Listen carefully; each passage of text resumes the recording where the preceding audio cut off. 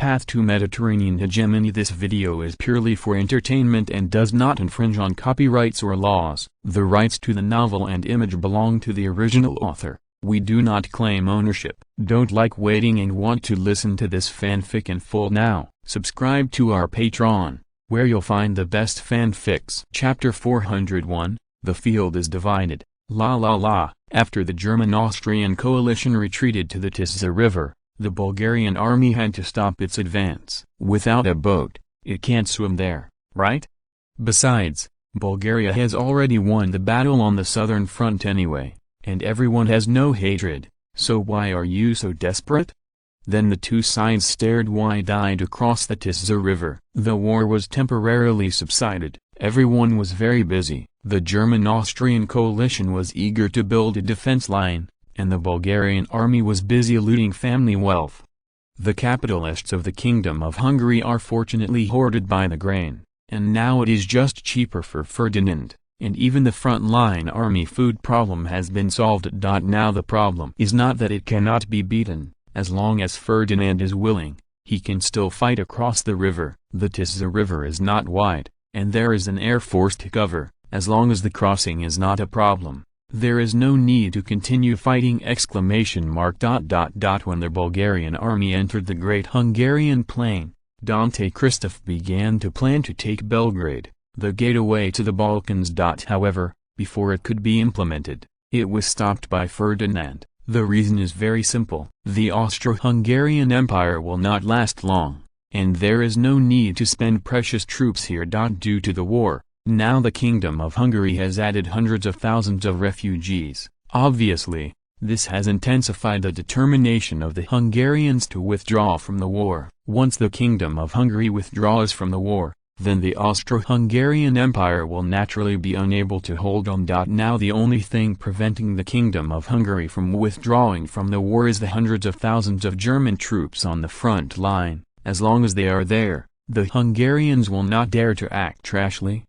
Otherwise, they would declare independence on the front foot and be suppressed on the back foot. Wouldn't it be tragic? We can't count on Ferdinand's integrity, and he will send troops to rescue them, right?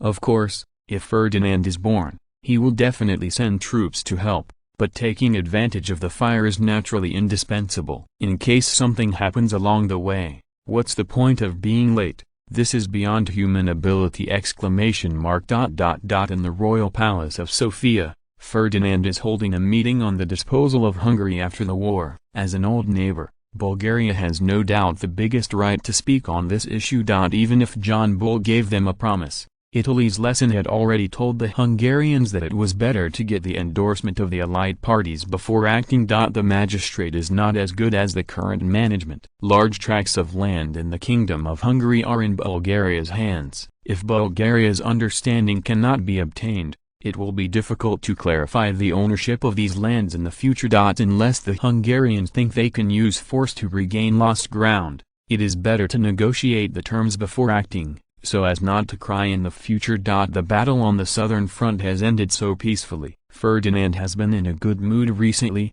so the Hungarians have caught up with a good time. Of course, his good mood cannot change the final result. Foreign Minister Medvedev said calmly, "Your Majesty, Hungarian representatives have arrived in Sofia in secret, and they have applied to the Ministry of Foreign Affairs for peace talks. Judging from the current contacts, the attitude of the Hungarians is still very firm. They hope to restore the territorial area before the war. They want to take back the Middle Danube Plain and the Transylvanian Plateau from our hands." Ferdinand smiled and asked, "What price did the Hungarians charge? As a defeated country, how could it be possible to withdraw from the war without paying the price?" Medvedev laughed and said, "They cooperated with us to solve the German army in the Kingdom of Hungary, and also the friendship of the Kingdom of Hungary." Xiong Constantine smiled and said, "Is it a condition to kill this German army? If the Hungarians have the ability, let them let the Germans go. I want to see if the Germans will let them go, this traitor." As for the friendship of the Kingdom of Hungary, after independence, the Kingdom of Hungary is just an ordinary kingdom. Is their friendship very valuable? It's not that Constantine discriminates against them. but the status of the two sides is not equal at all. The Hungarian kingdom remaining in the Austro-Hungarian Empire is still a member of the great powers, and the independent Hungarian kingdom is just an ordinary kingdom. At the beginning of the 20th century, the status between the great powers and the common countries was very different. Otherwise Ferdinand would not have wasted so much effort to get Bulgaria to join the club of great powers. Although the Hungarians were ready for independence, they were not ready to face the changes in international status caused by independence, and they still conducted diplomacy with the international status of the Austro-Hungarian Empire. Obviously, Bulgaria cannot buy them. If it is the Austro-Hungarian Empire, they are indeed qualified to stop losses, but there is only one Hungarian kingdom. After the war, Bulgaria will not divide them with the bears, even if Ferdinand has integrity. Foreign Minister Medvedev still said with a smile, "Xiong, now the kingdom of Hungary is still valuable to us. We must give an explanation, right?" Xiong Constantine nodded, and after a moment of silence, he said, "You mean to deceive the Hungarians and write them a bad check? No, we cannot damage our international reputation for such a trivial matter." After speaking, everyone turned their attention to Ferdinand. Usually, this kind of thing is made by him personally. After hesitating for a moment, Ferdinand said slowly, "Tell the Hungarians that they can take back these territories, but they have to pay a price, and we accept the land redemption. Of course, if they had done enough in this world war, we could have given up asking them for this money too." Everyone trembled slightly. There is definitely a problem here. When did Ferdinand speak so well? You must know that in Bulgaria's strategic planning, Transylvania has been included in the mainland. How can it be spit out again? At least the Kingdom of Hungary has not been able to get Bulgaria to return the meat that has gone into the bowl. So there is no doubt that this is an empty check. How much contribution can the Kingdom of Hungary make to this world war? Is there a specific standard for this? Unfortunately, no. Only contributions recognized by Bulgaria are contributions, otherwise they are all blind. As for the land redemption, this is just a disguised war indemnity. As long as Bulgaria offers a sky-high price, it will naturally end without a hitch. Understanding what Ferdinand meant, Medvedev immediately replied, "Yes." The next question is how the Ministry of Foreign Affairs should fool the Hungarians and convince them of Bulgaria's sincerity. Education Minister Chekhov suddenly said, "Your Majesty, now we have confiscated a lot of Hungarian capitalists' farms. It's too wasteful to leave them abandoned now. Why don't we use them to resettle Romanian refugees? These farms are all mechanized and do not need a few people at all. However, if all the machinery is destroyed and the labor is intensively cultivated, it will require a lot more manpower." Chekhov obviously dug a hole in the Hungarians and directly brought mechanized agriculture back to the human era. If it is a little more sinister, everyone will be allocated land according to the minimum standard, and it will not be a problem to resettle millions of people on these land. After the war, the Hungarians will be surprised to find that the once rich Middle Danube plain no longer exists, replaced by millions of extra Romanians. If Ferdinand goes a little further, it is not impossible to directly establish a Romanian kingdom here. You must know that due to the war, many local aborigines have already fled, and the production materials left by these people can naturally be used for distribution. Ferdinand thought for a while and said, "Then according to the standard of 0.2 hectares, 3 acres, of land per person, the Romanian refugees will be divided into fields, so that they can live and work in peace and contentment in the central plain of the Danube. It is a pity that the land of the old nobles cannot be moved, otherwise the Danube alone can settle all the Romanians." Theoretically, a person of 0.2 hectares of land can accommodate 500 people in 1 square kilometer, and 5 million people in 10,000 square kilometers. Of course, this is actually impossible. It is impossible for 10,000 square kilometers of land to be all cultivated land. Under normal circumstances, there will definitely be buildings, forests, grasslands and other land. The allocation base of 0.2 hectares is already the minimum requirement to meet the normal life of ordinary people. 0.2 hectares equals 2 square meters equals 3 mu. The annual output in the plain area is calculated at 300 kilograms per mu. They can only make ends meet. After all, they have to exchange other living materials, so they can't eat all the bread. But even so, there are more than 30,000 square kilometers in the central Danube plain area controlled by Bulgaria now, mainly arable land. Even if it is not arable land, grasslands and forests can also be turned into arable land, but it has nothing to do with Bulgaria. And the owners of these lands are undoubtedly mostly nobles, then the capitalists, and finally the peasants. The property of the big nobles cannot be moved, but the property of the small nobles is not counted, especially the new nobles. They have nothing to do with Ferdinand or Pan, and even their noble status has not been recognized by the old nobles. To put it simply, Bulgaria has conventionally confiscated nearly 4 floors of land here, all of which can be used for distribution, and it has become a foregone conclusion that millions of Romanian roots take root here. It is conceivable that in the future Kingdom of Hungary, the problem of Romanians will definitely be an important part, and a miniature version of the Austro-Hungarian Empire is being conceived. But everyone didn't feel that there was any problem at all. Everyone had done many times to bring misfortune to the East, and even teammates could be pitted, not to mention that the Kingdom of Hungary was the enemy of Bulgaria before? If the future Kingdom of Hungary stands on the opposite side of Bulgaria, then supporting the independence of the Romanians is also a good choice. Genius website address, mobile version reading website, Chapter 402. Stimulated trade. The battle on the southern front ended with the victory of Bulgaria. This result undoubtedly stimulated Nicholas II. Even if the results of this battle were not great, winning is winning.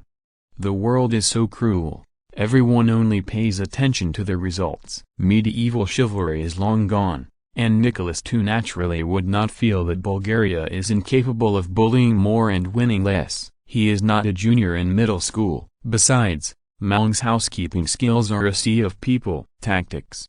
The end of the battle on the southern front allowed Nicholas II to see clearly the realities of the Allies, and now the strength of the Germans on the eastern front has undoubtedly dropped to a historical low. Although the Russian Empire is now seriously damaged, the 3 million Sixth Army is still there, and so many troops are put into any battlefield, enough to set off a war that shocked the world. The new Chief of General Staff Mikhail Vasilievich Alexeyev said excitedly to Nicholas II, "Your Majesty, the main force of the Germans is fighting bloody battles with Britain and France on the Western Front, and they cannot be separated in a short period of time, winning or losing. We regain lost ground at this time, and the Germans are powerless at all. And they have just lost a battle on the Southern Front, and the Austro-Hungarian Empire has also transferred troops from the front line to return to the country. There are not many troops of the Allied countries on the front line. Obviously the Russian military can't sit still, and is eager to fight the Allies in order to prove their ability to the outside world, and completely dumped the responsibility of the last Eastern Front battle on the capitalists.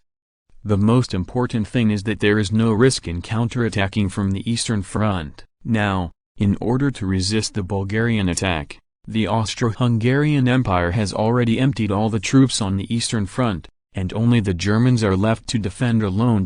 And the 60,000,700,000 German army is scattered on this defensive line that stretches for thousands of miles. There are loopholes everywhere. Insufficient troops. Now the German army is useless even if it can fight again. The just concluded battle on the southern front alone cost the Germans 300,000 troops, and the 2 battles on the east that exploded last year already cost the Germans over 1 million, not to mention the western front, which is definitely in the millions.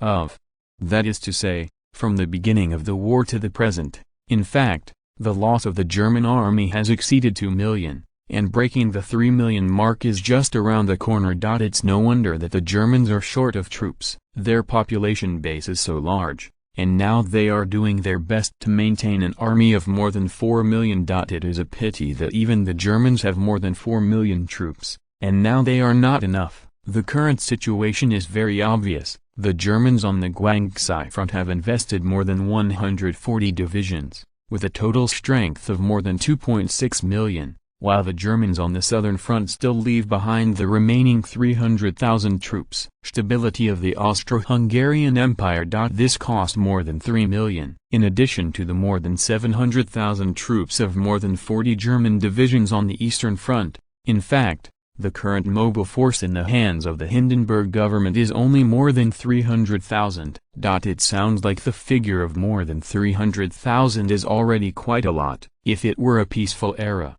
many countries would not have a standing army of more than 300,000. But in a world war, this number is not enough, and casualties in any major battle are more than 300,000 people. For the Germans, the number of this emergency force is too small, and even more than 300,000 troops on the battlefield are not enough for a month of war consumption. Once the war on the Eastern Front breaks out again, the Hindenburg government really has nothing to do. The defense line on the Eastern Front is really too long. More than 700,000 troops have to be distributed on the borderline of thousands of miles. It is too simple for the enemy to find one of the breakthrough points. To a certain extent, the Russians are losing a lot of territory and creating opportunities for this counteroffensive. After all, the borderline between the two sides has become longer, and the Germans have not only allocated troops, but also lengthened the front line and increased the difficulty of supply.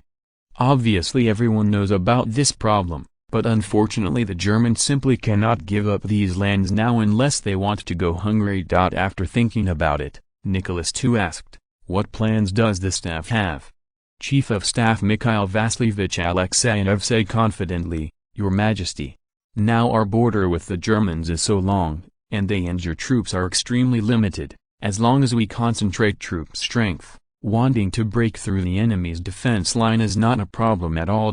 Taking into account the actual situation, the staff plans to first recapture the Ukraine area, then join forces with Bulgaria to attack the Austro-Hungarian Empire, and after the Austro-Hungarian Empire is destroyed, the four countries will join forces to deal with the Germans. There is no doubt that last year's battle on the Eastern Front has awakened the Russians. They know that the Germans are not easy to mess with, and now they are starting to become conservative in formulating strategies. Nicholas II nodded with satisfaction. Conservative strategy is good. Now he likes to be conservative. The Russian Empire can no longer withstand a big defeat. If the situation of last year happens again now, he will never find anyone to blame. Well, a very good battle plan, I approved it. Let's implement it as soon as possible. Nicholas II said. Chief of Staff Mikhail Vasilievich Alexeyev continued, "Your Majesty, I am afraid this will take some time. Our ammunition and weapons reserves are limited, and at most we can only support the recovery of Ukraine. Up to now, we have 3.366 million troops, but we are only equipped with more than 1.6 million rifles, more than 5,300 light and heavy machine guns, more than 4,800 artillery pieces, 236 tanks, 200 million bullets and more than 2 million shells. We still have a quarter of our soldiers without weapons, and only enough ammunition to fight a medium-sized campaign, so ... Nicholas II interrupted coldly, "Stop, I know everything you said, but we don't have to choose now, do we? You are also very clear about the situation on the battlefield now. The Allies are about to die. The British, French, and Patriarchs have opened up a new front in Italy. The Allies have lost the battle on the southern front. How long do you think Austria-Hungary can support? Once Austria-Hungary surrendered, how long could the Germans hold out? It can't be the same as the surrender of the Allies. We still have a lot of land in the hands of the enemy, right? If this happens, the war will be in vain." The Allied countries have agreed to use the contribution on the battlefield as the principle of dividing up the spoils after the war. "Our current performance is not qualified to get everything we want!" Once war is linked to politics, it will deteriorate. The military must make concessions to politics, and no matter how unreasonable the military is, it must be fought.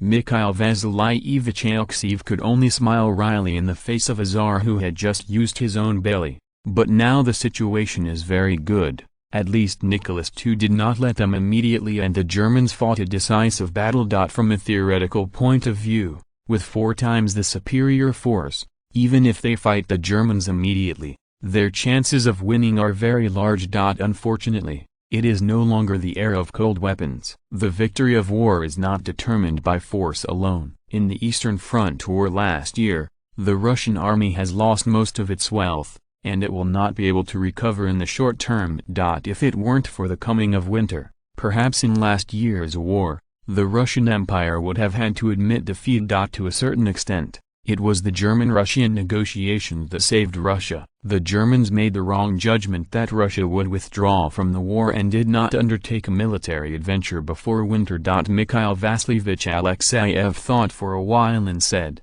"Your Majesty, let's ask the Allies for help. As long as they provide enough weapons and ammunition, we can attack immediately, or let the Ministry of Foreign Affairs communicate with Bulgaria and let them deliver ahead of schedule." After being silent for a while, Nicholas II said, "We urge the Foreign Ministry to do it. But you must be mentally prepared." Now the British, French and Germans are fighting very fiercely on the battlefield on the Western Front. I'm afraid there is not much spare capacity to provide us with assistance. Bulgaria's military production capacity is also limited. It should not be a problem if only some weapons and equipment are delivered in advance, but it is impossible for them to complete all our orders in advance. Mikhail Vasilievich Alexeyev said with a wry smile, "Yes, Your Majesty, but something is better than nothing. At least let the Bulgarians come out with 200 to 300 million bullets, and let us be in an emergency!" Both of them tacitly did not mention domestic military production. At its peak, the Russian Empire could produce 500 million or 600 million bullets a year. This figure can only satisfy a quarter of the consumption of the Russian army itself. The rest can only be supplemented by the outside world. On the issue, what Russia lacks is more than bullets. They basically lack all kinds of strategic materials. Even the Great British and French families can meet their own needs. Inability to meet all the needs of the Russians. Even with the addition of Bulgaria's military production, it is still unable to meet the needs of the Russians. There is no way to do this. Bulgaria must also give priority to meeting its own needs. Ferdinand does not have the spirit of internationalism that bursts out for the sake of the Russians! That is to say, since the outbreak of the World War, the weapons and ammunition of the Russian army have never been sufficient, and naturally the combat effectiveness of the Russian army has never been bursting. Constrained by transportation, the Russian military production capacity did not continue to grow after the outbreak of the World War, but instead shrank. After the production reached its peak in 1915, it began to decline all the way. In particular, after Nicholas II moved the St. Petersburg Purge, the enraged capitalists artificially reduced the production capacity of the military industry. Except for the factories in St. Petersburg, military-industrial enterprises in other parts of Russia have reduced production for various reasons.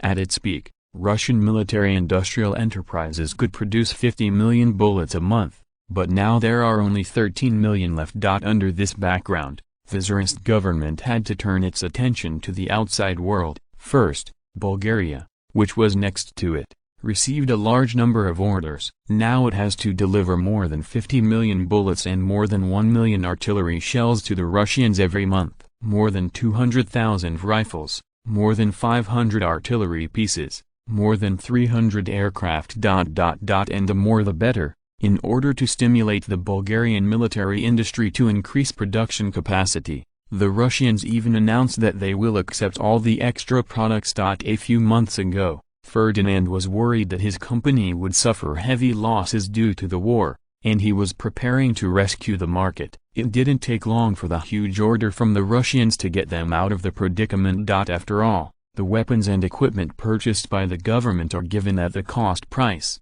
but for the products sold to the Russians, no one cares what price you want to sell them, and now all enterprises that produce for the military during the war are tax-free. Of course, it is not exempt from taxation. People have been selling goods at cost price before, so what tax is there if there is no profit? It's just that now there is an extra bear to be taken advantage of, so that everyone can return some blood. However, it seems that all heavy industrial enterprises in Bulgaria have never paid taxes. This policy has been implemented since Ferdinand succeeded to the throne, otherwise they would not have developed so fast.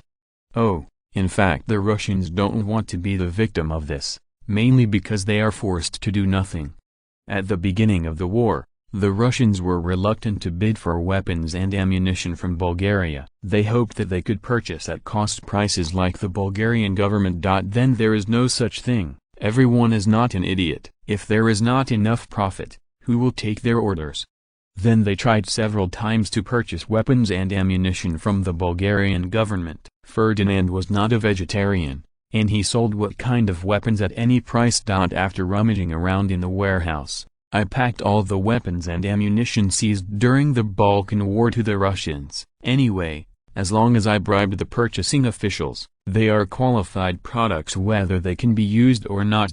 When the junk is sold out, the transaction will naturally end. Anyway, the lack of production capacity is the best reason. What happened to the Russians in the Eastern Front battle last year? Isn't Ferdinand watching the show? It was not until they were about to be defeated that they were provided with a batch of weapons to rescue them, and then Maung was tragic. So now Maung has learned to behave. They know that Bulgarian capitalists are not easy to mess with. People who have no money will not buy it, and the Tsarist government has to spend a lot of money to purchase. Well, in fact, these are also the faults of the Russian capitalists, who have made the wrong judgment that this war will not last long at all. For their own benefit, they naturally have to hinder the government's foreign procurement, and then they use their influence to prompt the Russian officials in charge of material procurement to make wrong decisions. Therefore, before the war, the government trade volume between Bulgaria and Russia was not very large, but private trade exhibitions were very fast. Now that the Russian capitalists have lost control of the country, they naturally cannot continue to hinder normal trade between the two countries. Genius website address, mobile version reading website, Chapter 403, The Russian Threat Theory. Admiral Dante Christoph is now looking at the Danube Plain. The domestic meaning is obvious, that is, to put a nail here to contain the Kingdom of Hungary. /U00261T/P/U003E. But when it comes to actual operation, it is not so easy. It's terrifying to think about the amount of work to allocate land to millions of Romanians. /U00261T/P/U003E. And there is not much time left for him. At least it must be completed before the end of the World War, otherwise it will be difficult to explain later. /U00261T/P/U003E. Of course, this plain is still not part of the Kingdom of Hungary after the war, but Dante Christoph is still not sure. /U00261T/P/U003E. After all, the bear's appetite has always been very good. In addition, they pushed Bulgaria to the front, and they have given up on Romania. It is not impossible to use Hungary as compensation in the future. /U00261T/P/U003E. But it doesn't matter, anyway. The rich central Danube plain will become a poor mountain village in the future. /U00261T/P/U003E. Large number of people on the ground will restrict the development of the local economy, unless the local government can develop industries in the local area and absorb the wealthy labor force. /U00261T/P/U003E. However, this is all a matter of the future. Now that they have obtained their dream land, the Romanians have happily started spring plowing. Although it is a little less, hasn't the Bulgarian government promised permanent tax exemption? /U00261T/P/U003E. As long as they don't pay taxes, the output of these lands will still be enough for them to live, and they will even be better off than in the country before. /U00261T/P/U003E. This did not deceive them. The Bulgarian government does not collect their taxes, but it is difficult for other governments to say. /U00261T/P/U003E. Gendarmerie Commander Laurent well said with a wry smile, "Your Excellency Commander, this month we have dealt with 3,223 civil disputes, of which more than 90% are between Romanians and local Aborigines. Conflict between !_T:/P/U0003 and away. The sudden influx of so many immigrants will naturally snatch the living materials of the locals, and conflicts between the two sides are inevitable. !_U0261T:/P/U03 Before now, the army has almost become a local government. It is necessary to allocate land and housing to these immigrants, to maintain local law and order, and to have local civil disputes. !_U0261T:/P/U03 In line with the principle of professionalism, the work of mediating civil disputes naturally falls to the gendarmerie troops, who are all engaged in legal work. Although the troops are different from the local government, they are a little bit involved, so they can make do with it. !_U0261T:/P/U03 In any case, the Bulgarian army will not stay here for long. It is enough to deal with the past first. The future problems will depend on which unfortunate government will take over. !_U0261T:/P/U03 But Zakhristov sighed and said,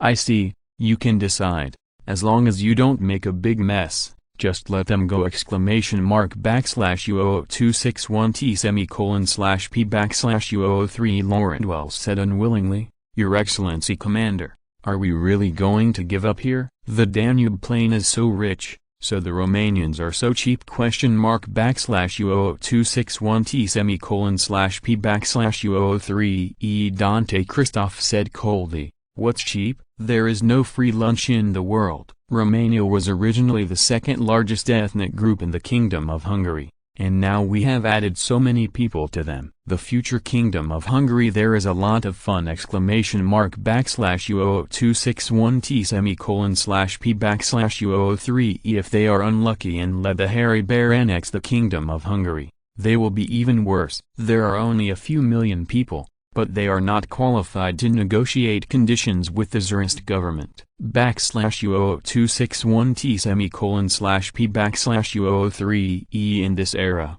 everyone is very vengeful, and what will be paid for as blood debt. The best way to resolve the hatred is to find a new enemy for them. !_U0261T:/P/U03 This is what Ferdinand learned from the British. John Bull was able to traverse the world in the presence of enemies everywhere because they were good at provoking conflicts between countries. !_U0261T:/P/U03 Just like the current Romanians, before they immigrated to the Danube plain, the enemies in their hearts were still Bulgarians and Russians, but when they moved in, their biggest enemies were the local Aborigines. !_U0261T:/P/U03 Without him, there is a conflict of interest. For their own interests, they have to conflict with the local life, and this conflict cannot be resolved, because both parties must survive. !_U0261T:/P/U03 In this case, can they still care about Bulgaria, the great enemy of the country? Certainly some people will remember, but more people still have to choose to face the reality. !_U0261T:/P/U03 If someone studies Ferdinand's national policy, it will be found that Bulgaria has always avoided forming a deadly feud with the great powers, and the countries that have already forged a bloody feud are all over in this world war. !_U0261T:/P/U03 Dante Christoph is naturally clear about this strategy, and even he is one of the people responsible for the specific implementation. !_U0261T:/P/U03 Where are the Balkan countries of the past? !_U0261T:/P/U03 In addition to Bulgaria, the Greeks who were aware of current affairs moved directly to Africa,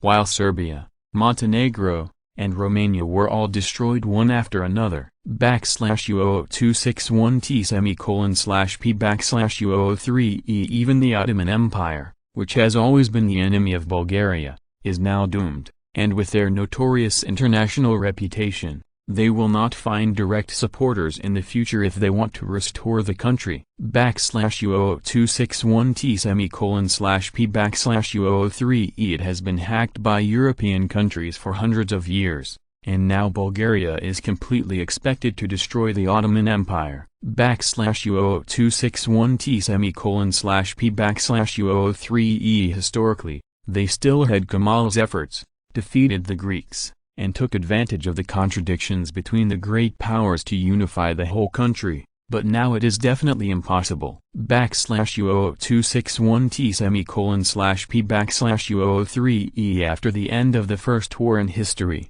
they still retained a certain amount of strength and could bargain with the allied countries. Even so, if they only hit a Greece, they all hurt their internal organs. This time it is obviously impossible. /U0261T/P/U03E If the Ottoman government still existed after the end of the World War, wouldn't Ferdinand be a waste? If it weren't for the convenience of post-war governance, the Ottoman Empire would have been over by now. /U0261T/P/U03 Lawrenceville continued to ask, Your Excellency Commander, I still don't understand. Even if we annex the entire Hungarian kingdom with our current strength, it is very likely to succeed. Why do we stop at the most critical moment? /U0261T/P/U03 Not only Lawrenceville can't figure this out, but there are many people in the Bulgarian army and government who can't understand why they don't continue to expand to the Kingdom of Hungary. Even if they can't eat it all, it is always possible to divide it up with the bear. /U0261T/P/U03 Now in Eastern Europe, as long as Bulgaria and Russia reach an agreement, they can achieve their goals. The influence of Britain and France in this region has dropped to a historical low. /U0261T/P/U03 In fact, Dante Christoph is still a staunch European faction. He himself advocates taking advantage of the opportunity of the World War to carve up the Austro-Hungarian Empire with the Russians. Anyway, even if Britain and France want to oppose them, there is nothing they can do. /U0261T/P/U03 However, as soon as Dante Christoph's idea was proposed, it was rejected by Ferdinand, and he threw out the Russian threat theory, dispelling his unrealistic illusions. /U0261T/P/U03 After thinking about it,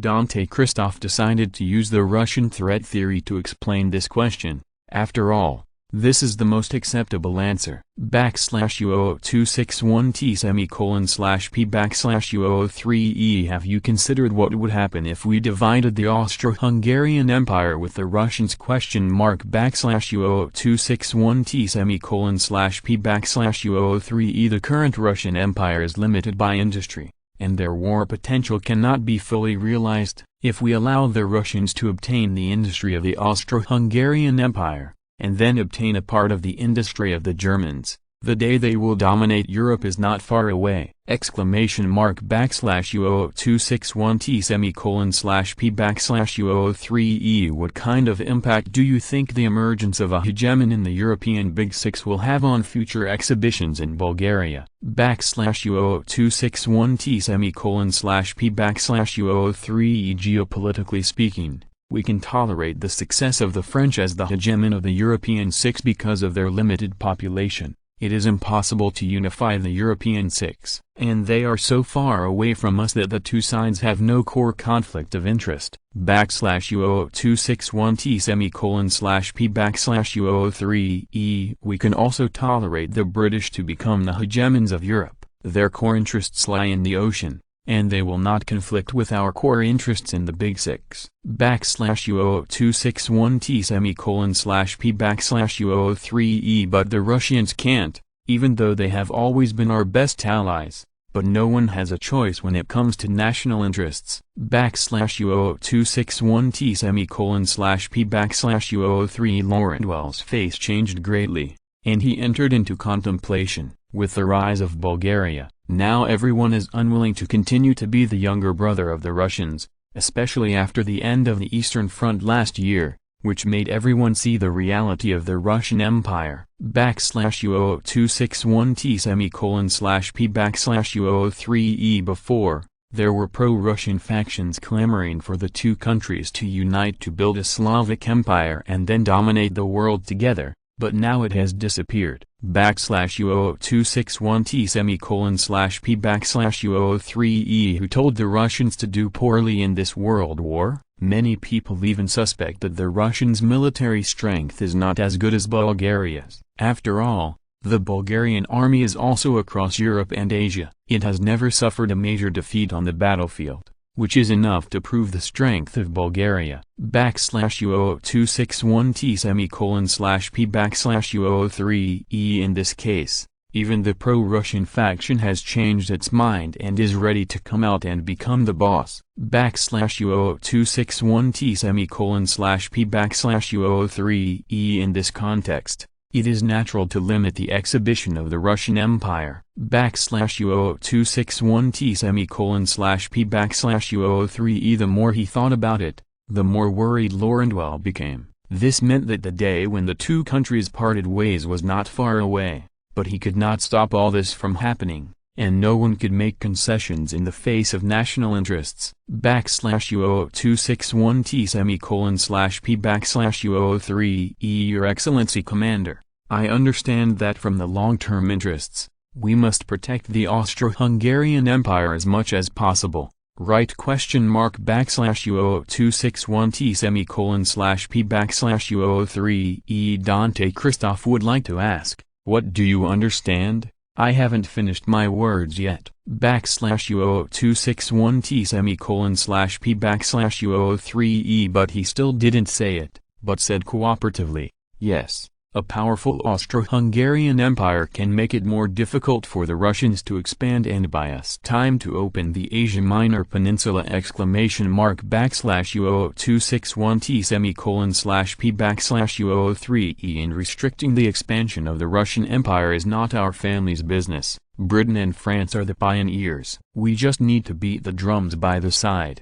/U0261T:/P/U03E This is also inevitable. The Russian threat theory has always been circulating in the European Big Six. Even after the outbreak of the World War, some people still raise it from time to time. /U0261T:/P/U03E If this had nothing to do with John Bull, it would be a strange thing. The hatred between Britain and Russia is much smaller than that between Germany and France. Although most of them were provoked by the British, the Russians who controlled the Baltic Sea after the war were already theirs. One of the main challengers to world supremacy. /U0261T:/P/U03E And the French want to dominate the European Big Six. Unfortunately, Russia has once again become a stumbling block. As soon as the World War ends, the Franco-Russian alliance will part ways.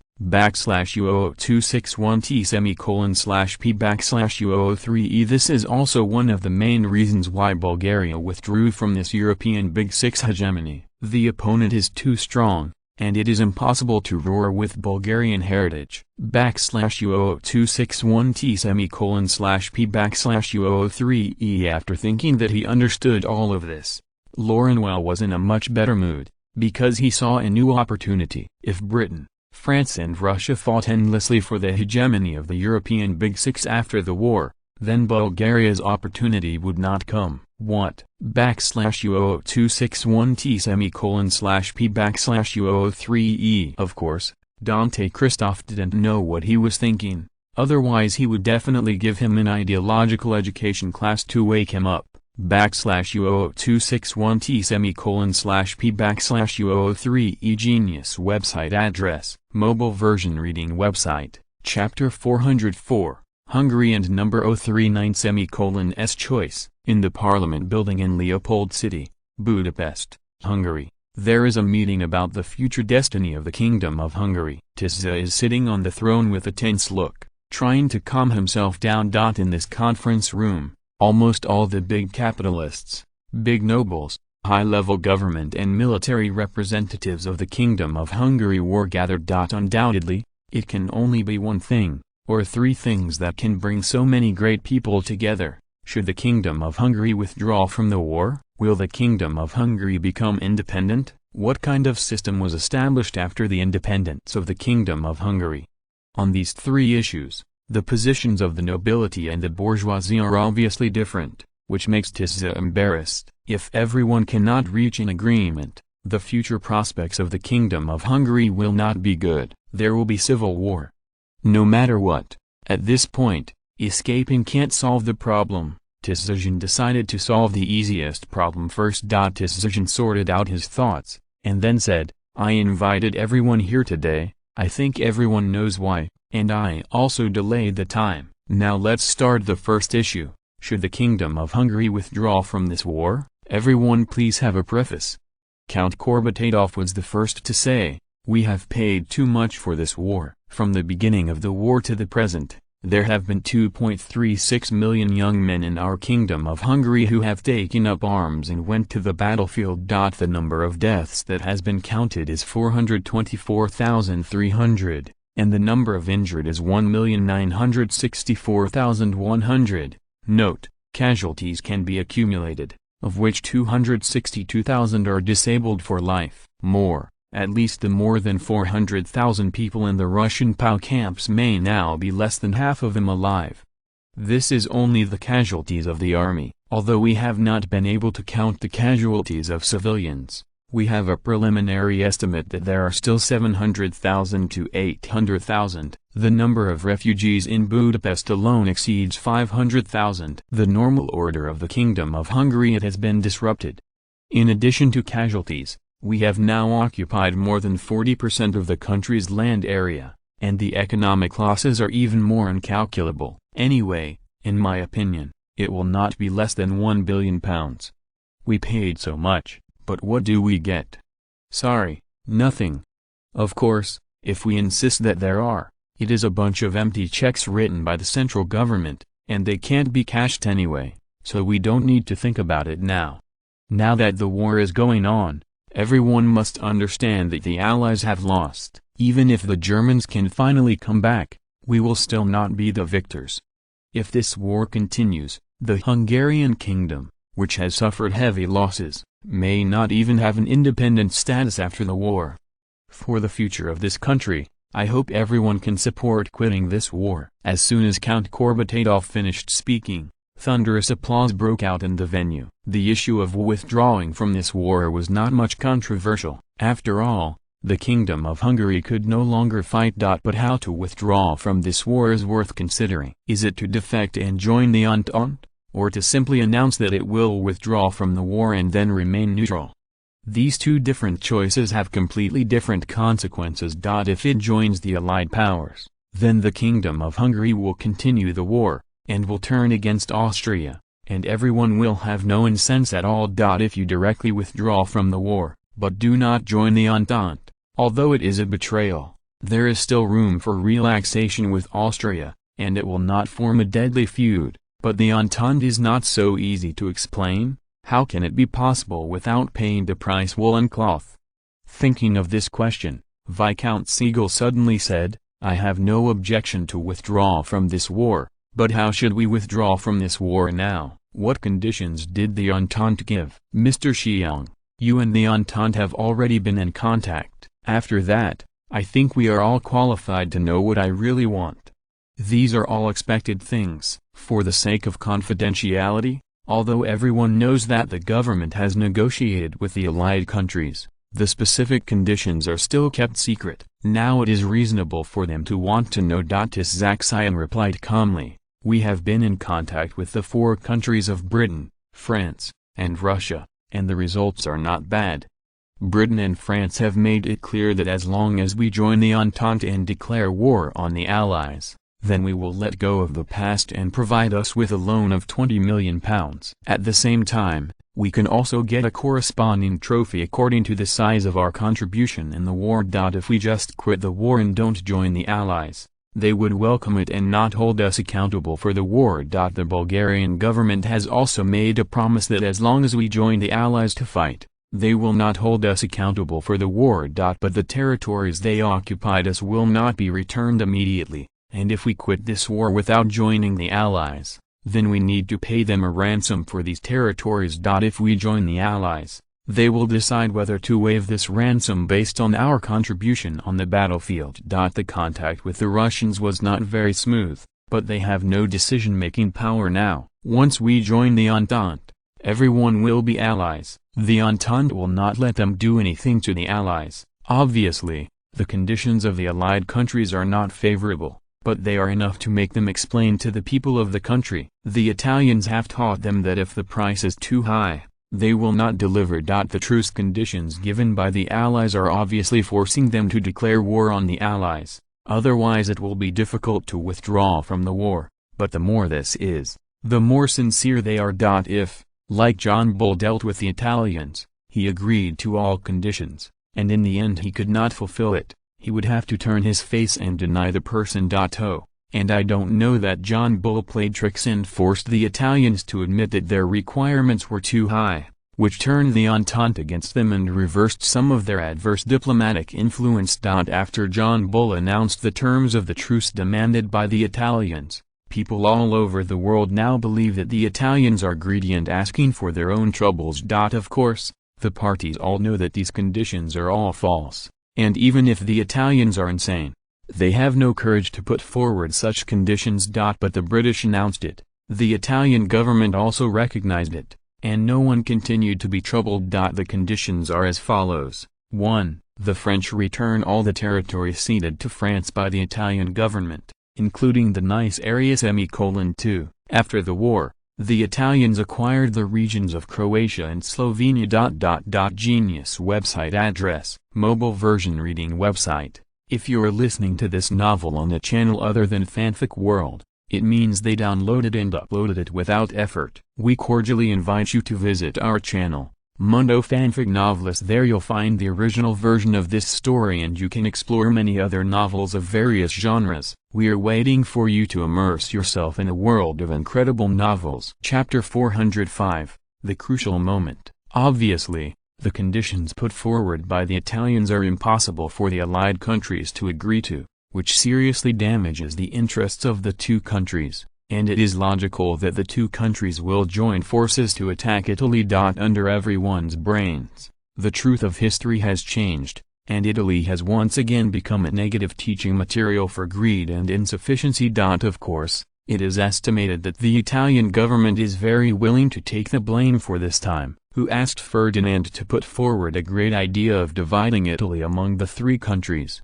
As long as John Bull takes this plan out, can the Italian government not compromise? Now they have to hug the British thighs. Isn't it a good thing to be able to prepare a black pot for the boss? After all, from the point of view of the interests of various countries, the division of the Italian security law is considered to be what everyone needs. With the lessons learned from Italy, the Hungarians were a lot more cautious when making conditions. At least they gave up on Romania, which has always been coveted, because they were afraid that Ferdinand would be hacked, and Bulgaria still had a criminal record.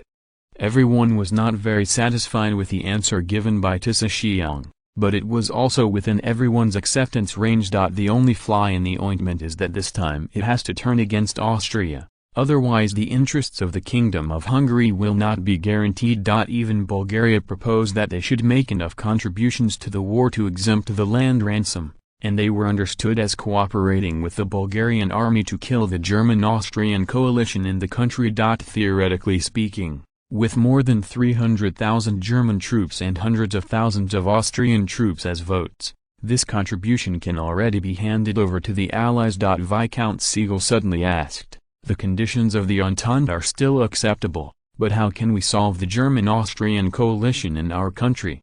If an operational error lets them go, and we want to regain lost ground from Bulgaria, we have to accept their blackmail. Tisa said coldly, as long as our troops and the coalition cooperate with the Bulgarian army to attack them, catch them by surprise, and at the same time blow up the railway bridge, they can't escape. How to do it? Or wait for everyone to make a final decision, and leave it to the military to solve it? They are the professionals.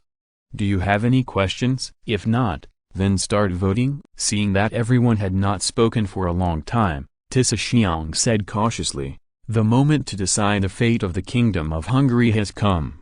And now I hope everyone will cast their votes carefully for the sake of this country. In order to save time, everyone will write the results directly. You have 3 choices. 1. Stay in the Allies. 2. Quit this war and then be neutral. 3. Quit this war and join the Allies.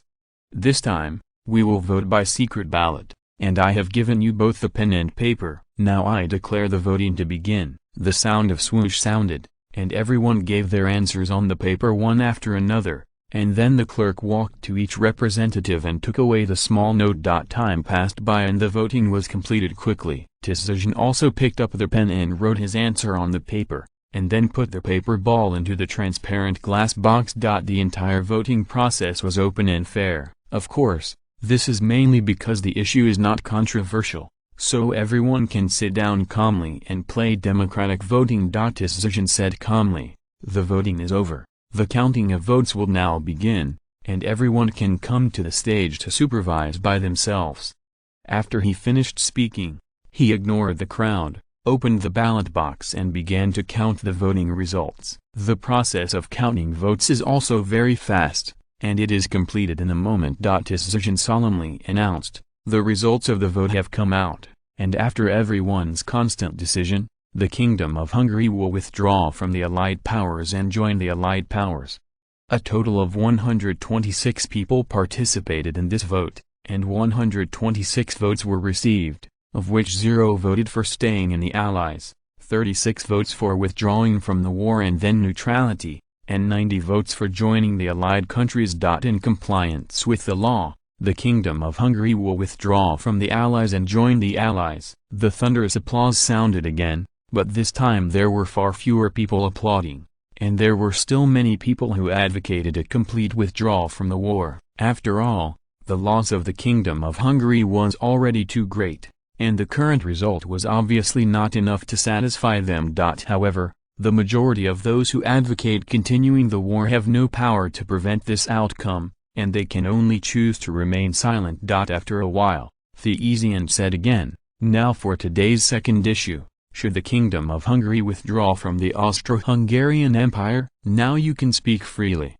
Do you think it is strange that the Kingdom of Hungary has withdrawn from the Allies and joined the Allies, and has declared war on the Allies, while the Austro-Hungarian Empire is still a member of the Allies? Isn't this already equivalent to the Kingdom of Hungary betraying the independence of the Austro-Hungarian Empire? But this is Europe. Even if the Kingdom of Hungary chooses to join the Allies and fight against the Austro-Hungarian Empire, as long as it has not declared its independence, or is kicked out of the Austro-Hungarian Empire by Ferdinand II, the Kingdom of Hungary is still legally the Austro-Hungarian Empire, a member of.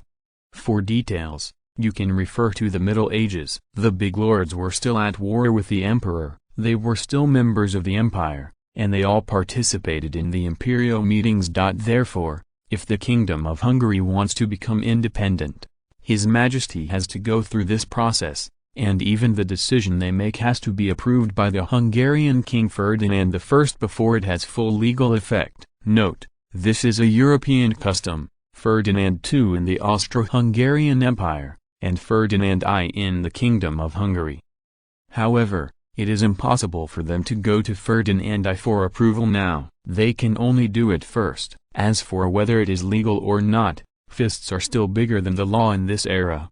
At this moment, the nobility and the capitalists were divided, and most of the nobility still advocated to remain in the Austro-Hungarian Empire, but the Kingdom of Hungary should obtain higher autonomy. But the capitalists were different. He was eager to get rid of the Austro-Hungarian Empire and establish an independent Kingdom of Hungary. As a veteran nobleman, the Marquis of Reims, he was the first to say, "I think the Kingdom of Hungary should remain in the Austro-Hungarian Empire.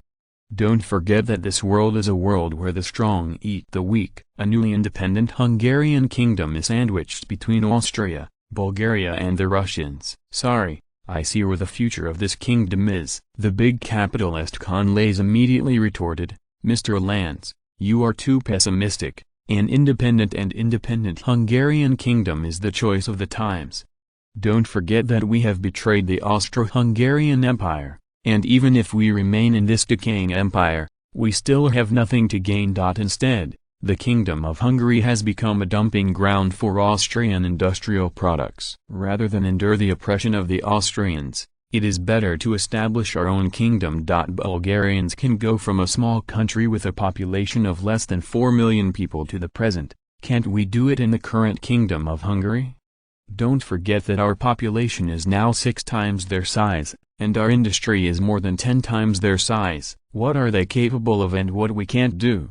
The ongoing world war is an opportunity. As long as the Kingdom of Hungary seizes this opportunity, we may even annex Austria and establish a Hungarian-Austrian Federal Republic. Why not do it? Viscount Siegel sneered and said, "Khan, you haven't woken up, right? You ran in the middle of the day to talk in your sleep. Do you think the current international situation is still 30 years ago? This time, Britain, France, and Russia are the 4 countries practicing to divide the world, and the European Big Six is a must for them. Do you think Bulgaria and the Russian Empire are vegetarians? Will they tolerate another great power popping up under their noses? Especially if you are a pig brain who came up with the idea of establishing a republic. I bet that you will now announce that you will establish a republic, and you will not even have the chance to join the Allied powers. This is indeed a flaw of the bourgeoisie. Now the mainstream in Europe is still the monarchy, and everyone is naturally hostile to the republic. Even in the French Republic, the domestic royalist parties are much stronger than the Republican Party, but the 3 royalist parties cannot stand still, otherwise they would have been restored long ago. Under such circumstances, the establishment of the Hungarian Republic would definitely not be supported by the Allied powers, and even out of the need to stabilize their own rule, neither Nicholas II nor Ferdinand would tolerate a powerful republic under their noses. Born.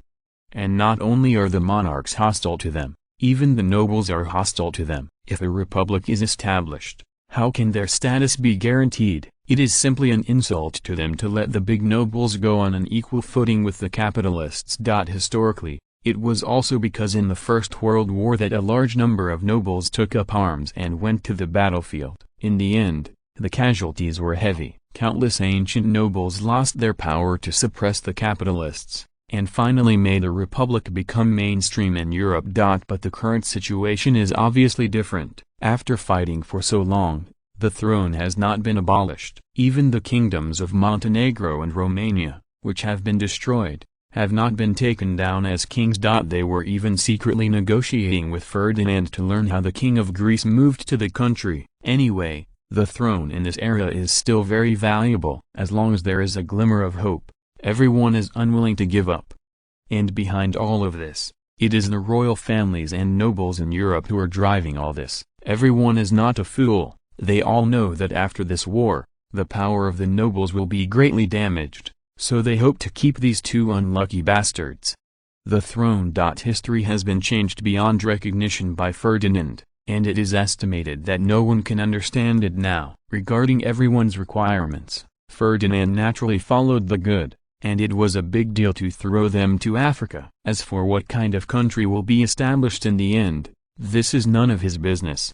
These things can be hidden from the capitalists, but not from these nobles. The actions of these bigwigs at the top undoubtedly provide enough confidence for the nobles of the Kingdom of Hungary. Con Rice was directly furious, but he knew that this was definitely not Siegel joking, but that he had some inside information that everyone did not know. At this moment, he hated this group of nobles so much that he didn't even share such important news with him, which made him so ugly. Do you really think capitalists are staunch Republicans? Wrong. They are not factions of any kind. If they insist on distinguishing them, they can only be regarded as staunch interest factions. But at this time, the radical bourgeois leader Simon gave him a relief. Viscount Siegel, is there any inside story? This news is very important to the Kingdom of Hungary. If the information is wrong, we have made a wrong judgment. That's bad. Siegel didn't make any detours either. In the circle of old-fashioned aristocrats, this was an open secret, and it didn't matter whether it was kept secret or not. You should have heard of the Treaty of Remaining Kingship. The representative who participated in the signing of the treaty at that time was our king, Ferdinand I, and according to the treaty, our political system would remain a monarchy forever. If you want to establish a republic, Both Bulgaria and Russia are legally qualified to send troops to intervene in Hungary. The British Empire is also one of the contracting parties, and they will not stop it. Of course, Siegel has not spoken about the current campaign to protect the king, which is being jointly promoted by European nobles. He thinks it is better to keep this news a secret from the capitalists. Anyway, a kingdom not falling treaty is enough to fool them. There are indeed many treaties, but none of them have the right to enforce them. Simply put, if everyone is willing to help, they are all qualified to participate, and they can refuse to help, but these contents are kept confidential. The kings who participated in the contract are not fools. Of course, knowing the secret contract that is not public is the best weapon to scare people. In addition to the already disclosed regulations on mutual assistance between the royal families, and the visible treaties such as the joint fight against monarchs, there are also a lot of secret treaties, but unfortunately none of them have coercive force.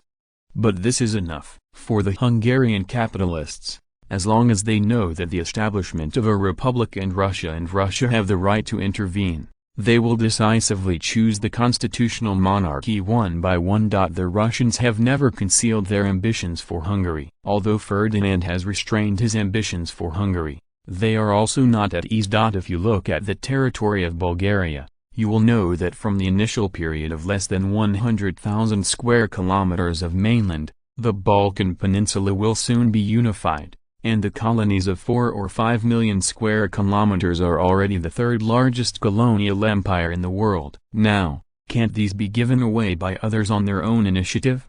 Originally, they joined the Allied powers to protect the sovereignty and integrity of the Kingdom of Hungary by borrowing the strength of Britain and France. If now for the sake of a republic, they take the initiative to provide them with a reason to interfere, isn't this courting death?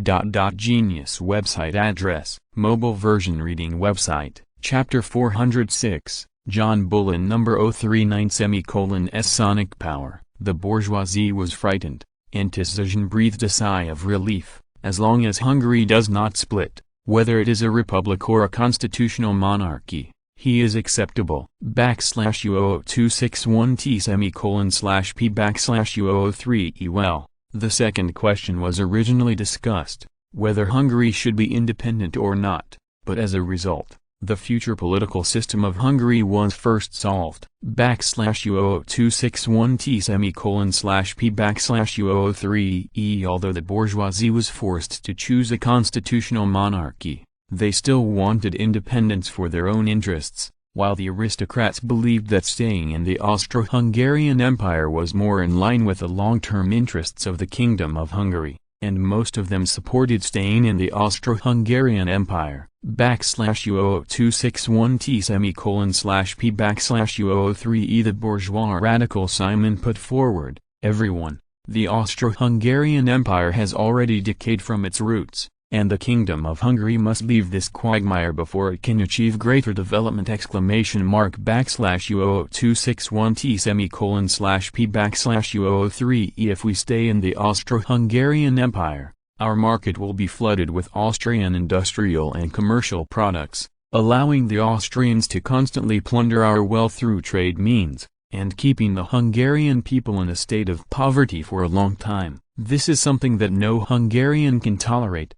/U0261T:/P/U03 Only by establishing an independent state can the great Hungarian kingdom be able to establish its own industrial system and get rid of the economic slavery of the Austrians. /U0261T:/P/U03 Obviously, his theory was mixed with a lot of selfishness, and it was not convincing to everyone. Count Karol immediately retorted, "Your Excellency is exaggerating.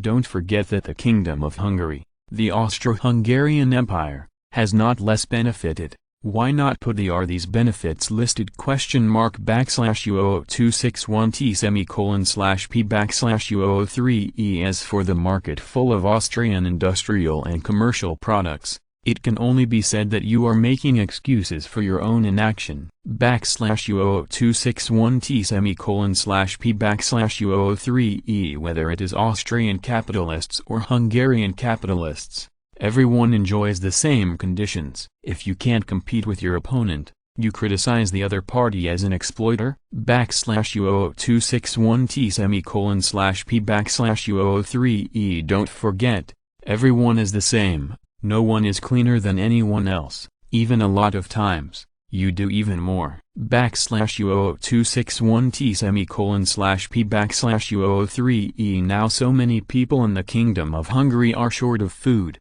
Are you still hoarding and driving up food prices? /U00261T/P/U003E Don't tell me you're not involved. Don't tell me that there is a real shortage of food in the Kingdom of Hungary. Everyone knows the truth. /U00261T/P/U003E Is there any difference between ordinary people being exploited by you and exploited by Austrian capitalists? Please don't speak in the name of the Hungarian people. This is very disgusting. /U00261T/P/U003E In this regard, the nobles are still qualified to despise the bourgeoisie, although they also participated in the speculation of food prices, except for a very few idiots. Most of the nobles took the initiative to stabilize the market on their own fiefs. /U00261T/P/U003E Naturally, the bourgeoisie couldn't just give up like this. In terms of shame,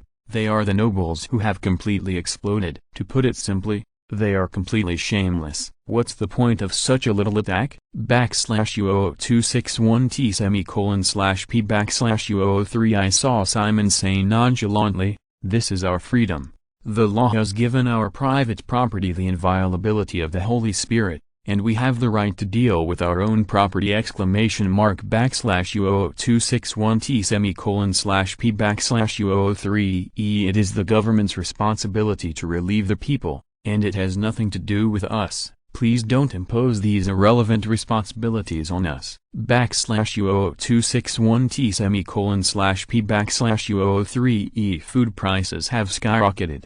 We are just following the laws of the market. This is not our responsibility. If the people don't want to, they can't buy it at all. We have never been a strong buy, but we don't want some people to be so inferior. /U00261T/P/U003E /U00261T/P/U003E Obviously, everyone is not a good product. The capitalists are hoarding and speculating on the price of food, and the aristocrats have also carried out land acquisitions. Everyone is a vested interest. /U00261T/P/U003E No, the aristocrats have not yet carried out land acquisitions in this crisis. The main reason is that no matter how soaring grain prices, the peasant class does not need to buy grain. There is no fire, and robbery will naturally cease to exist.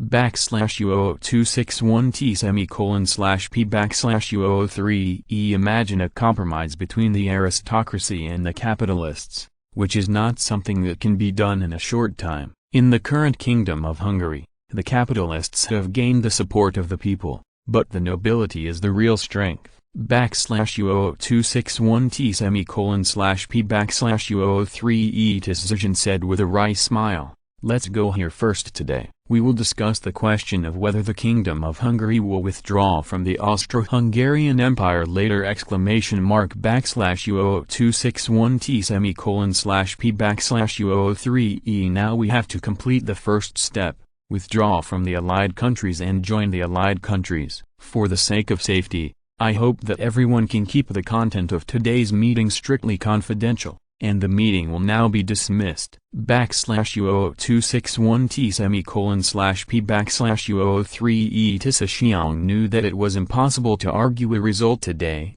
so he wasn't in a hurry anyway, so it's better to postpone it and deal with it later. /U00261T/P/U003E As a politician, he doesn't like this out-of-control situation very much. Unfortunately, facing the two major classes of capitalists and aristocrats, the Hungarian government's power is too weak, and there is not much right to speak at all. /U00261T/P/U003E Well, for the short-sightedness of the capitalists, Decision doesn't want to make any comments. Breaking away from the Austro-Hungarian Empire can indeed gain benefits in the short term, but in the long run, it will do more harm than good. /U00261T/P/U003E At least if you want to spend only 30% of the military expenditure, you can get the treatment of the foreign powers. It is impossible to reproduce. 31 Novel Network Update Fast /U00261T/P/U003E./U00261T/P/U003E in order to end the war as soon as possible. In December 1916, under the leadership of the British and French forces launched the Battle of Ypres, which was also the third Battle of Ypres in the World War. /U00261T/P/U003E On December 13, 1916, the British Army concentrated 33 awakens and launched an attack in the Ypres area. The British Fifth Army was responsible for the main attack. The French First Army and the British Second Army served as assists. /U00261T/P/U003E On the same day, the coalition forces won the German first line of defense with 30,000 casualties, but soon the Germans made tactical adjustments. /U00261T/P/U003E The German Fourth Army organized a flexible defense, built a series of bunkers surrounded by water on three sides, easy to defend and difficult to attack in the forward position, equipped with some troops to block the enemy, and the main force was deployed in the depth camera to counterattack, forcing the coalition forces to pay every step forward. Significant cost. /U00261T/P/U003E The new German tactics and bad weather delayed the coalition's attack. Due to the huge losses, on January 12, the coalition was forced to switch to the British Second Army as the main attack. /U00261T/P/U003E In the next 2 weeks, the coalition forces successively captured the main on-road ridge, Polygon Forest, and Bruisrand and other places, gradually grasping the initiative on the battlefield. /U00261T/P/U003E During the battle, the British and French air forces held the air superiority, and the artillery also showed great power. The German army launched 11 counterattacks, all of which were defeated by the coalition forces. /U00261T/P/U003E From January 26 to February 6,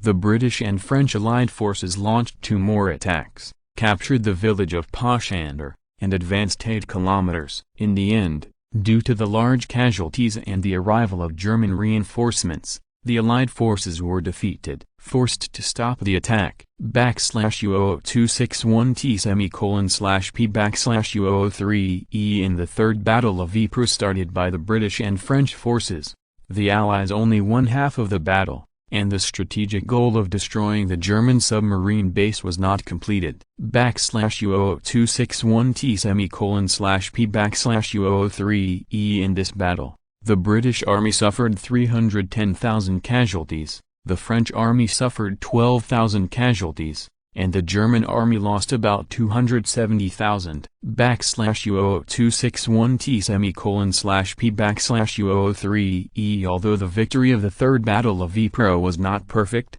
it was undoubtedly encouraging news for the Entente, which marked the beginning of a major counter-offensive on the Western Front. /U00261T/P/U003E One of the most noteworthy is the famous Meissen blasting. There is a small town called Messina in the southeast of Ypres. The German army has established a strong defense line on the Meissen Ridge in the north of the village, and there are countless complex trenches. And the solid bunkers, coupled with the condescending terrain, there is a tendency for one husband to be in charge of the other. /U00261T/P/U003E If it is a strong attack, the British and French forces will definitely suffer heavy losses.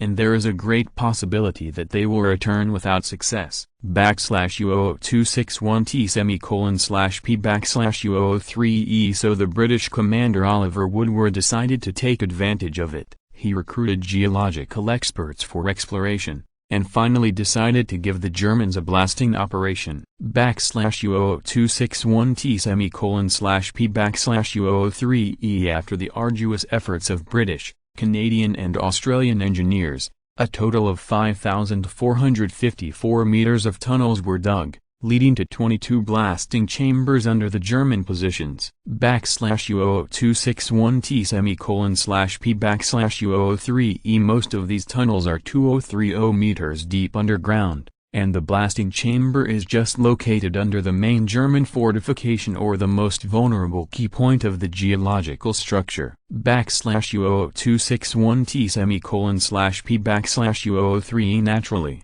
such a big movement could not be concealed from the Germans, but the German commander underestimated the determination of the British and did not pay enough attention to it. Before the start of the war, the German engineers found only one blasting chamber. U00261T:/P/U003E On January 15, 1917, the British Army had everything ready and buried a total of 445 tons of high explosives in the remaining 21 blasting chambers. U00261T:/P/U003E The largest blasting chamber was 80 meters in diameter, 12 meters high, and 27 meters deep from the German position above.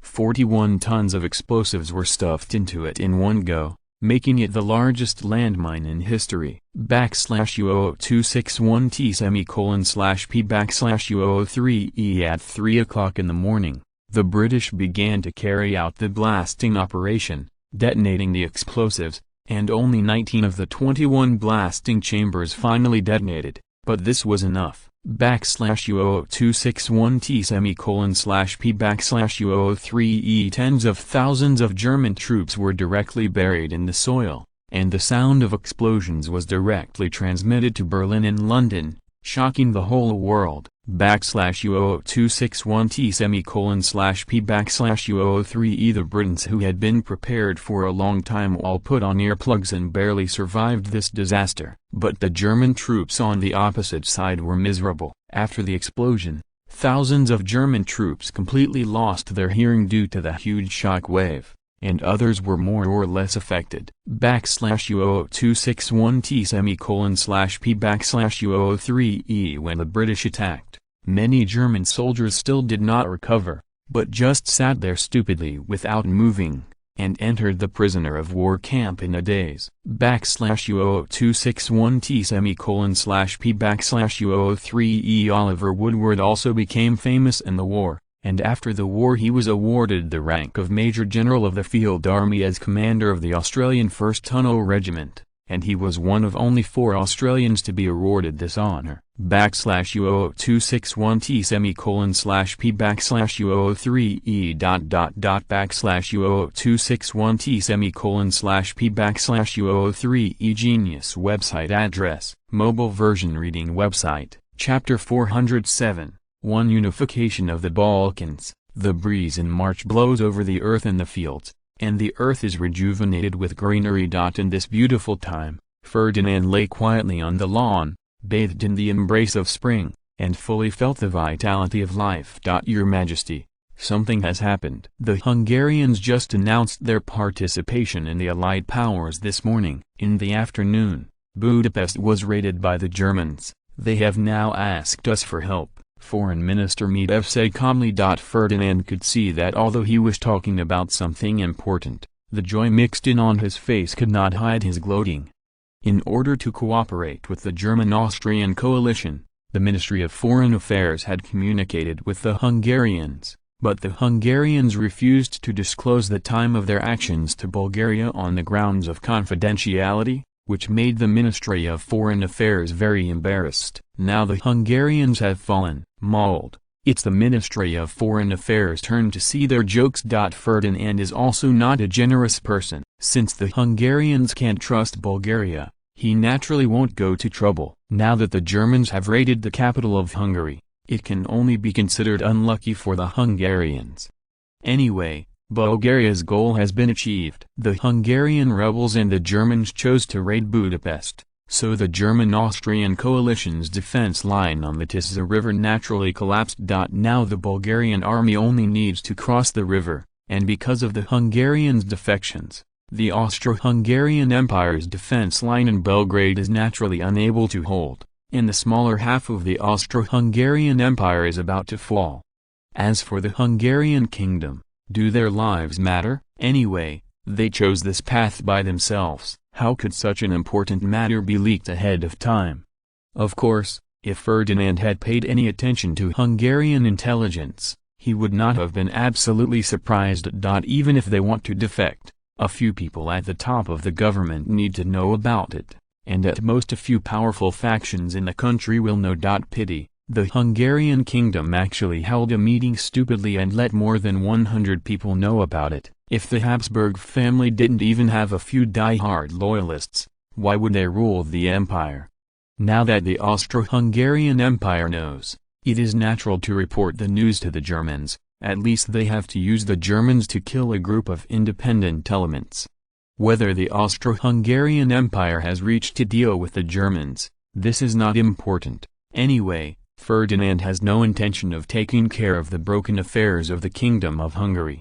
What if the Germans occupy Budapest? Without the cooperation of the Hungarians, it is impossible for them to hold the Kingdom of Hungary. Ask for help. Let the Hungarians hold on. We are gathering troops, and we can definitely reach Budapest within half a month, Ferdinand said with a smile. Not to mention half a month, even for a week, the Hungarians can't hold it, who said that their main force has been almost exhausted in the war.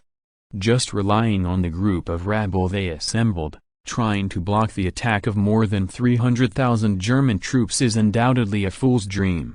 It wasn't that Ferdinand deliberately pitted them. They dug a hole and buried themselves. The Germans found it under their noses. Doesn't this explain the problem?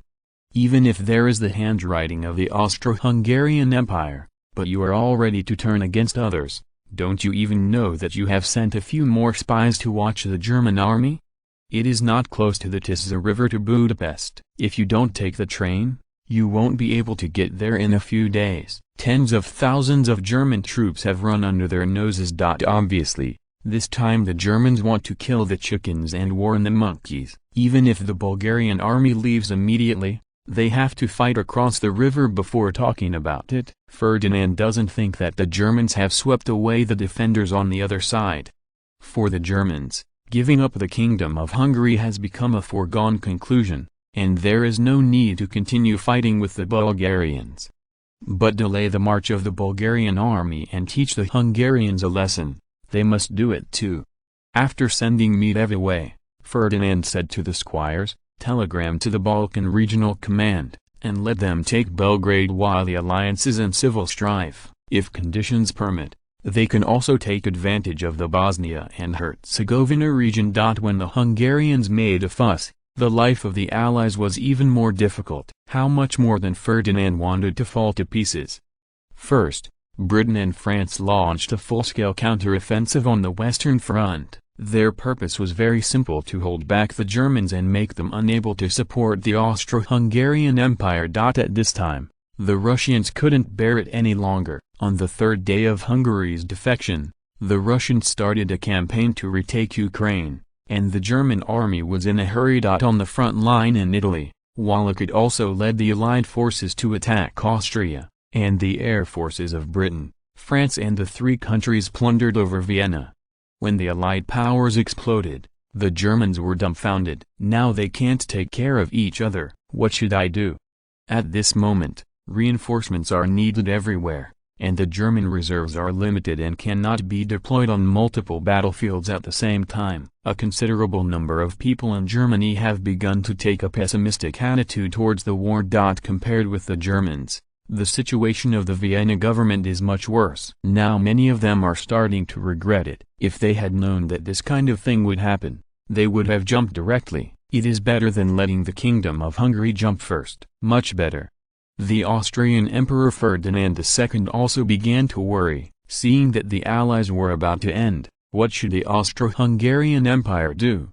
Now the Kingdom of Hungary has switched jobs. Although they may be suppressed by the Germans, the Allies have admitted that they have joined. Politically, this is very unfavorable to the Austro-Hungarian Empire.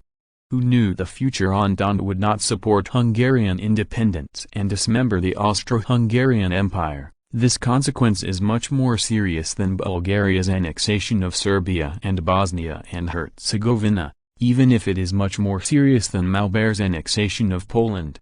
Austrian Foreign Minister said nervously, "Your Majesty, the Bulgarians have put forward new conditions, and they also demanded that we give an answer immediately, otherwise Vienna will be turned into ruins."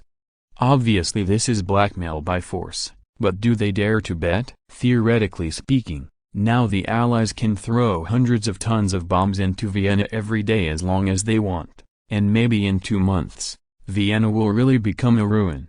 On the issue of air supremacy, even if the Germans are powerless now, otherwise they will not be suppressed by the British and French air forces on the Western Front. When the quality gap is not large, quantity is the key factor in determining the outcome of the war. Obviously, the Allies have an absolute advantage in this regard. By 1917, the industrial capacity between the two major alliances had been completely unbalanced. It can be said that for every aircraft the Allies built, the Allies could build 2 or 3. Who said the United States has become the arsenal of the Allies? The Entente, which was already dominant in industry, now has an even bigger advantage. Huang asked coldly, what kind of conditions did they put forward?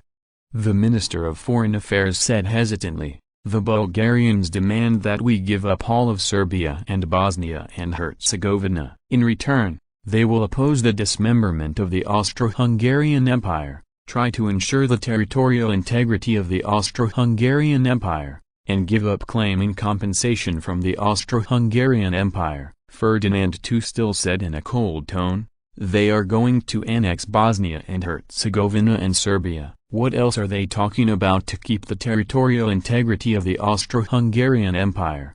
After speaking, the indoor temperature seemed to have returned to the cold winter and 12th lunar month. After a moment of silence, Ferdinand II said coldly, promise them. Obviously, he was very reluctant to accept this condition, but finally decided to compromise. The reason is very simple. With the defection of the Kingdom of Hungary, whether in Serbia or Bosnia and Herzegovina, the Austro-Hungarian Empire cannot hold back.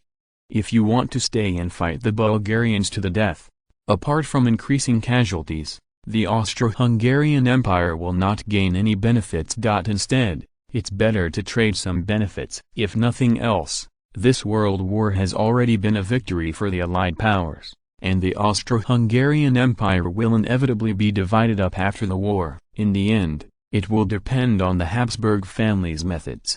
Of course, this is just a deal used to fool the country on the surface. In fact, the two royal families have already reached an insider deal. For example, if the Allies win, the Kohari family will try their best to keep Ferdinand II's throne, and at the worst, one of his crowns. In return, the Habsburgs will guarantee the Kohari family in Austria-Hungary. The industry of the empire is not lost. Another example, if the Allies win, the Kohari family will transfer all the property of the Austria-Hungary Empire to the Habsburg family in exchange for the Habsburgs' efforts to keep Ferdinand's throne.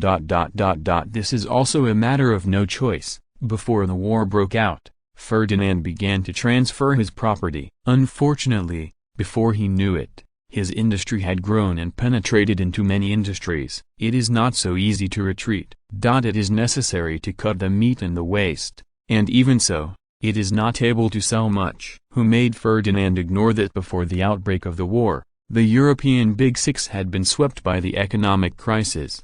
So this transaction appeared. Anyway, the strategy formulated by Ferdinand tried to keep the Austro-Hungarian Empire as much as possible, which is not contradictory to this transaction. The king is also a human being, so naturally he also has to consider personal interests and family interests. As a veteran aristocrat in Europe, whether it is the Kohili family of the Gotha dynasty from Ferdinand, or the Habsburg family, are all experts in this regard. Otherwise they will not become the top family in Europe. This is just a small episode. The most important thing is that Ferdinand II agreed to give up Serbia and Bosnia and Herzegovina, which means that Bulgaria can pay a small price. You can complete the great cause of unifying the Balkans. Of course, the battle must continue to be fought, and a full set of dramas must be done. Otherwise, if the Germans are ganged up, the Germans will not let Austria go. On March 12, 1917, 800,000 troops were dispatched from the Bulgarian Balkan theater, and two groups of troops detoured from the Kingdom of Hungary to outflank Belgrade. On March 20, the Austro-Hungarian troops besieged in Belgrade laid down their weapons and surrendered to the Bulgarian army. From the outbreak of the war in 1915, the two-year Belgrade battle has finally come to an end. This battle was the largest battle on the southern front, with the longest duration and the largest number of casualties. By the end of the war, the Austro-Hungarian Empire had paid a total of 1029,000 casualties, including 168,000 dead, 287,000 disabled, and 368,000 captured. The Bulgarian side paid a total of 895,000 casualties, of which 7.6 died, 10,000, 95,000 maimed, and more than 3,000 captured. The fall of Belgrade. The world is in an uproar again, and many people are predicting when the Allied countries will end. Before everyone could recover from the news of the end of the Belgrade battle, on March 26, the Russians won the Ukraine battle on the Eastern Front again, and almost took back the entire Ukraine. Well, this Eastern Front battle is just a passing game. There are less than 300,000 German troops in Ukraine. In the face of the attack of more than 2 million Russian troops, it is natural to retreat strategically, but this does not prevent the Russians from winning this war. Immediately afterwards, the Bulgarian army began to sweep the Serbian area again, and then approached the Bosnia and Herzegovina area, facing the siege of 1 million troops. The Austro-Hungarian army in the Bosnia and Herzegovina area naturally had to retreat strategically. The war between the two sides continued until April 11, when the Austro-Hungarian army retreated to the Croatian area, and the Bulgarian army stopped its pursuit. During this period, the Allies were not without gains. For example, Marshal August von Mackensen was not old. The Hungarian rebelled on March 1, and the rebellion was extinguished on March 4. The hopes of the Hungarians were dashed in just 3 days.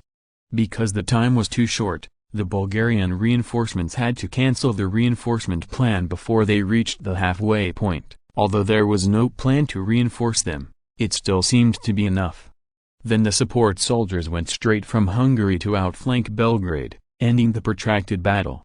With the entry of Bosnia and Herzegovina, the last remaining piece of the Balkan Peninsula was also taken into the hands of Bulgaria. After 1,000 years, the Balkan Peninsula was unified again. Genius website address, mobile version reading website, chapter 408, The Bought Crown. Bulgaria's unification of the Balkans quickly caused a sensation in the world. This time, Ferdinand didn't hide his clumsiness and declared the entire Balkans into Bulgarian territory. And Ferdinand also characterized this war as a war of national unity in Bulgaria. Whether others believe it or not, the Bulgarian people are happy to accept this statement. Of course, the concept of the Balkan Peninsula is still a general term. There is no unified standard for the specific boundary line in this era. The thick-skinned Ferdinand directly chose to forget it and did not announce the specific boundary line. Anyway, everyone is paying attention to the World War now, and there is no energy to study the specific borderline of Bulgaria. As for the future, it is only a few small countries that will discuss border demarcation with Bulgaria. I believe that the talks will be very pleasant at that time. I have to say that Ferdinand chose a good time this time. Bulgaria has just announced the unification of the Balkans, and it has been recognized by the French. Of course, the main purpose of the French is to urge Bulgaria to defeat the Austro-Hungarian Empire as soon as possible, and then everyone will hunt Berlin together. Bulgaria's acquisition of the Balkan Peninsula was agreed by everyone before, and now admitting it is just to show its attitude. Immediately after the other Allied members, They also recognized Bulgaria's sovereignty over the Balkan Peninsula. Even John Bull didn't jump out to do things this time. It can be seen that in order to end the World War as soon as possible, everyone does not want to make extra troubles.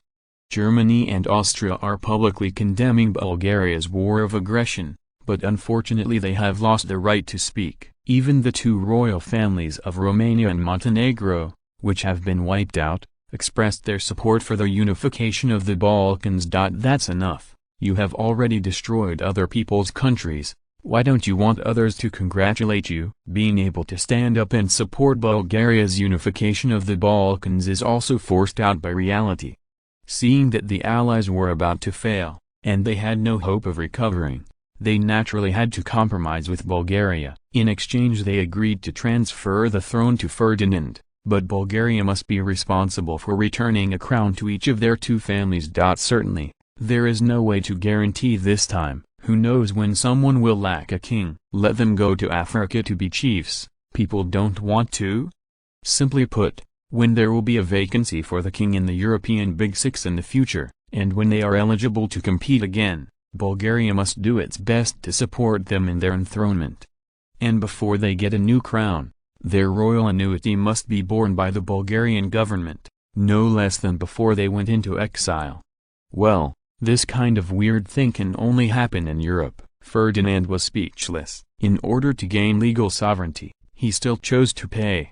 Then, under the witness of the representatives of the European royal family, the representatives of the two sides signed a treaty and completed the transaction. Since then, Ferdinand has added 2 crowns of Montenegro and Romania to his head. Only after realizing it did Ferdinand realize it. It turned out that the crowns of the Big Six in Europe can also be bought and sold. I knew that he would even get the crown of Greece, but unfortunately there is no chance now. It's just that in the past, to trade the throne, it was necessary to obtain the approval of the Holy See. Now that the Holy See has declined, everyone no longer needs to burden them. Seeing that the Allies were about to end, the Germans were naturally unwilling to fail, and took out their unique trick infinite submarine warfare in an attempt to cut off the supply of materials to the Allies and reverse the outcome of this war.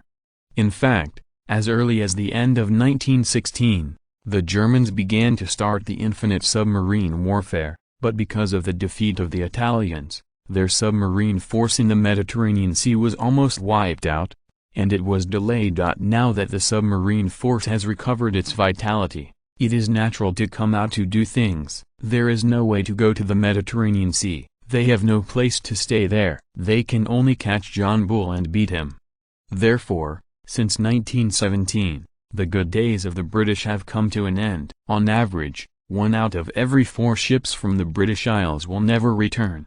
In just 3 months, 2.16 million tons of ships from the Allied countries sank into the sea. Among them, the German submarine force achieved a good result of sinking 860,000 tons in March alone. John Bull was frightened by this data. Is it okay to go on like this? If this goes on, everyone will starve. Well, the Germans are now catching Nayuniu and bullying them. Even the French next door are not afraid of German submarines. They can go to the Mediterranean for transportation, but the German submarines have limited voyages, so they cannot go deep into the Mediterranean. This made John Bull's heart very unbalanced. The Germans wanted to put them to death, so the British decided to take revenge and let Hans know that they were not easy to bully.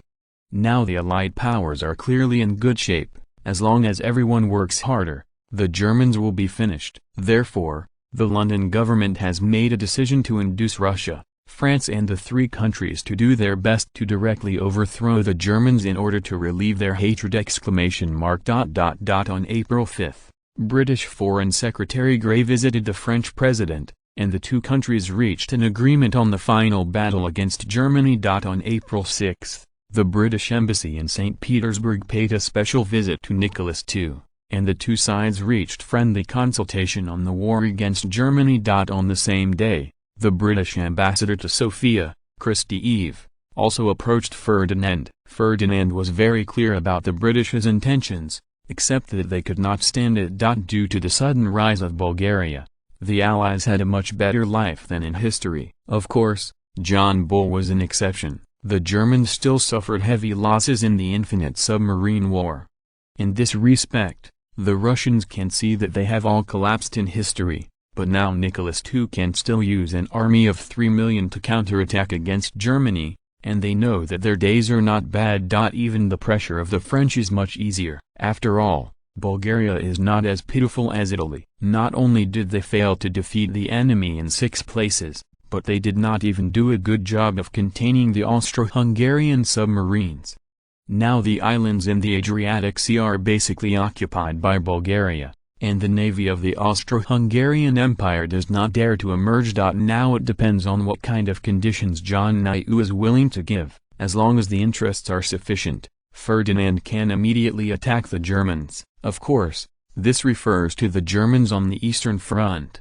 As the time as king became longer and longer, Ferdinand's temper also began to rise, and he ignored the cumbersome diplomatic etiquette as long as it was not on a formal occasion.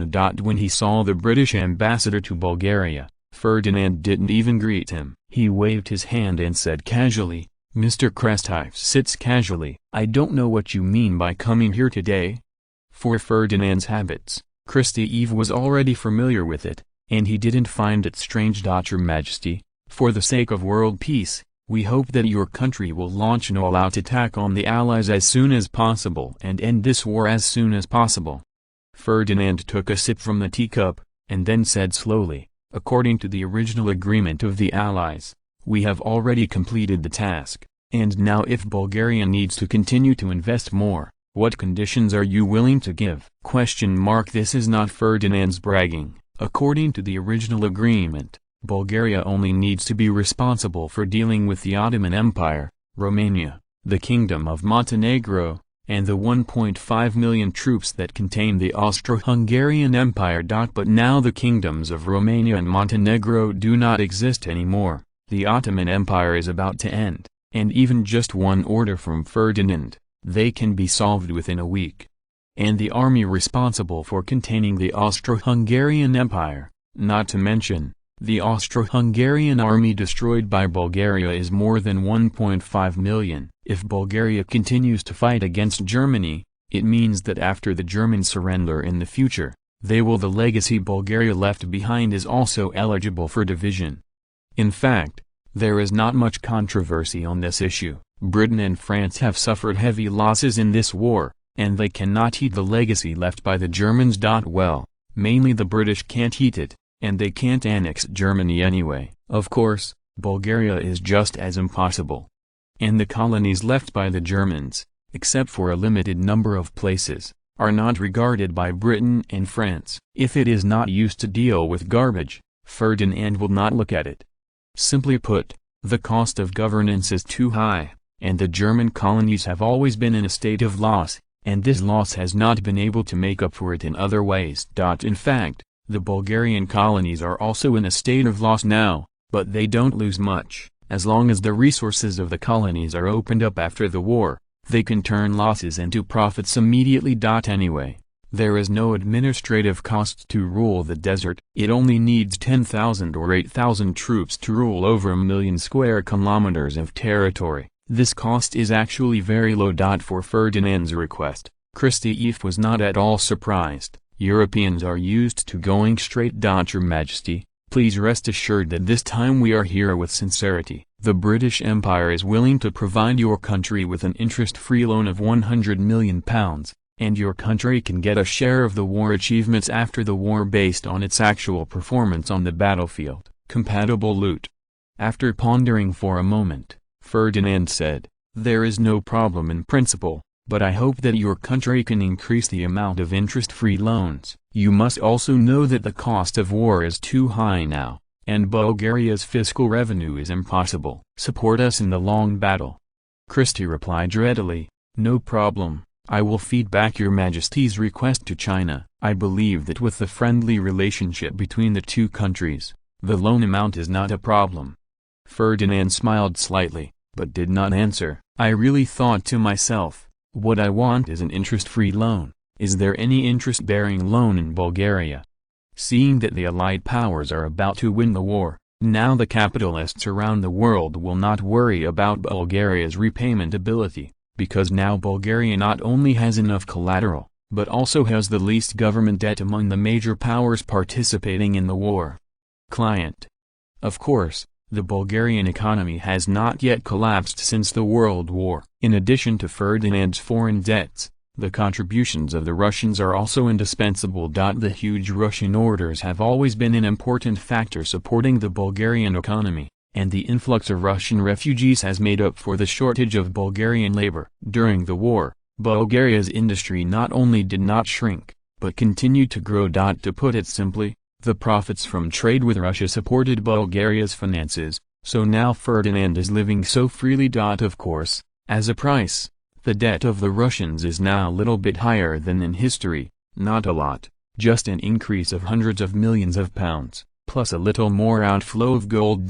This is many times better than in history, where money can't buy anything. As long as you think about the days when the Russians used the Trans-Siberian Railway as their lifeline, Ferdinand can feel at ease. He helped them solve a big problem. Seeing Ferdinand laughing without saying a word, Christiev asked impatiently, "Your Majesty, when can you send troops?" Ferdinand was stunned for a moment, then he reacted quickly, and said very calmly, "This is simple. Within a week we will gather 1.5 million troops to attack the allied countries in an all-round way." Well, Bulgaria has already made a plan to counterattack, that is, John Bull is now driven crazy by the German submarine war, otherwise they would have seen that both Bulgaria and Russia are planning to jump out and grab the spoils. Of course, it is more likely that they have seen it and are still pretending to be confused. After all, the Germans are really bullying people. If they don't get rid of them sooner, the British ships can't afford to lose it. You can't just let the World War drag on for a little spoils, right? Usually it doesn't matter, but now the London government really can't stand the pressure. The food supply in the British Isles has begun to run out. If it drags on for a few months, who knows if everyone will be hungry. Oh, the main reason is that the British haven't escorted the freighter yet. The German submarines are naturally extremely arrogant! Genius website address, mobile version reading website, chapter 409, The Devil and number 039 S capital. Your Majesty, there is good news from the Middle East theater. Last night, they conquered Baghdad and are now clearing the remnants of the enemy. Chief of Staff Klosov said happily. Baghdad is located in the central part of Iraq, across the banks of the Tigris River, just over 30 kilometers away from the Euphrates River, and is the main traffic road between the east and the west. Leading north to Syria and Turkey, and extending south to the Persian Gulf. The location is very important. The capture of Baghdad also marked the end of the Iraq War. Ferdinand smiled and said, "Okay. Report to Popov and tell him that the World War has come to the end, and the net can be closed."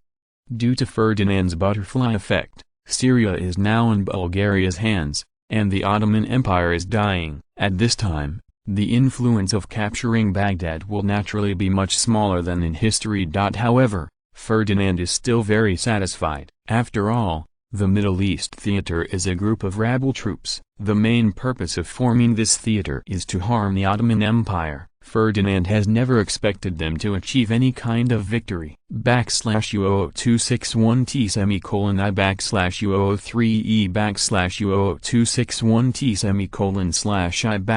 /U003E. Now they are able to hit Baghdad all the way from Syria, which is a total windfall. And they still go all the way and clean the way. The difficulty of Bulgaria's rule over these areas will be greatly reduced in the future. Yes, replied Klosov, the chief of the general staff. After thinking about it, Ferdinand said again, promoted to Lieutenant General Vicky Clinton, let him continue to preside over the war in the Middle East theater, and clear the place as soon as possible. Obviously, Ferdinand's order is not in line with the procedure. But it doesn't matter that the people below will find a way to make it conform to the procedure. The reason why Ferdinand was immediately promoted to the rank of Vicky Clinton was to imply to him, do it with confidence, and the boss will take care of it when something goes wrong. As for what exactly, This is related to the plan he proposed before going to the Middle East theater to serve. It is not so easy to transfer from the intelligence department to the 6th Military Department. If it wasn't for Ferdinand's personal intervention, he would not be able to sit in his current position. /U00261T semicolon I /U003E /U00261T semicolon /I /U003E to be the commander of a front army. This is even more difficult. There are still a lot of lieutenant generals in the country. He is a rookie major general with no record. How can he beat all of the competitors and get such a high position?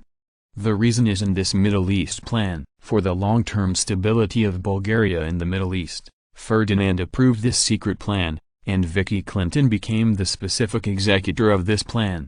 Now that the Ottoman Empire is about to end, Syria has been recovered in the Middle East, and the Arabian Peninsula has also been won. The Iraq War is about to end, and the Middle East plan is also about to start. And Bulgarian active duty troops will not directly participate in this operation, and the specific responsibility for the implementation is the Syrian colonial troops with Greeks as the core.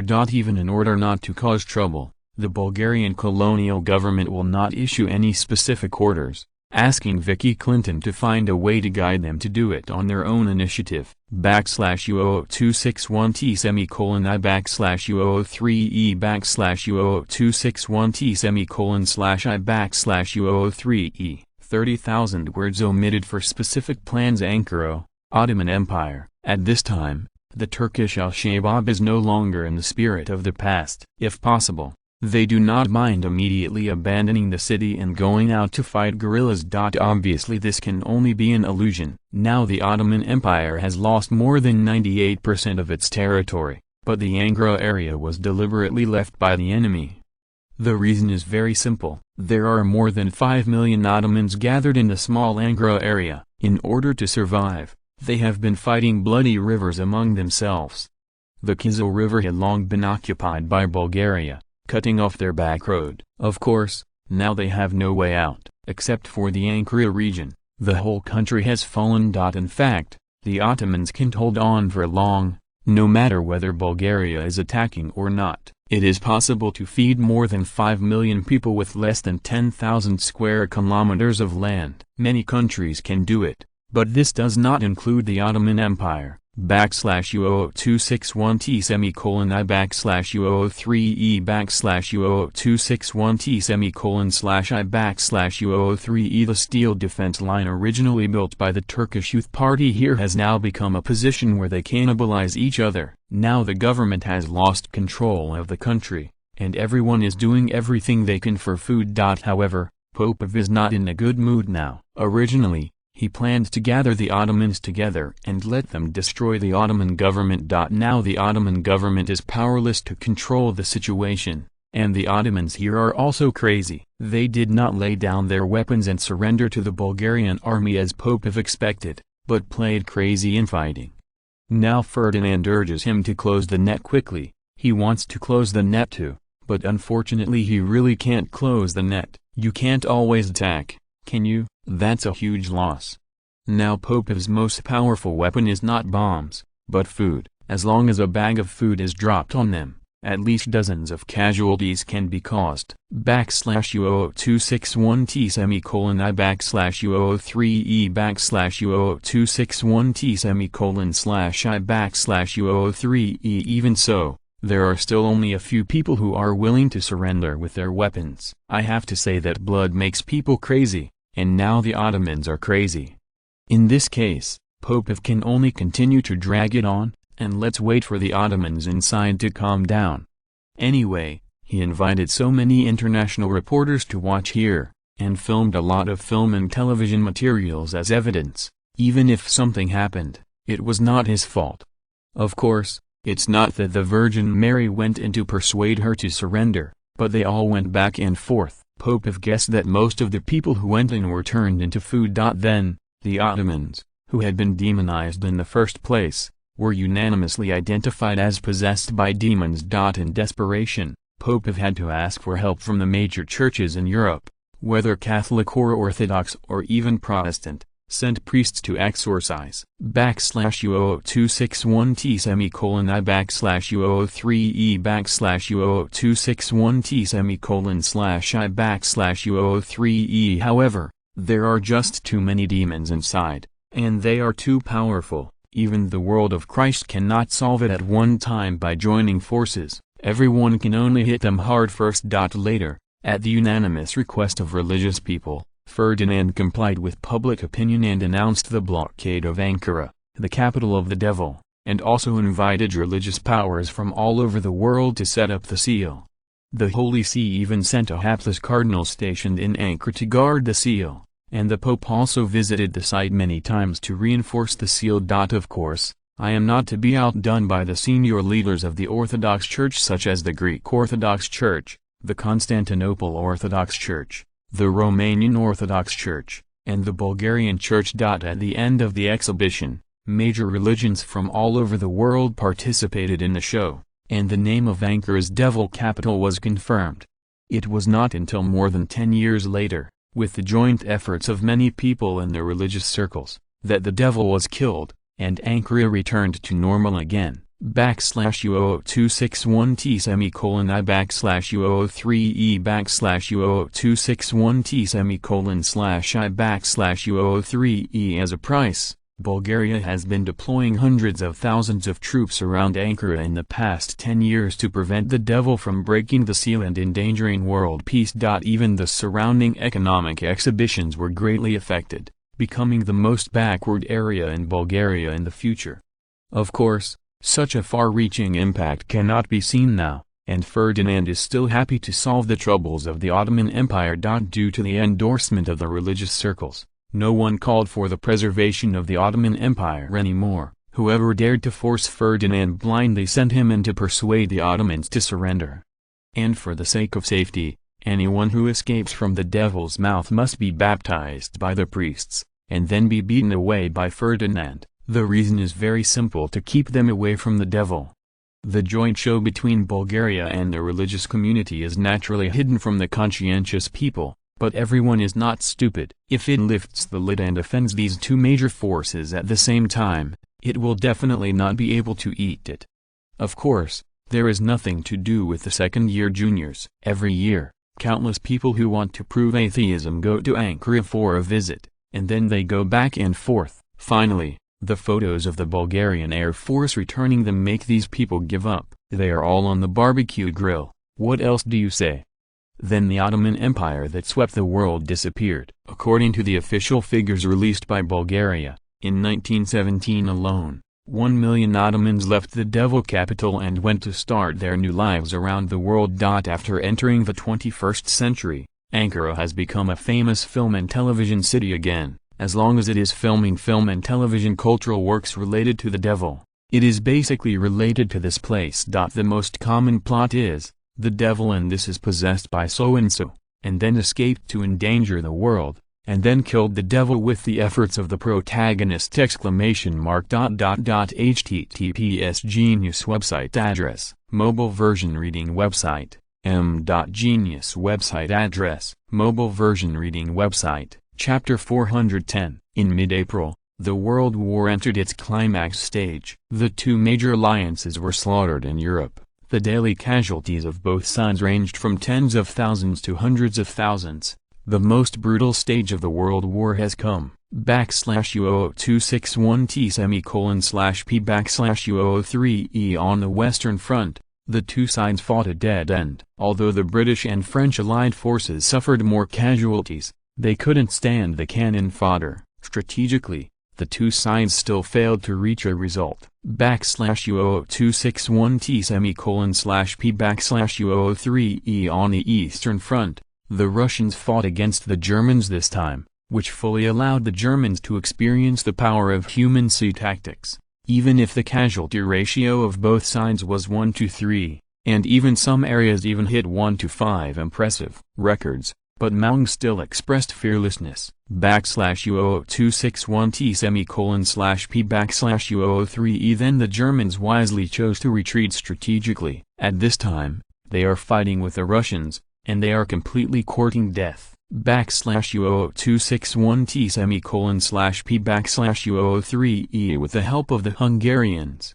The Bulgarian army, which was in trouble on the southern front, took Budapest with lightning speed, and then went straight to Austria. U002661T /P/U03E Marshal August von Mackensen, the commander of the southern line of the Allied powers, decisively chose to run away, and he did not even go to Austria, but went directly to the Polish region and the German army on the eastern front to join forces. U002661T /P/U03E It can be seen that he no longer trusts the Austro-Hungarian Empire. If the Vienna government turns his back again, even the last hundreds of thousands of defeated soldiers here will not even have a chance to run. U002661T /P/U03E The battle has been fought so far, and the prestige of the military government with Hindenburg has dropped to the lowest point in history, and the front-line generals are not buying their accounts so much. U002661T /P/U03E Marshal August von Mackensen directly attacked the government,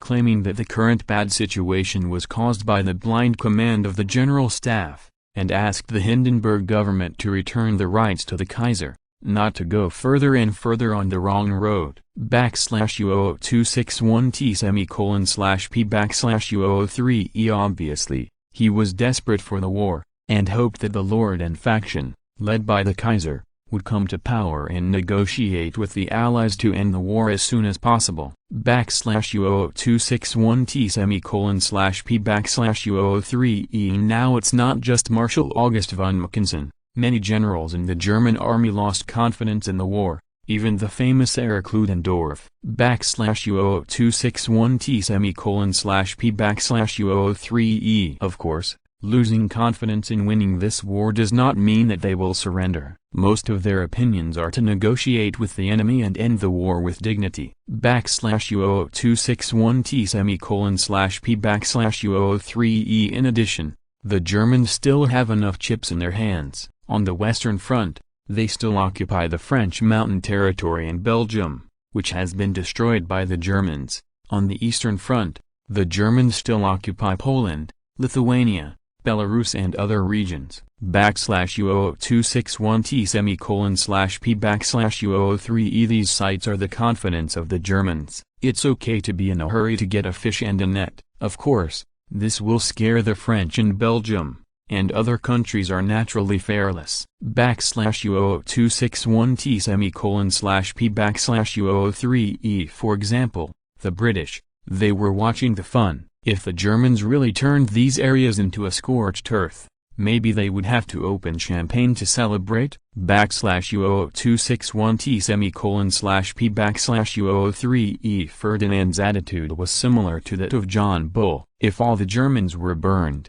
the future of Europe would be peaceful. Once they are born, the French will never let them go, and the future German decision does not exist. U002661T /P/U03E Even Ferdinand maliciously guessed that Nicholas II still expects all this to happen. The big deal is that the laws of these tens of millions of people can be exchanged for the death of Germany and France. The Russian Empire will dominate Europe. Why not replace it? U002661T /P/U03E Only the French were injured and they were threatened. With their domestic population base, if they lose more than 10 million people, it will be good to keep their current status. Don't think about dominating the European Big Six. U002661T /P/U03E Some people in the remaining neutral countries are calling for restraint on both sides, and some people hope that the two major alliances will fight harder.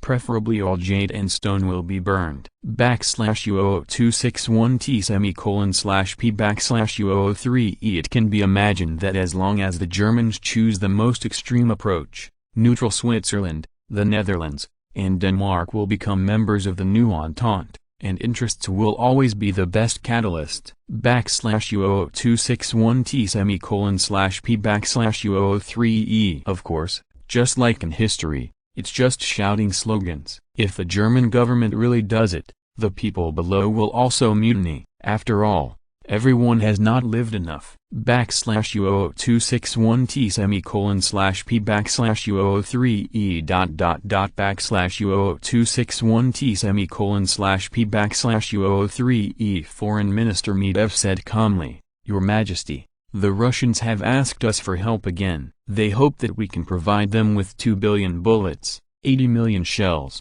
2 million rifles, 5,000 cannons, 2,001 plane, 1,000 tanks, 5,000 tons of medicine, 5 million military uniforms, 1 million tons of canned food, and a whole lot of accessories!" /U00261T P /U003E Ferdinand was used to the big mouth of the lion of the hairy bear. Of course, with the size of their huge army, this batch of supplies is really not that much. /U00261T P /U003E If it was before, Ferdinand would definitely refuse it decisively, but now that the world war has come to an end, it would be a waste to keep a huge reserve of strategic materials. /U00261T P /U003E But whether or not to sell to the Russians, Ferdinand is still a little undecided. Arming the Russians now will cause trouble for the European Big Six in the future. /U00261T P /U003E After hesitating for a while, Ferdinand finally decided to sell it, but not everything, such as rifles and cannons, can be sold casually, but ammunition must be sold in limited quantities. /U00261T P /U003E As for what a huge Russian empire will bring to the European Big Six, Ferdinand can't control that much. Isn't Britain and France very busy after the war? Gotta find something for them to do. /U00261T P /U003E Ferdinand said cautiously, "You, the Ministry of Foreign Affairs, cooperate and let the company represent themselves to negotiate the price with them. Remember to check our inventory. /U00261T P /U003E Whether the Russians want to buy weapons and ammunition or other strategic materials, we can sell them now, but the Russians must pay first, and at the same time limit the delivery time of the ammunition, so that Russia cannot have too much while having enough remaining." /U00261T P /U003E Yes, Your Majesty, Foreign Minister Medvedev replied. /U00261T P /U003E It is impossible for Ferdinand to be careless. With so many weapons and ammunition, it is impossible for Bulgaria to immediately take out such a stock for trading, even if it uses strategic reserves. /U00261T P /U003E And with the current world situation, in case the Germans can't bear the pressure of the outside world and suddenly surrender, these weapons and equipment will be worthless once the world war is over. When the time comes, the bear will come directly to financial difficulties and cannot pay. Bulgaria will be ready to cry. /U00261T P /U003E This kind of thing happened a lot in history,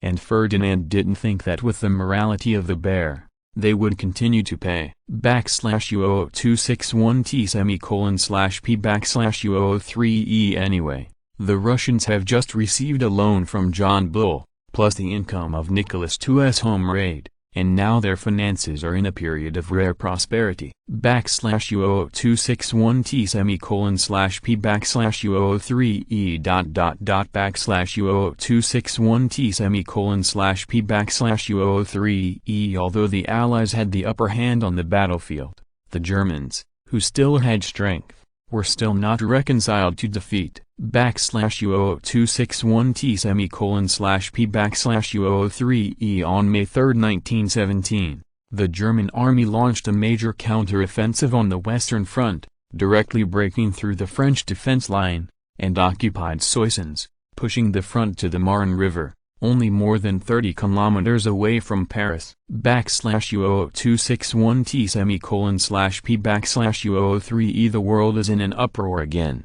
Are the Germans going to counterattack at the last minute? /U00261T P /U003E Paris crisis. The French government is anxious. They not only mobilized a large number of troops from all over the country to Paris, ready to fight a Paris defense battle, but also asked the Allied powers for help. /U002612:P/U03 Not only the French are in a hurry, but even the British are in a hurry. For John Bull, this world war has weakened the French enough. If the French are hit hard again this time, the post-war European Big Six will be dominated by the Russians. /U002612:P/U03 This is absolutely unacceptable to John Niu. He has just killed a German. If there is another bear, will this day be over? /U002612:P/U03 So, the London government just gritted its teeth and transferred 15 infantry divisions from China to Paris, France. They wanted to fight with the French to defend Paris. /U002612:P/U03 Even Ferdinand is in a hurry. Now the French can't overturn the car, otherwise the situation in the European Big Six after the war will be out of control. /U002612:P/U03 If the French did not come out to contain the British and Russians, Bulgaria would not have a good time, and Ferdinand was not ready to face the European hegemony. /U002612:P/U03 In the face of the French's call for help, Ferdinand ordered that the Bulgarian army on the front line did not have to attack Vienna. In addition to leaving part of the army to contain Austria, the main force was directly interspersed with the Allied forces in southern Austria and then directly attack the German mainland to achieve the purpose of besieging Way and saving Jean. /U002612:P/U03 Dante Christophe, who received this order, felt bad in an instant. He could have caught the soft persimmon of the Austro-Hungarian Empire, but now he has to run to confront Germany. /U002612:P/U03 Fortunately, Ferdinand did not ask him to fight with the Germans. As long as he could contain the Germans and relieve the French from the siege of Paris, his task was completed. /U002612:P/U03 Otherwise, Dante Christophe really has to worry. Of course, he is not worried about whether he can win the Germans, but the logistical supply of the troops. /U002612:P/U03 Anyway, the troops in his hands are now more than 1.5 million, and together with the hundreds of thousands of allied forces in the Italian region, an army of nearly 2 million people, the Germans can't eat it no matter what. Even Germany, it is very difficult for people to block their attacks. /U002612:P/U03 After all, after the east and west lines, adding a southern line, the Germans are also incapable of doing it. /U002612:P/U03 The domestic war potential has also been basically drained, not to mention the Eastern Front, which is already lacking in troops, and is retreating all the way. /U002612:P/U03 The only thing left with sufficient troops is the Western Front, but there are more British and French troops on the Western Front. Once the Germans transfer troops from the Western Front, Ferdinand's purpose will be achieved. /U002612:P/U03 At that time, the Germans will not only lose their hope of overthrowing the French, but may also be pushed back by the British and French forces. This is a conspiracy. /U002612:P/U03 Unless the Germans are able to capture Paris before the Bulgarian army arrives, they will lose the war once the fire reaches the German mainland. /U002612:P/U03 However, this plan also has a very fatal weakness, that is, the logistics supply of the army. There are three directions that can provide logistics supply to the army: Austria, Italy, and Switzerland. /U002612:P/U03 Italy's transportation capacity is limited. Due to the war, the Italians' railway transportation capacity is less than half of what it was before the war, and even the consumption of the Allied forces is barely enough.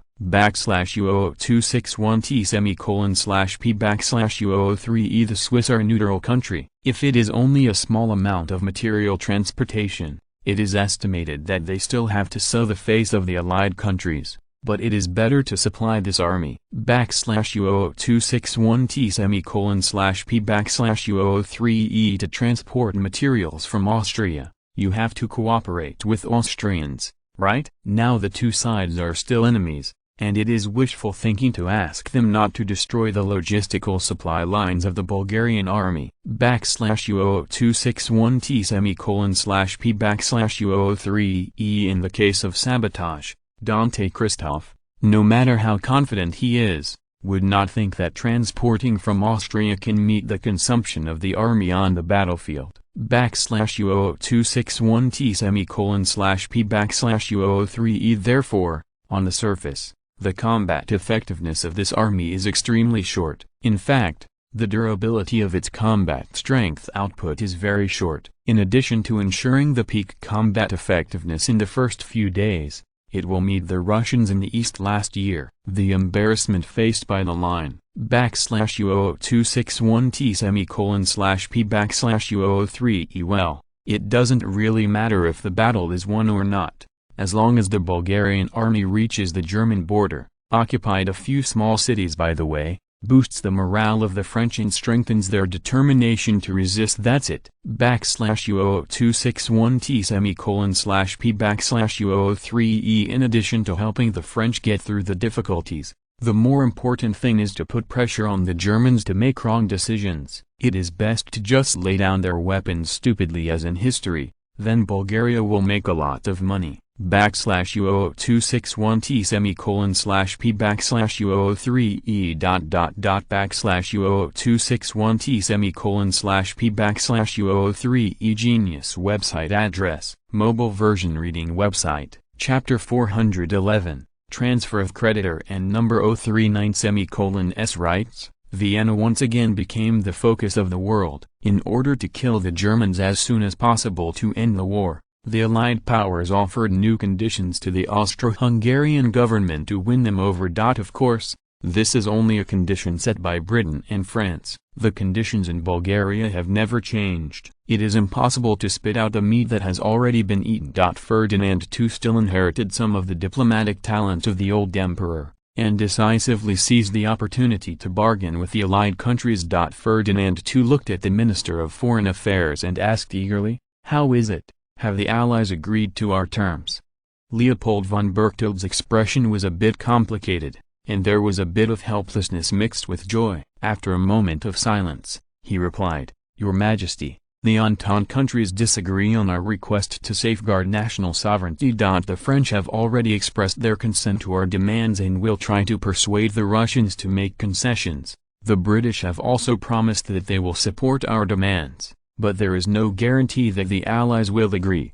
The Bulgarian government said they can acquiesce to our actions, but we recognize that the sovereignty of the Balkans belongs to Bulgaria, and they will not let them out of the Transylvania plateau.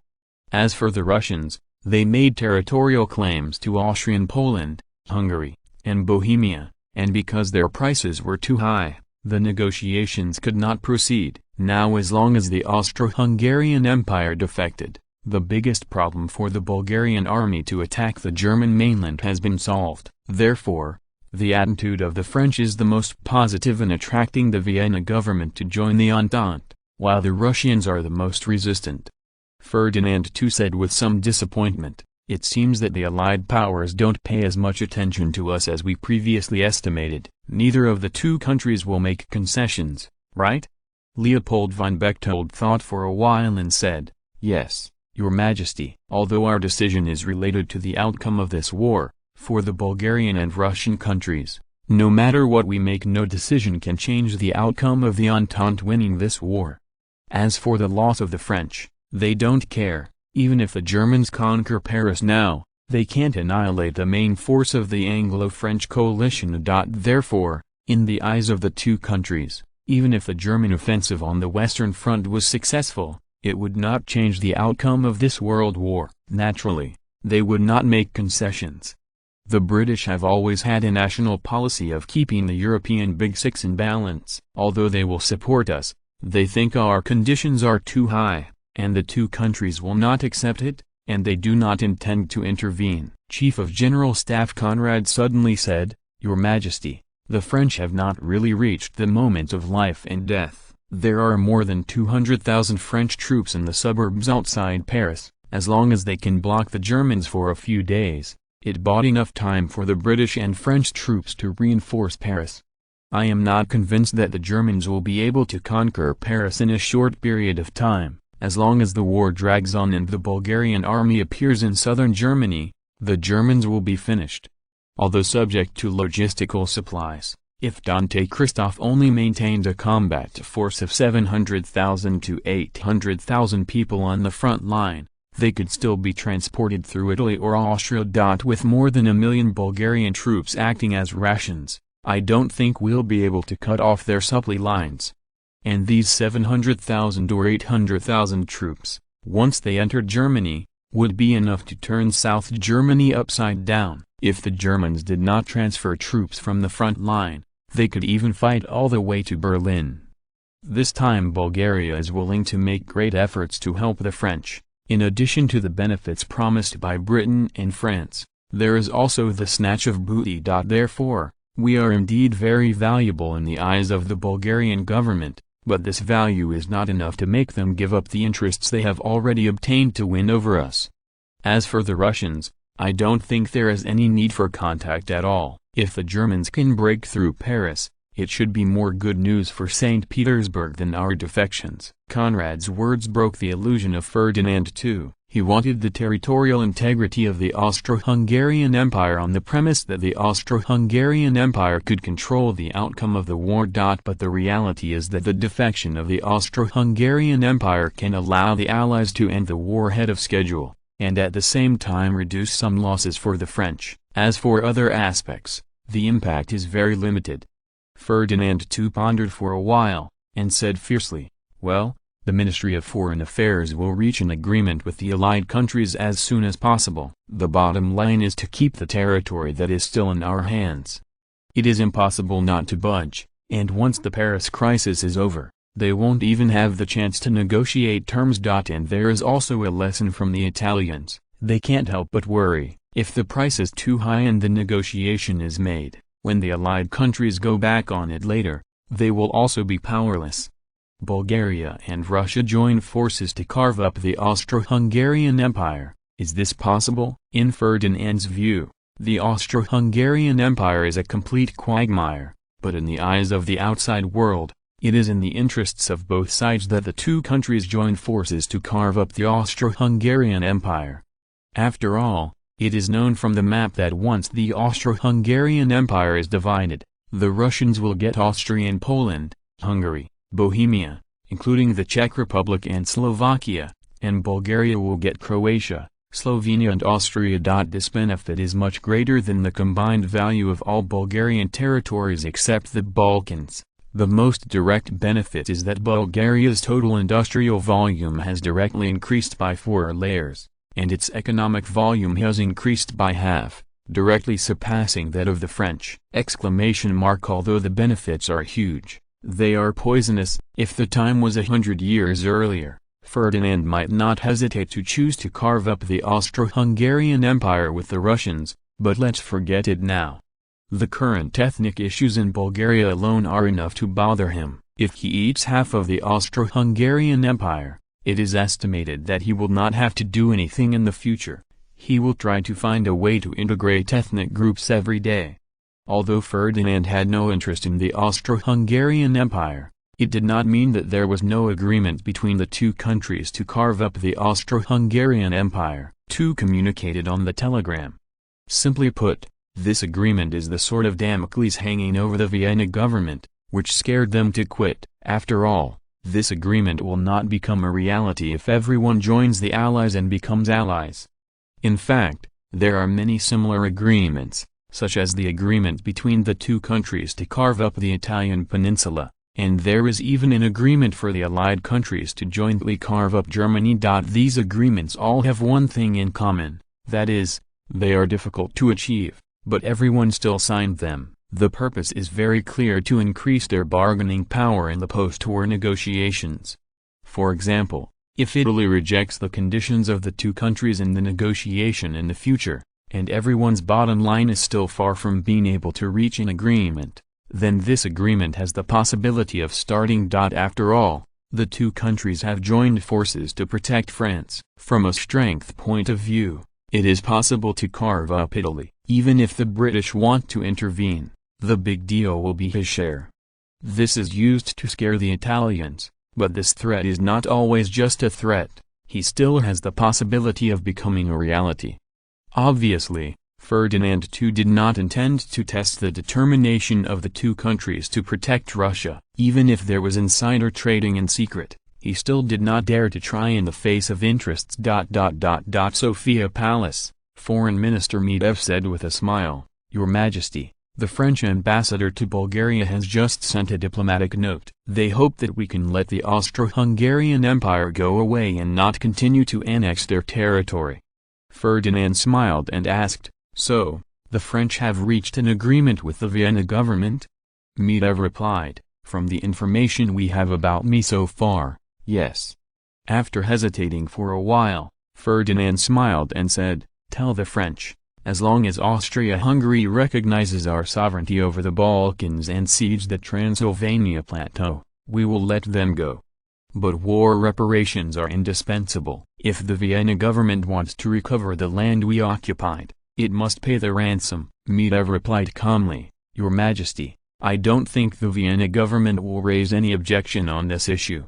The Balkans have been eaten by us, and they must know that they can't take it back, and the Transylvania plateau belongs to the Kingdom of Hungary, which can weaken the Kingdom of Hungary, and they have no reason to object." As for the war reparations, Medvedev did not mention it. This is a European practice. There is nothing to say. The Vienna government will not refuse to pay the reparations. The dispute between the two sides is nothing more than the amount.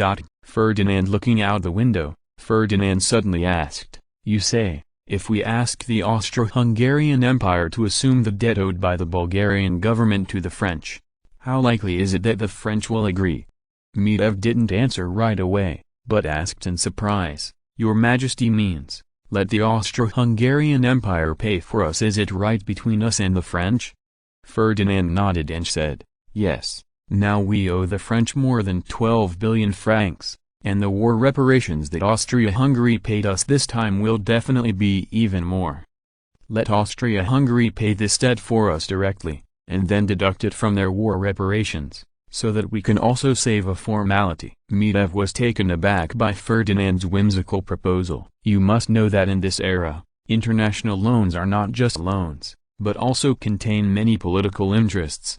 For example, Bulgaria owed a huge amount of foreign debt to the French before, and the French influenced the position of the Bulgarian government financially through loans. Bulgaria has also cheered for the French in international diplomacy, and even joined the Entente at the end. There are also factors in this regard. Now if the debt relationship between both does not exist, then the French will no longer want to influence Bulgaria's domestic and foreign affairs through loans. Medvedev shook his head and said, "Your Majesty, I'm afraid it's hard to say. If the French want to continue to maintain their influence over us, they probably won't agree, unless we use ... Suddenly, Medvedev realized that the French were likely to agree. After all, the war had already burned to the outskirts of Paris, and the damage caused to France by each extra day of the war was incalculable. At this time, it was the time when they needed Bulgaria the most. Once Ferdinand's request was rejected, the Bulgarian army's attack on southern Germany may become a distant prospect. The lesser of the two is the loss of financial influence on Bulgaria. This will not have much impact on France, but if the war continues, it will really jeopardize the fundamentals of France. After a pause, Medvedev said, "Your Majesty, we can try now. Even if we fail, we have nothing to lose. If we succeed, then the foreign debt on our shoulders will be reduced." "Yeah," Ferdinand replied with satisfaction. Then Ferdinand fell into contemplation again. If he succeeded this time and dumped the foreign debts owed to the French to the Austro-Hungarian Empire, Could he still do the same and transfer the debts of the British and Americans? On the face of it, the transfer of these foreign debts was done only to get rid of the country's financial influence over Bulgaria.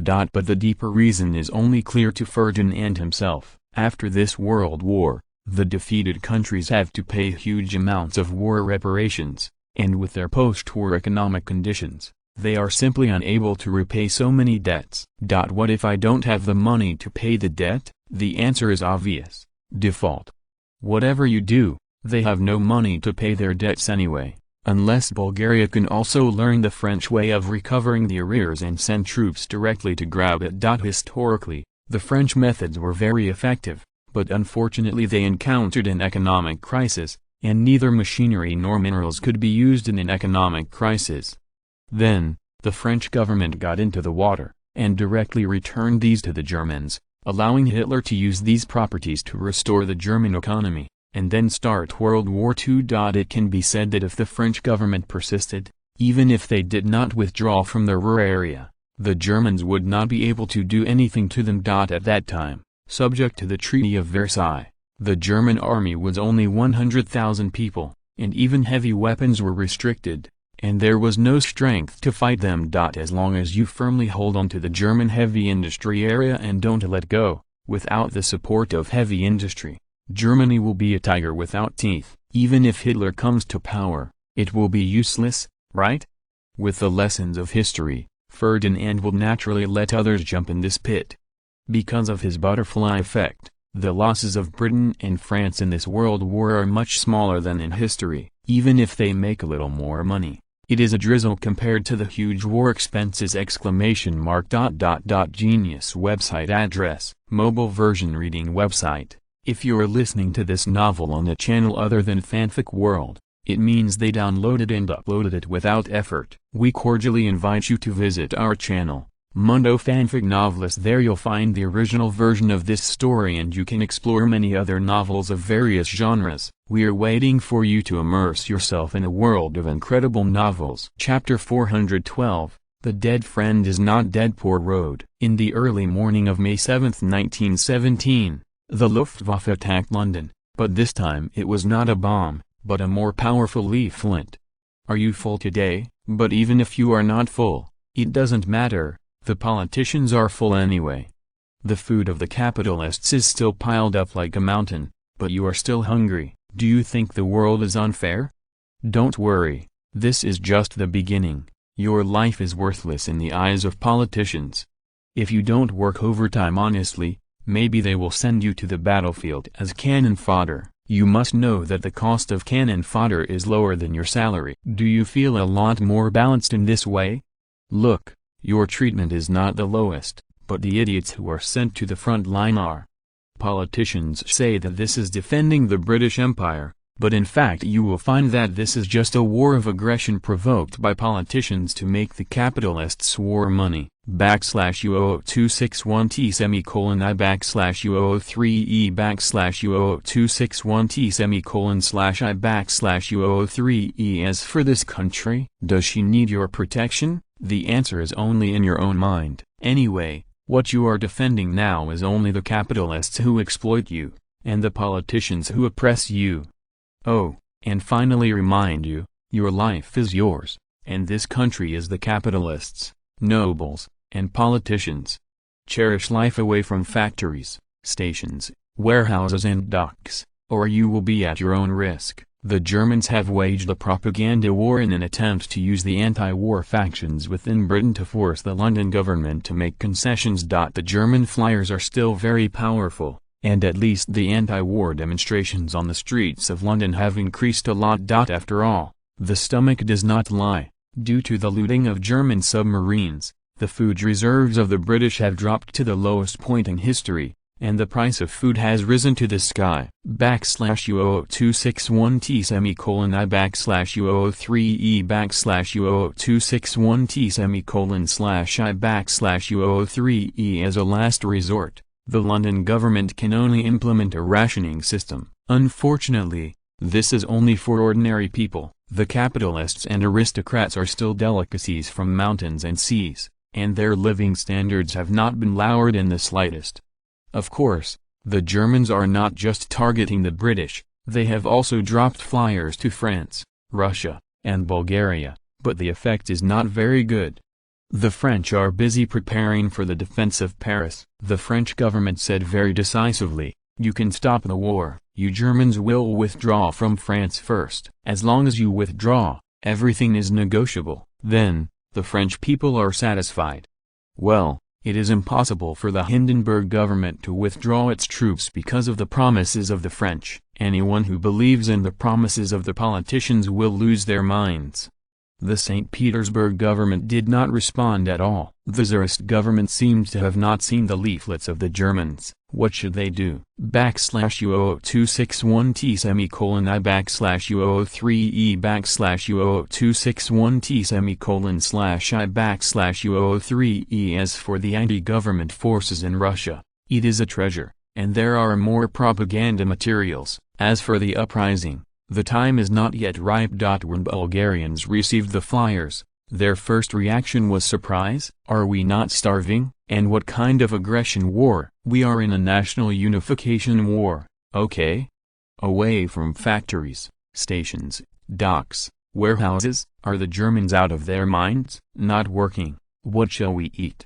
It has to be said that the distance is also an advantage. The Germans were able to throw the flyers horizontally. As a price, the pilot responsible for the flyers walked into the prisoner of war camp. As for the Air Force bombing, who to scare? Are you getting enough? Unless all the dead are dispatched, there is no need to return.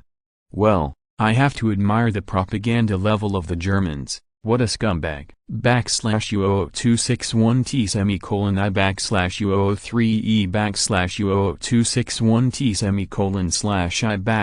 /U003E. Anyway, you can also modify it according to local conditions. Does it work for the British? It must also work for other countries. Moreover, the propaganda war started by the Germans is too late. If it was at the beginning of the war, there may be unexpected gains. Now everyone is preparing to reap the fruits of victory! The Vienna Palace, the high-level military and political leaders of the Austro-Hungarian Empire gathered together. The final moment has come. The patience of the Allies is about to reach its limit, or Bulgaria's patience has reached its limit. The Austro-Hungarian Prime Minister said in embarrassment, "In the past 3 days, Vienna has been heavily bombed by the enemy's air force. Now 89 factories, 3 stations, and 68 warehouses have been devastated, and the casualties have passed 20,000. The whole of Vienna has become panic. If the war continues, the enemy's bombing range will probably continue to expand. Now the normal order in Vienna is difficult to maintain. The streets and alleys are covered with anti-war slogans, and the anti-war sentiment among the people has accumulated to a critical point. /U00261T I /U003E /U00261T I /U003E. These are all things that can't be done. Seeing that the Allies are about to fail, the power groups in Austria-Hungary are naturally unwilling to be buried with the Allies. Needless to say, everyone knows that the so-called anti-war activities are mostly controlled by these people behind the scenes. The purpose is to put pressure on the government to withdraw from this war as soon as possible. As soon as the Prime Minister's words were finished, Conrad, the chief of the General Staff, took it up. It's not just these. We can't fight militarily. 2/3 of the territory of the Austro-Hungarian Empire has fallen. Our war potential has dropped to an all-time low. We can no longer fight this war. If the enemy wants to, they can turn the Austro-Hungarian Empire into history in at most 2 months.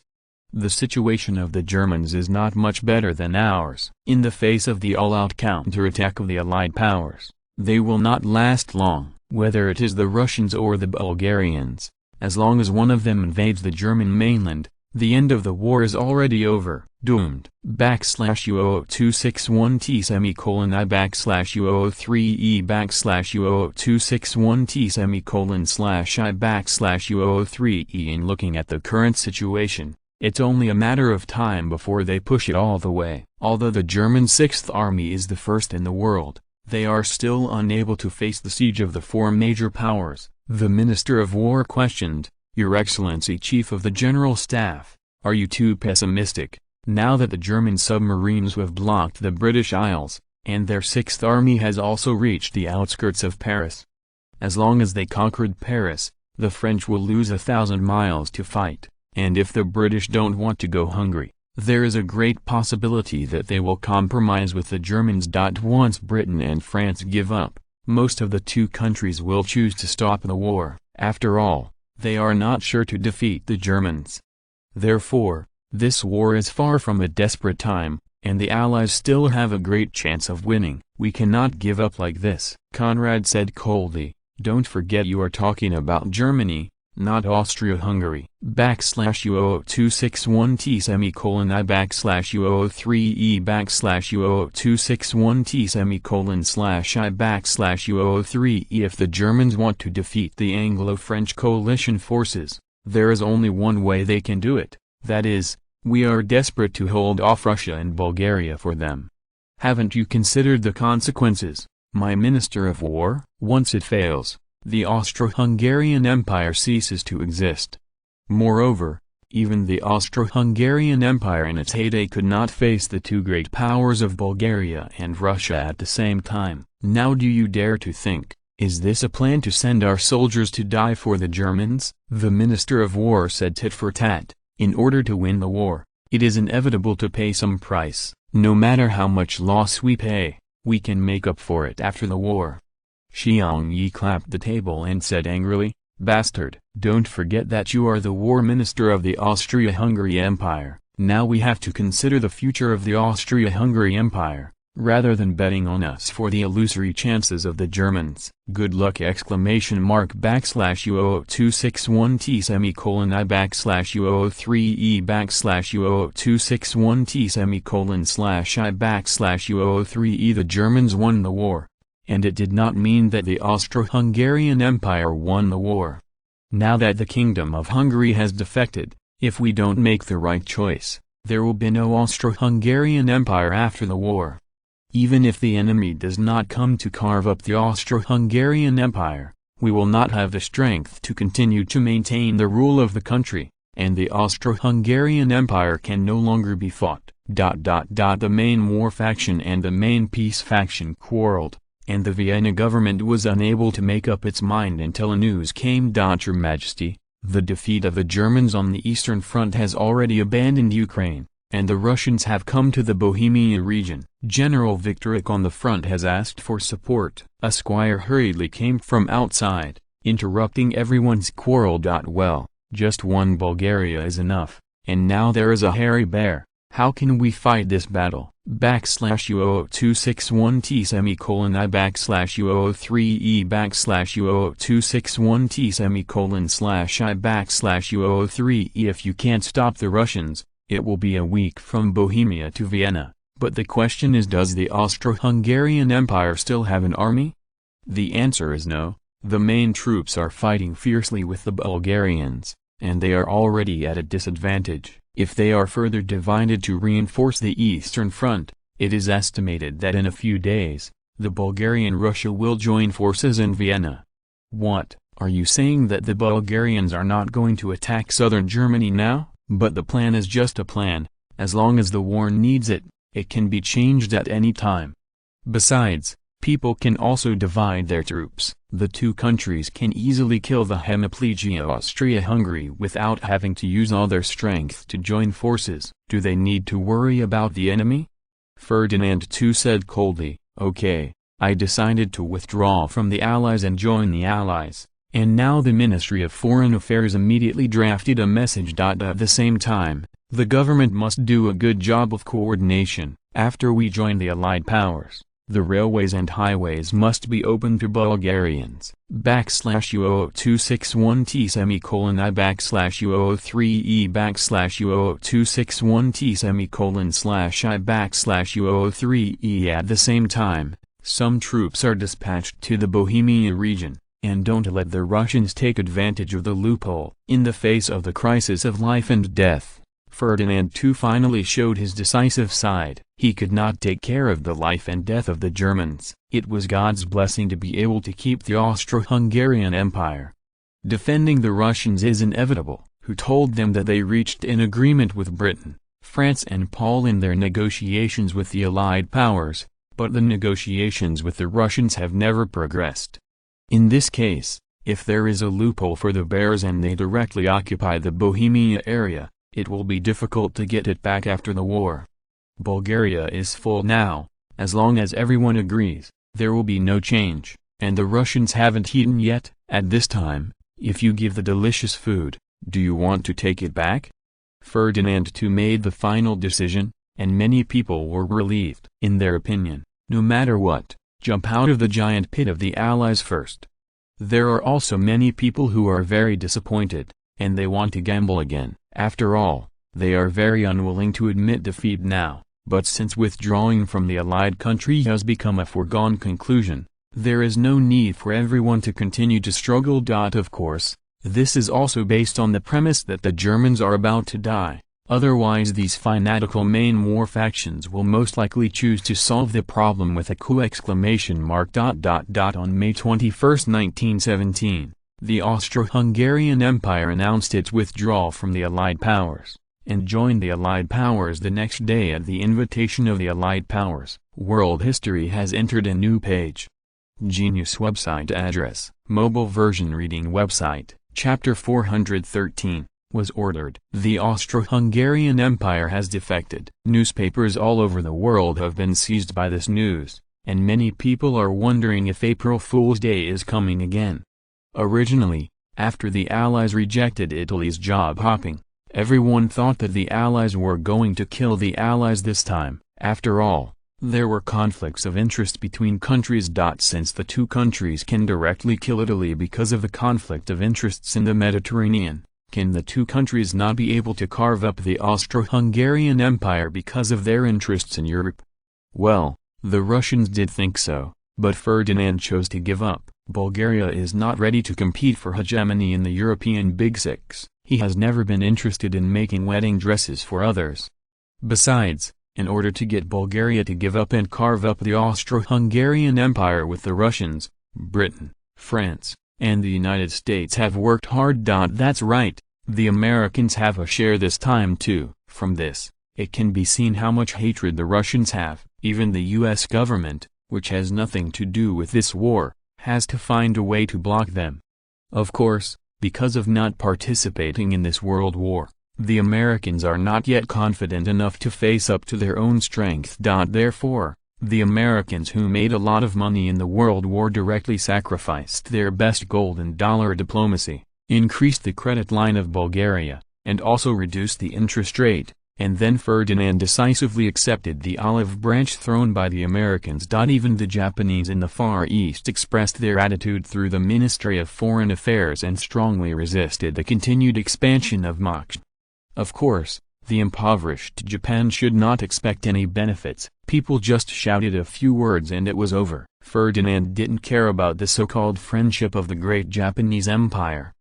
Don't look at the war money the Japanese also made in this world war, but because they were swindled by Ferdinand, they owed a huge foreign debt. After so many years, the profits have been rolled over, and it has long been an astronomical figure. The Japanese government is still a pauper! To pay off debts. In this world war, the Japanese also sent expeditionary troops to Europe, but the performance was a bit shameful. After the first batch, they were disliked by Britain and France. Of course, this humiliation is only because they came at an unfortunate time. The 15 main divisions of the Japanese army just caught up with the huge pit of Verdun, and they are finished without a chance to perform. In fact, the Japanese army still has some combat effectiveness. Although its equipment and tactics are backward, it has a good will to fight and is much stronger than the colonial army. The problem is that they asked for too high a price. Britain and France felt that it was not economical, and because of Ferdinand's butterfly effect in this time and space, the Allies did not lack troops at all. So naturally they did not ask for a second batch. Even though the Japanese government has been working hard to extort money, there are still £450 million of foreign debt, but their external debt has also grown to £380 million, and it is estimated that the balance will be reached after the end of the World War. This is also caused by Japan's special system. Due to the World War, the Japanese made money, but the money did not go to the Japanese government, and most of it went into the pockets of the consortium, which naturally happened. Therefore, compared to the same period in history, the confidence of the Japanese in this time and space is much less, and they do not have the arrogance of claiming to be the third largest power in the world.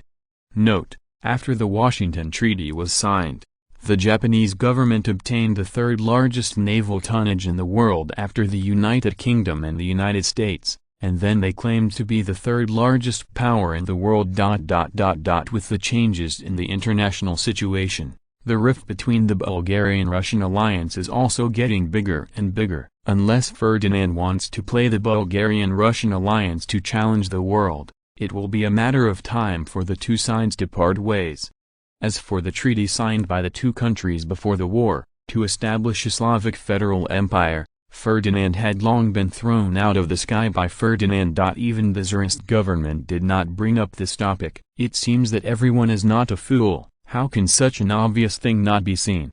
Now that Bulgaria has hardened its wings, I don't want to continue to be a younger brother, and I'm going to fly solo.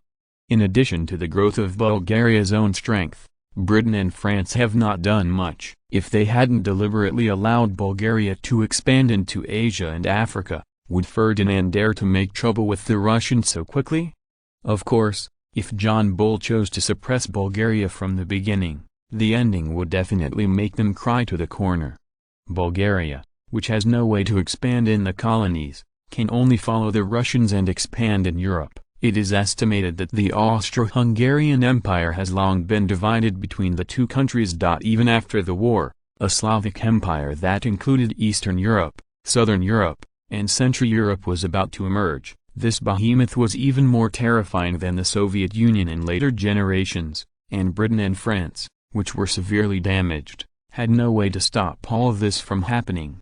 There is no such thing as history. Ferdinand had to admire the British's diplomatic means, and the current situation in Europe is basically still under their control. Now that the Austro-Hungarian Empire has defected, the death knell of the Germans has sounded, and the countdown to the World War has entered. In the future, the pattern of the European Big Six will become the Russian Empire, the hegemon of Eastern Europe, France, the Western European hegemon, and Bulgaria, which is entrenched in the Balkans. In this three-pronged situation, no one wants to dominate the European Big Six. In addition, there is the Austro-Hungarian Empire, which retains a certain strength, which can not only hinder the expansion of the Russians to southern Europe, but also block the way for Bulgaria to expand to Europe. Of course, if the Italians can be stronger and can contain the French, it will be more perfect. In the Mediterranean area, although Bulgaria has grown bigger, the two major gateways are still in the hands of the British, and the strength of the Royal Navy is enough to suppress everything. At the same time, due to its geographical location, Bulgaria, which has risen, has to limit the expansion of the Russian sphere of influence to the Near East for its own interests. It is a matter of time before the two countries part ways. If nothing else, John Bull would provoke a conflict between Japan and the United States after the war to ease their military pressure in the Americas and the Far East. If you know it, you will know it, but Ferdinand is still not allowed to enter the pit. What John Bull used this time was a conspiracy. How could a rising Bulgaria continue to be a younger brother to the Russians? Even if he wants to endure the humiliation, there is no chance. It's not a brain-dead TV series, and countries still rely on interests to talk. When the strength of the younger brother and the boss is very close, can the boss still control it? Bulgaria's homeland in the Balkans now includes Kingdom of Greece, an area of 131,957 square kilometers, Albania, an area of 28,748 square kilometers, Republic of Macedonia, an area of 25,713 square kilometers, Bulgaria, an area of 11,091 square kilometers, Romania, an area of 238,391 square kilometers, Serbia, an area of 88,361 square kilometers, the Kingdom of Montenegro, an area of 14,442 square kilometers, Bosnia and Herzegovina, an area of 51,129 square kilometers, part of the territory of Croatia. The area is about 50 square kilometers, Dalmatia, an area of 13 square kilometers, Turkey in Europe, an area of 23,417 square kilometers, Bulgaria now has a combined area of 731,068 square kilometers, directly surpassing the mainland of France and becoming the second largest country in Europe. Moreover, this world war brought not only territorial expansion to Bulgaria, but also an increase of 15% in the total industrial volume, and a 30% increase in the total economic volume. After the end of the World War, it is inevitable that the population of Bulgaria will exceed 40 million. It is worth mentioning that most of the population growth here is the selfless dedication of the bear. Moreover, this population base is already anti-French, and even with the population growth rate of Bulgaria, it will take a long time to surpass the British, a proper top power. At the same time, in terms of colonies, there will be further increases in Bulgaria after the war. There are no good places, but the bad places with little strategic and economic value. Presumably Britain and France will not be stingy. If nothing else, the total area of Bulgaria's colonies after the war will exceed 5 million square kilometers. There is no problem at all. Of course, there may be more than 4 million square kilometers of land in the desert. However, Ferdinand didn't dislike it either, no matter whether it was valuable or not. Let's get it in our hands first. Anyway, it's a sparsely populated place, and it doesn't take much administrative expenses to manage these places. In some places, it is only necessary to obtain sovereignty. It does not matter whether or not to set up a colonial government. The nomads should let them govern themselves. In the next 20 years, Bulgaria's focus will still be on the Balkans and Asia Minor. As long as these two peninsulas are opened, Bulgaria will be invincible. To a certain extent, after the end of this world war, Bulgaria is also equivalent to being announced by Britain and France, from the order challenger camp of the emerging empire, to the old imperial order defender camp. The world's third largest colonial power, isn't it maintaining the backbone of the colonial empire? From this point of view, from now on, everyone has stood in the same camp! Genius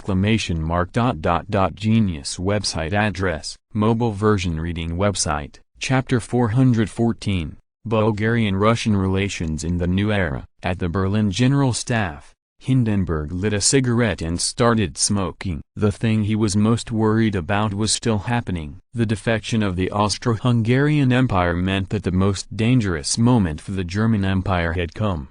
At this moment, he was extremely angry with Marshal August von Mackensen, who refused to carry out the order. In his opinion, if these German troops were withdrawn to the Austrian area to help Austria-Hungary to defend Vienna, then the Vienna government would absolutely don't dare to surrender so easily. Of course, the biggest possibility is that they don't even have the chance to enter Vienna. As long as Ferdinand II is not stupid, he will not let them in. From this point of view, the decision of Marshal August von Mackensen is correct. After all, before the Austro-Hungarian Empire defected, everyone was still allies, and they refused the German army to enter the capital. Could it be that they can still attack? If you really want to attack your allies, it is estimated that the consequences will be more serious than that of the Austro-Hungarian Empire. If this happens, who would dare to be an ally with the Germans in the future? However, he can't even bother to settle accounts with August von Mackensen. For these generals in the army, the deterrent power of the General Staff is getting lower and lower. Under the butterfly effect of Ferdinand, the Junkers aristocratic government represented by Hindenburg had no chance to perform. In this war, the Germans won several major victories during the reign of Wilhelm II. Many Germans now believe that the strategic level of Wilhelm II with two knives is better than that of the Hindenburg government. This is not good news for them. As time went on, Hindenburg kept lowering the bottom line for ending the war. Now he doesn't want the French homeland. Even the Belgian territory of Germany can be given up, and the Eastern Front occupied the Russians. The territory can also be returned, as long as the native land is kept intact, and the Allied powers compensate them in the colony. Well, his current bottom line is not as good as the terms of the peace talks proposed by the black-clothed prime minister last year when he was in power. At least they can add more than half of Poland to the mainland of Germany, and it is not worth it to start this war. Pity, the interest group he represents does not agree. Even now, Hindenburg is still unable to convince the Junker nobles to accept his terms of peace talks. The battlefield war has been fought for more than 2 years, and thousands of Junker noble officers have already shed blood on the battlefield, but they have not obtained the benefits that match them. How should they explain to the families of these people? For this problem, the military leaders are also very troubled. The cigarette was gradually burnt out, and Hindenburg put out the cigarette butt and let out a long sigh. Now there is not much room for him to choose. Either make a last-ditch effort regardless, or immediately admit defeat and stop the loss! Hindenburg asked anxiously, "What do you say in English and French?" He knows that now in contact with the Entente countries, there is no need for Russia and Bulgaria to talk, and they have no bargaining chips to threaten these two countries at all. Even if the Germans come to the whole country once, they will not scare others. In a war of attrition, who is afraid of whom?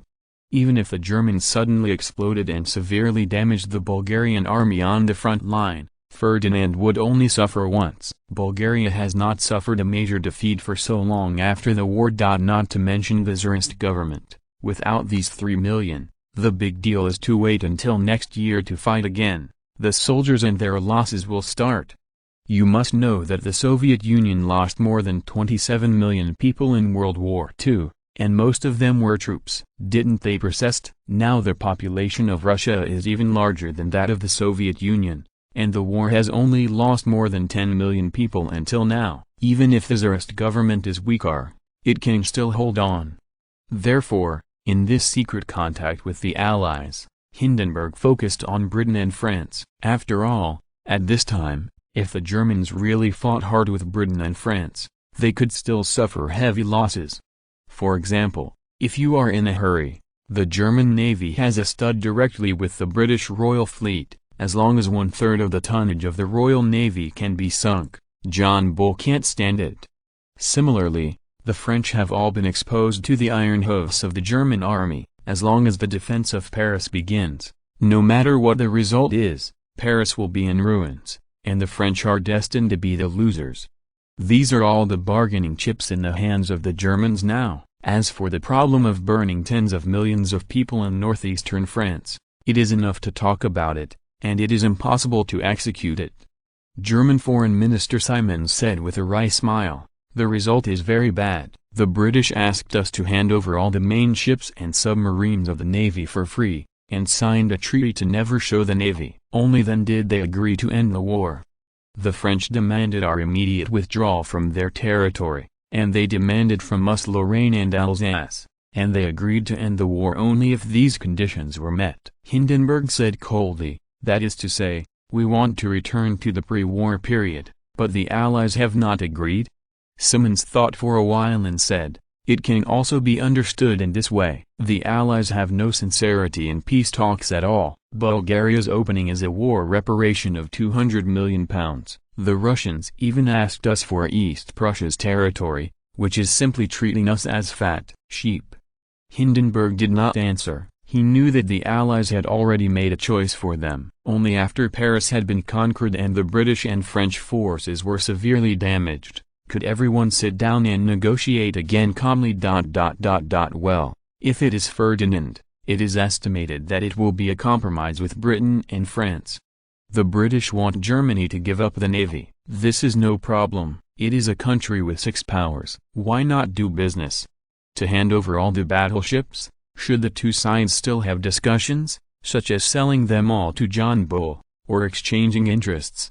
The French want Alsace and Lorraine, and this can be negotiated, such as exchanging the colony, so that everyone can have an explanation for the country.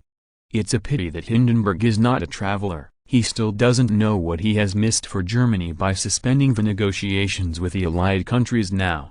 Then needless to say, the two sides start a new round of park. The main force of the Germans fought 1 against 2 on the Western Front, and they just pressed the Anglo-French Allied forces to fight. Since it was the defense of Paris, Paris naturally became a battlefield. The two sides fought a brutal battle around the city until the Bulgarian army reached southern Germany and the Russian army entered East Prussia, and the Germans conceded defeat. Of course, this is all in the future. Now everyone is still busy for the defection of the Austro-Hungarian Empire. With the defection of the Austro-Hungarian Empire, the Bulgarian army could naturally attack South Germany directly, in order to pay the bill, whether the Vienna government is willing or not. They still sent 300,000 Austro-Hungarian troops to act with Bulgaria. Now everyone is busy making preparations. The logistics of the millions of expedition troops is not a small number. Even Bulgaria's efficiency is amazing, and it is impossible to gather all these strategic materials without 10 days and a half months. Without more than a month of preparation time, the Bulgarian army will not take the initiative to attack. After all, transportation also takes time. If there are not enough strategic materials, the front-line troops will not have the confidence to fight. Bulgaria, as the party that took the initiative to attack, just needs to prepare the materials, and the British and French coalition forces that were pressed and beaten are miserable. They are trying hard to confront the Germans. However, whether it is passive or active, the 3 British, French, and Pauline families are doing their best to hope that this war can be ended as soon as possible. But another member of the Allied powers is different. For the defection of the Austro-Hungarian Empire, Nicholas II was more angry than joyful, and the duck he was about to get flew like this. Obviously, everyone is restricting the exhibition of the Russian Empire, but the problem is that you know it, but Nicholas II can't do anything about it. The only thing he can do now is to urge the Russian army to act faster and win as many as possible. Soilov, Nicholas II said fiercely, order the front-line troops, speed up the attack, be sure to take East Prussia before the Germans surrender, and turn the Baltic Sea into our inland sea. Anyway, as long as the established facts are created, it is impossible for anyone to let the Russian Empire spit out the benefits that they have obtained. This time, if they are not able to eat enough in Austria-Hungary, they can only arrest the Germans. It can only be said that the bears have a good appetite, and a Poland can't feed them enough. If it weren't for the fact that last year's defeat on the Eastern Front hurt their vitality, and now they are still inseparable from the support of the Allied powers, it is estimated that everyone would have fallen out. Chief of Staff Brusilov persuaded, "Don't worry, Your Majesty, Britain and France can spare the Austro-Hungarian Empire, but they will definitely not let the Germans go. There is no way to ease the contradiction between Germany and France. After the war, the French will definitely suppress the Germans desperately, the British want to destroy the German navy, and they cannot let the Germans retreat.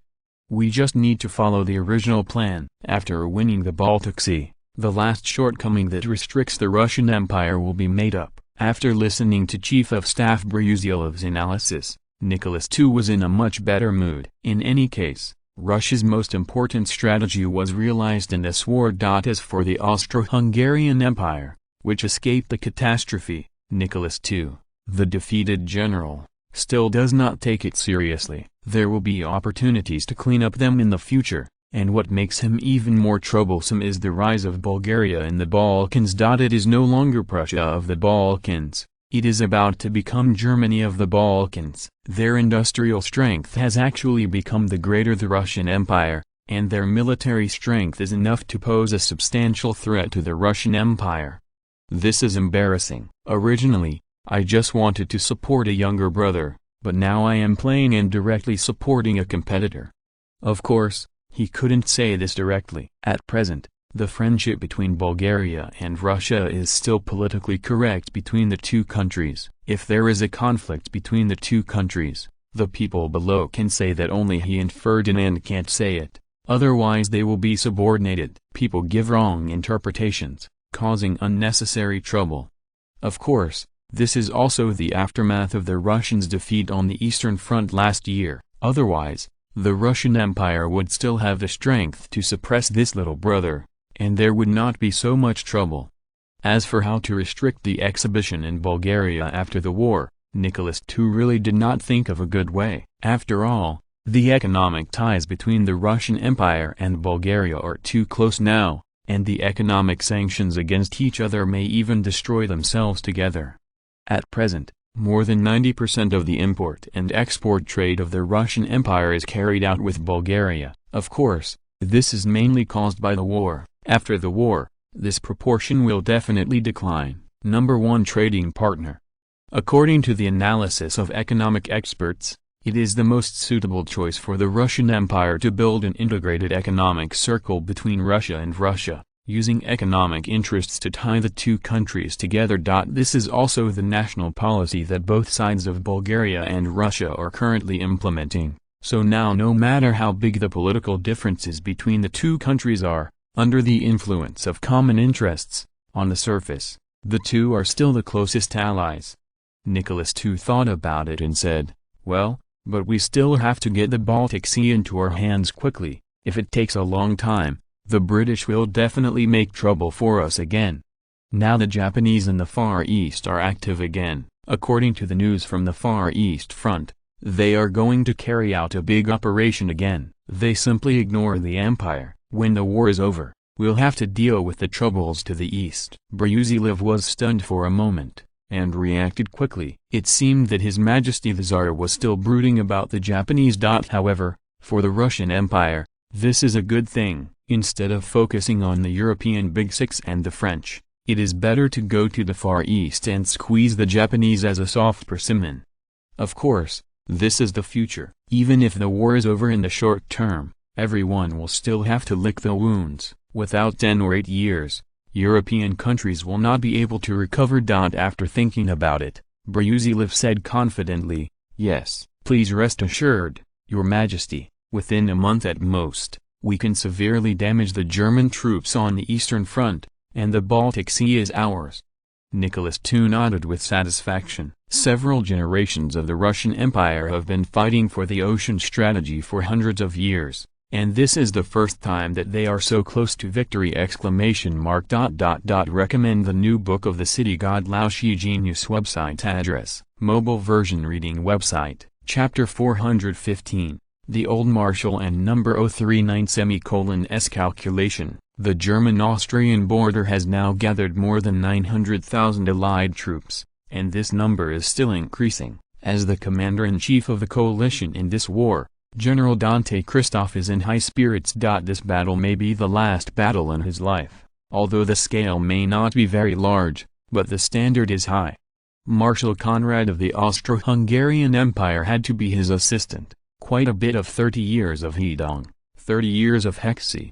Your Excellency Commander, this is the intelligence of the Germans on the opposite side. A staff officer came over and handed him a document while saying. Dante Christophe took the document, tore the seal, took out the document, and looked at it carefully. The strength of the Germans is slightly stronger than he thought. The Hindenburg government has carried out extreme mobilization across the country, and men between the ages of 15 and 65 are required to join the Wood Army. The scale has been expanded again by 210,000, but the combat effectiveness can only be known after fighting. To put it simply, except for those working in special positions, Germany can no longer find healthy young men. With a population of more than 60 million, more than 10 million people have been mobilized to participate in the war, which is unprecedented! There's no way. It's 1917, and the World War has only been fought for more than 2 years. Naturally,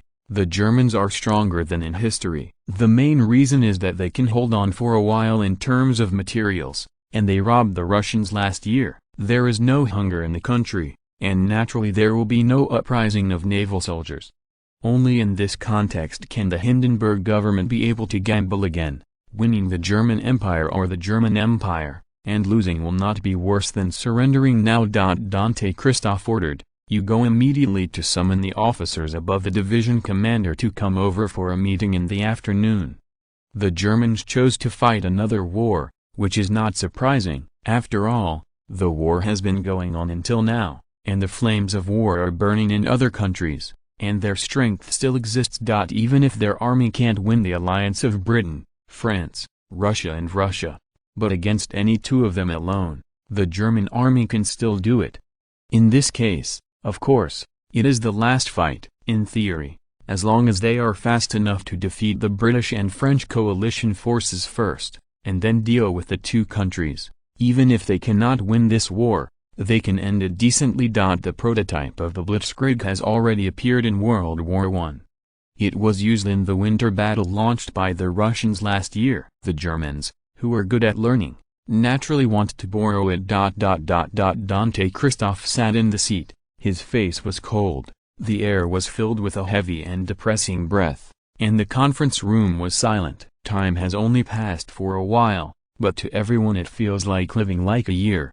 Perhaps because he thought it was almost done, Dante Christoph said in a very stern tone, "From the intelligence we have collected, the number of Germans on the opposite side is about 780,000, of which no more than 5 are the main divisions. The rest are temporary militias. However, the German government has mobilized again in the rear and is still training. If we hit the Tehran area, it is estimated that we will face more than 1 million German troops. Everyone knows how the German army's combat effectiveness is. Even if we are facing second and third line troops, the combat effectiveness is not necessarily worse than some of our troops.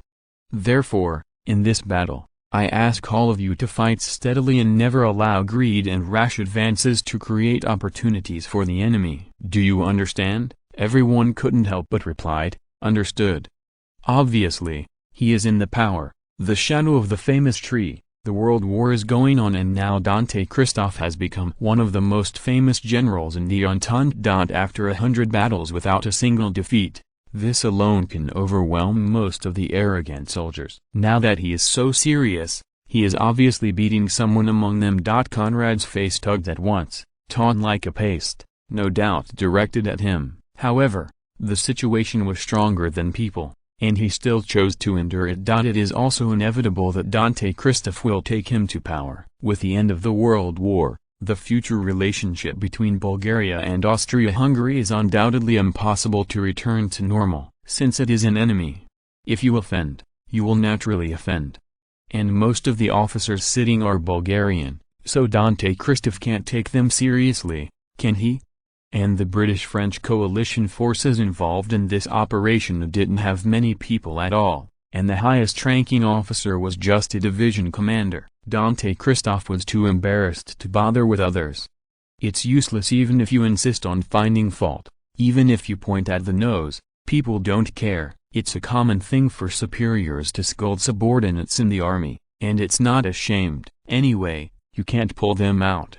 Now that Conrad has confessed, it means that the army of the Austro-Hungarian Empire will obey orders in this battle, and Dante Christoph will naturally not continue to trouble him. Very well, then let's all prepare. 3 days later, on June 18, 1917, the entire army launched a general attack on the Germans at 5:15 in the morning. However, it cannot be ruled out that unexpected situations have occurred, and the total attack time will be advanced, so you must be ready to attack at any time. The Allied forces are preparing, and the German army on the opposite side is naturally not idle. Now the person in charge of the defense of the southern line is Marshal Leopold, Prince of Bavaria. Full name: Leopold Maximilian Joseph Maria Arnulf, was the best general of the royal family in World War I. Now that the war has burned to southern Germany, it is not surprising that he was the commander of the southern front. It's a pity that the Prince of Bavaria is not in a good mood now. It is obvious that this battle on the southern front is a chore, and the possibility of winning is very small. Otherwise, for the benefit of the Bavarian royal family, the position was reserved for his nephew, Crown Prince Rupert Maria Luitpold Ferdinand. Now to fight a war that is almost doomed to fail, he can only be his uncle. Otherwise, he will be stained with this stain, and his nephew will have a difficult time after he inherits the throne, and it will even endanger their family's interest in Bavaria. Domination. Although he became the head coach, Crown Prince Ruprecht couldn't run away and became the chief of staff of the German army on the southern front. Obviously, this was the Hindenburg government suppressing the Kingdom of Bavaria. But they can't refuse, because they are even more worried that someone else will direct the battle. As the leaders of southern Germany, their battle with Prussia is not a day or two. If they are trapped by the Prussian generals, where will they cry? Go? Crown Prince Ruprecht Maria Luitpold Ferdinand may not be familiar to everyone, but he has a name that is much more famous, King Robert I of England. Yes, he is the heir apparent to the British throne, supported by most of the Jamesites, known by the Jamesites as King Robert I of England and Robert IV of Scotland. To put it simply, if the Germans win this war, he can still go to England to be king, and the popular base is not bad at all. Note: the James faction is also the predecessor of the Liberal Party. Well, the relationship between the European royal families will stop here first, and they may not be able to figure it out by themselves. The author really has no way to figure it out. To put it simply, the major kingdoms in the southern German region are now preparing for the future. If Prussia hadn't grasped their lifeline, they would have declared independence. Now even the Bavarian royal family has become the commander-in-chief of the German army, but this does not mean that they can control all the troops. Most of the troops on the southern front are still in the hands of Prussia. If it is to order these troops to fight against the Allies, it is fine. If you want to defect, then don't think about it. The Hindenburg government relies on the army to usurp power, and naturally controls the army very strictly. Ruprecht said softly, "Uncle, do we have to wait any longer?" Leopold said with a wry smile, "Now we have no choice but to wait for the outcome of the battle on the Western Front. Before that, we must block the Allied attack, or at least the Munich area, which is our foundation." The two tacitly stopped the topic. Since William II was put on hold, these members of the royal family have a strong sense of crisis. Hindenburg even took the opportunity of the war to stretch his hand into the army of the Kingdom of Bavaria and evade their command. Now, if there is no order from the German General Staff, it is very difficult for them to mobilize the army of the kingdom. In this case, it is impossible for them to not only care, if after the war, the Hindenburg government directly abolished the royal family, what should they do? Regardless of whether the Hindenburg government has such an idea, but they are from the royal family, they have to prevent this worst situation from happening, and the only thing that can bring them a sense of security is the army! Time passed quickly, and the Allied forces launched a fierce attack on the German positions. The battle was very tragic. Marshal Leopold took out his binoculars and watched a fresh life being swallowed up by the war. He knew that it could not go on like this. If it continues, the future of the Kingdom of Bavaria will be gone. There is no doubt that most of these troops are recruited from the South German region, and they are filled with a large number of young people and old people. Marshal Leopold said coldly, "Reorganize the troops in the rear, this time according to age. Those over 50 years old will be reorganized into a group army, those over 40 years old will be reorganized into an army group, and so on." Ruprecht asked in surprise, "Why?"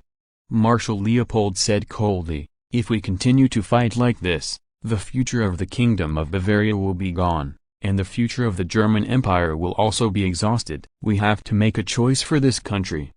Ruprecht's complexion turned gray in an instant, and he said in horror, "What? You are trying to make ...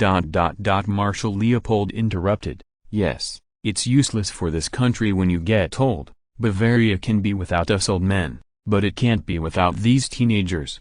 At present, more than 800,000 German troops have gathered on the southern front, and reinforcements are coming from the rear, but our main force has still not increased, and there is no possibility of victory. Unless the enemy is deterred with blood, beaten to death, and let the Allied countries know that we must pay a heavy price to perish, in order to obtain the strongest possible conditions for this country. According to statistics from the Military Recruitment Office, among the more than 800,000 troops, nearly 350,000 are elderly people over 50 years old, and nearly 300,000 are teenagers under the age of 18. "You know this. What does it mean?" Ruprecht said with a livid face. "This means that our country has reached its limit. And now we are fighting with the future of this country. But uncle, no one wants to be cannon fodder. If we reorganize our troops like this, there will be mutiny, Leopold said coldly. Of course, if it is destined to die, few people will definitely be willing. Even if they go to the battlefield, most of them will resist. And I also know that the most effective troops are young people in their 20s. They are full of vitality, have ideals and pursuits, and can fight and sacrifice for their ideals. And these old guys who are about to die are a group of wastes who have no ideals, no pursuits, only know how to eat and wait to die, and have no fighting power at all. But people are forced out, and only under pressure can their potential be stimulated and their combat effectiveness maximized. Do you understand? Ruprecht nodded in understanding. After a pause, Marshal Leopold said coldly, "From now on, you are the commander-in-chief of this unit. Once these veterans are dead, you should order your surrender." Ruprecht seemed to be electrocuted, and asked in surprise, "What, Uncle Leopold? What do you mean by that?" Leopold said earnestly, "Don't forget, I am also an old man, and naturally I am going to the place where I should go, otherwise how can I let these brave old guys die willingly? Moreover, the war is going on now, and the people also need an explanation. My useless old man can just be used to calm the anger of the Bavarian people. This is the responsibility of our royal family members, and no one can escape the responsibility. When you come from the royal family, you have to shoulder the heavy burdens on your shoulders. You are still young, the future of this country needs you, and the family needs you. Understand?" Ruprecht nodded and said nothing. This is also the foundation of the ancient nobles, sacrifice, but his tears could not help but stay. In this world war, the sacrifice of the Bavarian kingdom has been too great, and the people's dissatisfaction with the government has reached the extreme. If the war fails, the Bavarian royal family may not escape the disaster. However, Leopold's choice was to use this defense battle in South Germany to gain life for the Bavarian royal family. When the prince of the royal family died in battle in order to save the next generation of the country, this was enough to quell the anger of the people against the royal family, and even get a lot of sympathy points, so that the people still support the royal family. It can only be said that history has been changed beyond recognition by Ferdinand. The Bavarian royal family has already fallen into a dead end, and once again found a silver lining. Even the unfortunate one killed the prince, and the countries behind had to stand up to support the Bavarian royal family. Now that there are so many allied forces, it is estimated that it will be a mess in the end. So in the end, the allied countries have to give up the war against the Bavarian royal family. Responsibility. It can be said that Marshal Leopold has taken all these factors into account. He used his own sacrifice to win the future for the Bavarian royal family. Even as his enemy, whether it was Britain, France, or Bulgaria, he had to be promoted to the altar after the war, because his spirit of sacrifice was in line with the mainstream concept. At this time, Dante Christoph was still trying to find the flaws in the enemy's defense line. He didn't know that he was about to become the enemy's stepping stone and achieve the enemy's name before and after his life. Genius website address, mobile version reading website, Chapter 416, What to Do if People Are Not Afraid of Death. The most brutal scene of the World War appeared. On the German positions, the old men, panting, were fighting to the death with weapons and the Allied forces. They don't seem to know what death is. No one surrenders, no one flees. And even to the last person in the fight, they still stick to their posts. Whenever the tanks of the Allied forces rushed up, someone would bravely rush up with explosive packs on their backs and die with the enemy. The Allied forces command was shocked. It was the first time they had ever seen such a fierce enemy. Dante Christoph slowly put down the telescope. The scene in front of him is really unbelievable. The Germans blocked the offensive of the coalition forces with this group of old men. It can be said that their combat effectiveness in defense is not much worse than the main force of the German army. At this point in the war, Dante Christoph couldn't bear to back down, and he couldn't care less about the casualties of his soldiers now. Although he didn't know why the Germans on the opposite side worked so hard, he knew that only by knocking down the enemy's morale would the next battle be easy. Otherwise, prepare to lose both. Dante Christopher's face was terrifyingly gloomy, black and purple like a tobacco leaf hit by frost. He said in a cold tone, "Order the troops to hit me hard, and the commander to give me I am going. I'm not afraid of the enemy, but the former will all engage in military law." He admired the bravery of the enemy very much, but this still did not change Dante Christophe's determination. Since they were not afraid of death, they would spend their lives with them. Anyway, the Entente had enough manpower advantages. The ones who can't support it will still be the Germans! The changes in the German positions started a week ago. Since Marshal Leopold made the decision, he has personally served as the commander-in-chief of the senior death squad. The matter is entirely in his data. No one wanted to die. When he gave this order, the German army exploded, almost mutiny, but when he went to speak in person, everyone's anger disappeared. Contents of the following speeches: soldiers, be quiet, take a few minutes. I am your Marshal Leopold Maximilian Joseph Maria Arnulf. You can call me Leopold, or Immortal of. This time, I gave the order to form an elderly death squad, and I also came up with the idea. Now you should be scolding me, cursing me, and some people even want to shoot me. This is all right, because I led you to this dead end.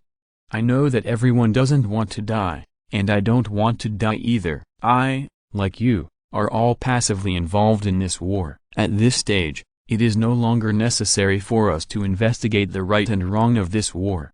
Now the enemy has hit our door, and Germany is behind us. Maybe your home is right behind, or maybe your home is still far away, but as long as we back down, the enemy will still hit us.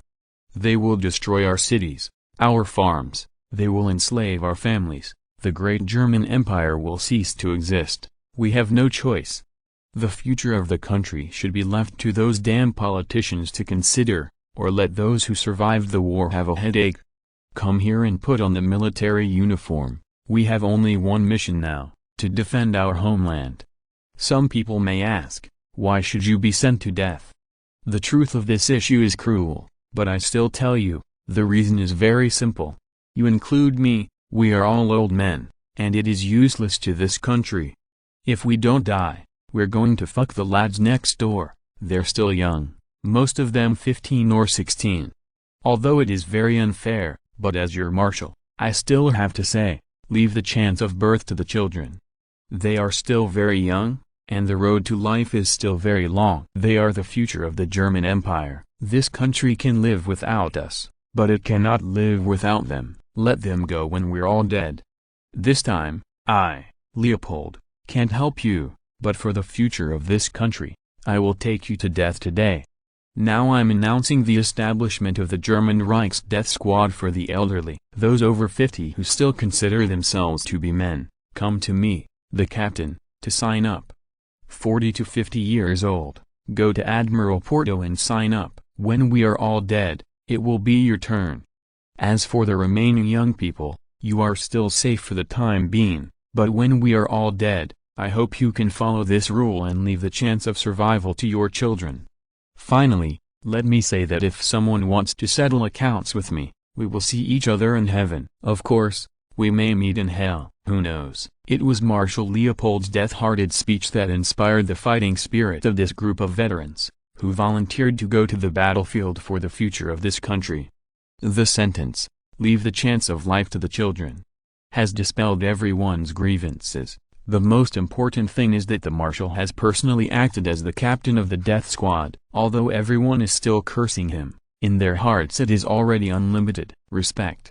As a field marshal from a prince, he could not participate in this operation at all, and no one would accuse him. After all, he is the supreme commander of the Southern Front, and he has enough reasons to live. Even in this war, whether it was a victory or a defeat, he was a prince and a marshal. Even without the German Empire, he could still continue to live a prosperous life, but he chose to die with everyone.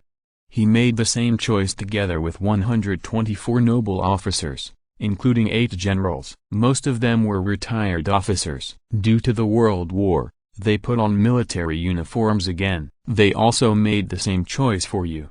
Although for the honor of the nobles, they were forced to choose this path. But in the eyes of ordinary people, the actions of these people are undoubtedly great. They are exchanging their own sacrifices for the future of the country, and they are generously dying for this country. As the senior death squads became famous in the first battle, they were also praised as the altar and became the highest code of conduct for soldiers. And Marshal Leopold, who created all this, has become a new generation of military gods. He led the largest death squad in the history of all mankind and dragged the Allied forces for 20 days. The war on the Western Front took time. Although they did not change the outcome of the World War, their actions shocked the world and forced the Allies to cancel their plan to divide up the Germans. Of course, only France and Russia are actually interested in this plan. If Belgium is counted, it can be counted as 3 countries! On the battlefield in southern Germany, the two armies were still fighting. 1 division and 2 divisions of the Allied forces rushed to the German positions, and then were driven down by the Germans. The most terrifying thing is that many Germans are fighting with explosive packs on their backs. Once they rush into the crowd, they will choose to detonate. In this battle, the most injured are undoubtedly the tank troops of the Allied countries. They seem to have encountered natural enemies and have to be careful. Even if they see the dead bodies on the ground, the soldiers sitting on the tanks have to make 2 shots. Not suspicious, but in exchange for the lessons of blood. No one knows if the members of the enemy death squad are disguising dead bodies, waiting for them to take the bait. As for the trenches, they are even more frightened when they see it. No one knows when a dead man will appear and die with them. In the end, Dante Christophe had to order them to withdraw from the war. After all, the performance of tanks in this era is really not very good. In the face of an army composed of dead soldiers, they really can't do it! In the evening, the headquarters of the Allied forces was brightly lit, and a tense atmosphere was rippling in the entire conference room. The smile had long since disappeared, leaving only a tense face. It has been more than half a month since the attack, but the enemy still firmly holds the line of defense. Especially in the last week, the number of casualties of the Allied forces has increased greatly. On average, 1 division's troops are disabled a day, which really does not contain any moisture. In the face of the enemy who will perish at every turn, everyone is helpless. They can order the soldiers to fight, but there is no way to make the soldiers fearless like the enemy. Facing such a crazy enemy, the morale of the Allied forces has dropped to freezing point. Dante Christophe glanced at the audience, and then said in a very cold tone, "Everyone knows the situation on the battlefield. The enemy is desperate. But this is also the enemy's last dying struggle. Now the main force of the Germans is concentrated on the Western Front. Everyone has learned what the troops in the South German region are like. But the result is really embarrassing. We didn't even win a group of old men who are about to die. It is estimated that now all of us have become the laughingstock of the world. Of course, I'm not blaming you. What can people do if they don't fear death? With the current situation, I can't blame you all. The enemy on the opposite side is a group of dead men. Apart from killing them all, I can't think of any way to deal with them. However, in any case, our coalition also has an absolute advantage in number, and the enemy's dead can't be unlimited. Since Austria can't beat it, then we can attack from other places. Therefore, I decided to divide my troops to ignite the flames of war in the Czech region, penetrate directly into the heart of the Germans, and attack Valsádsen, Adov, Georgetown, Zittau and other areas. I don't believe that the Germans still have so many troops that they can be divided into defenses. If it is not enough in the Czech region, I will attack from Poland. Conrad thought for a while and said, "Your Excellency, Commander, there are Sumava Mountains, Czech Forest Mountains, and Or Mountains looking around in the Czech region. I'm afraid it is not conducive to the action of the army." As the Chief of Staff of the Austro-Hungarian Empire, he still knows the terrain of the Czech region well, so he is not optimistic about attacking from the Czech region. Dante Christophe explained calmly, "I know all these situations. The Czech Republic is mountainous, but these mountains are not high, and many areas bordering the Germans are not dangerous. Besides, we don't need to concentrate too many troops in one place, we can fully bloom more. as long as there are only 1 or 2 divisions in each place, and as long as a breakthrough is made in any place, the surrounding troops can rush in. It didn't take much. As long as 2 or 3 divisions broke through the line, the Germans could no longer plug the gap. Moreover, the Germans are already very short of domestic troops. I don't think they can still put hundreds of thousands of troops in the Czech area for defense. Dante Christoph dares to do this with confidence. Compared with the Balkans, the terrain of the Czech region is nothing. The Bulgarian army can basically be regarded as a mountain soldier, even if it is not from a mountain, but when receiving training, it is indispensable to fight in the mountains. Moreover, they also have experience in fighting over mountains and mountains. It is completely feasible to use a small group of troops to attack central Germany. Even if you fail, you can go back. Anyway, now the Germans can't come up with an army to fight back. Another great advantage is that after the defeat of the Germans, it is convenient for the Bulgarian army to take over more cities, thus gaining a greater right to speak after the war! Genius website address, mobile version reading website, Chapter 417, Chaotic Russia. In Paris, France, people can now hear the sound of gunfire on the front line. Yes, the Germans have already hit the suburbs, and there are only 10 kilometers left from the nearest place. But the last 10 kilometers seems to have become eternity. No matter how hard the Germans tried, the defenders never retreated, and even if they were able to kill a division in one morning, the two sides still had no intention of being afraid. Once the troops of a division are exhausted, they will be sent to another division. Anyway, everyone has a great career, so let's take it slow here. Of course, this is only the idea of the Allies. They are waiting for the result of the southern or eastern front, whether it is Bulgaria and southern Germany, or the Russians in East Prussia. They can win this war. On June 24, 1917, Moscow, the second largest city of the Russian Empire and another stronghold of the Russian bourgeoisie, is now holding a secret meeting. If you look closely, you will find that the characters here are very familiar. Nearly 1/3 of them are political prisoners wanted by the Tsarist government, and most of the rest are big names in Russia. There can only be one thing that can bring such a big person together, and that is revolution. If the bourgeoisie does not fight back, the Tsarist government will kill them. If the Tsarist government does not take action on the world war while the eyes of the Tsarist government are now, once the war is over, the Tsarist government will inevitably turn its attention back to the country once the war is over, and the good days of the bourgeoisie will be over. From the investigation of black history, few of them are clean, and the Tsarist government can use legal means to clean them up.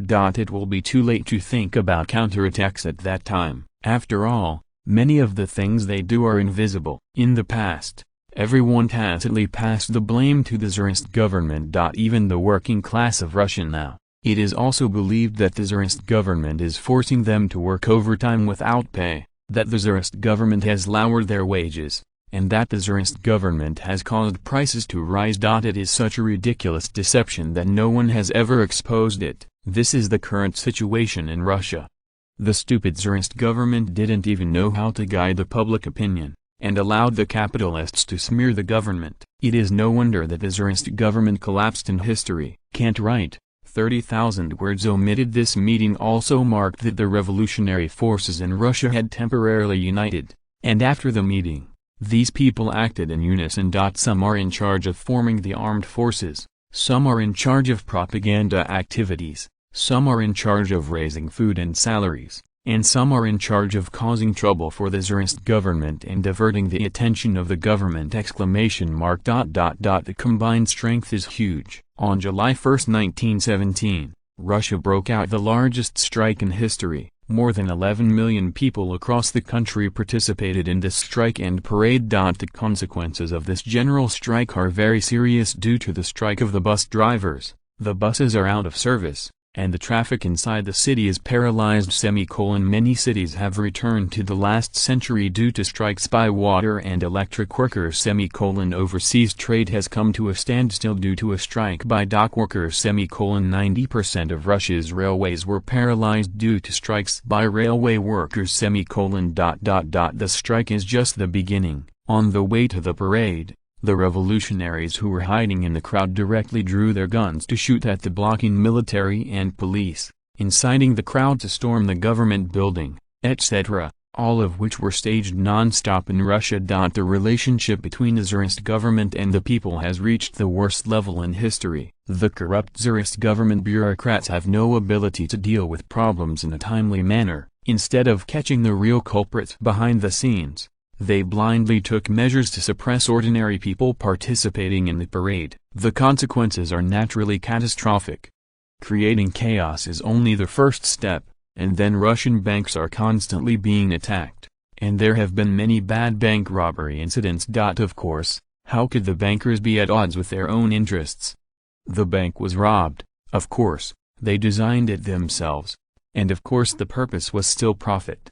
On July 20, 1917, the Russian Dawson Bank declared bankruptcy due to the deterioration of Russian security, causing the bank to be robbed of billions of rubles. Immediately afterwards, major banks in Russia declared bankruptcy one after another, and the financial crisis in Russia exploded. At the end of the show, even foreign banks began to declare bankruptcy. For example, Ferdinand Royal Bank of Bulgaria and Union Bank also declared bankruptcy of their branches in Russia. It is obvious that everyone is taking advantage of the robbery, embezzling the deposits of depositors in the name of bankruptcy, and even throwing the blame on the Tsarist government. This is all caused by the government's inaction. Of course, Ferdinand is still very prudent, saying that although the branch of the Royal Bank of Bulgaria in the Russian Empire has gone bankrupt, the deposits of the depositors are still valid, but for the time being, they can only go to Bulgaria to deal with it, or wait for Russia. After the situation stabilizes, the head office will also consider restarting the exchange business in Russia. I have to say, this blow is tough enough. The bourgeoisie disrupted the national order, and the bankers came out to take advantage of the fire and directly swallowed the deposits of the Russian people. The inferior means are astonishing, but now everyone knows that the Russian Empire is about to be in chaos. How can we make a fortune now? Now that the banks have seen massive bankruptcies, is the stock market any better? Naturally, thousands of miles have been lost, and countless companies have been forced to delist. The lack of cash at this time is undoubtedly fatal. If you want to borrow money, you can't find a bank. Bankruptcy, bankruptcy, or bankruptcy. Entrepreneurs have no choice but to go bankrupt. Countless capitalists also reacted and cursed one after another. Everyone agreed to take a joint action to protest against the government. Now it's time for you not to let go of your own people. The workers who participated in the protest were also dumbfounded. Didn't they say that as long as everyone took to the streets to demonstrate, they could reduce their working hours and increase their wages? Why is there no factory now? That boss, don't jump off the building, too busy, our wages haven't settled yet. In the end, of course, the Tsarist government's fault. This is all a conspiracy of the Tsarist government to plunder the wealth. Otherwise, who has the ability to rob the country's banks in such a short period of time? Let's rise up and make a revolution. The Tsarist government has robbed us of everything, and there will be no chance if we don't resist! Anyway, the final result is that the big capitalists and big bankers make windfalls, and the others are naturally Filipinos.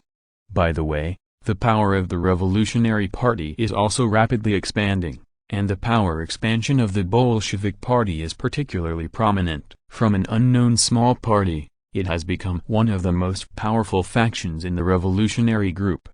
It has to be said that the short-sightedness of the bourgeoisie, for its own interests, completely ignores the consequences, and directly turns countless petty bourgeoisie and middle class into the proletariat. When the Tsarist government reacted with hindsight, it was too late. Except for St. Petersburg, the entire Russian Empire was paralyzed. The Tsarist government lost control over many cities.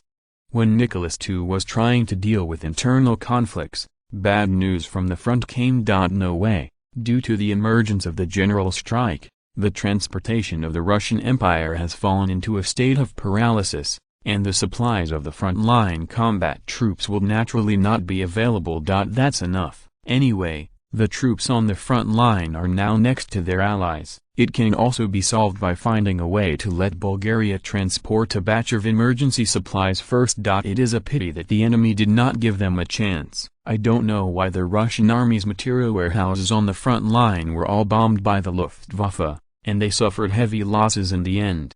What's even more bizarre is that the German bombers are all swaggering over, and the Russian air defense weapons have suffered large-scale damage at the same time. Even before the German bombing, the Russian airfield was damaged, and the Air Force could not be dispatched in time to intercept the enemy! After such a series of bad news, if Nicholas II didn't know what happened, he would be a fool.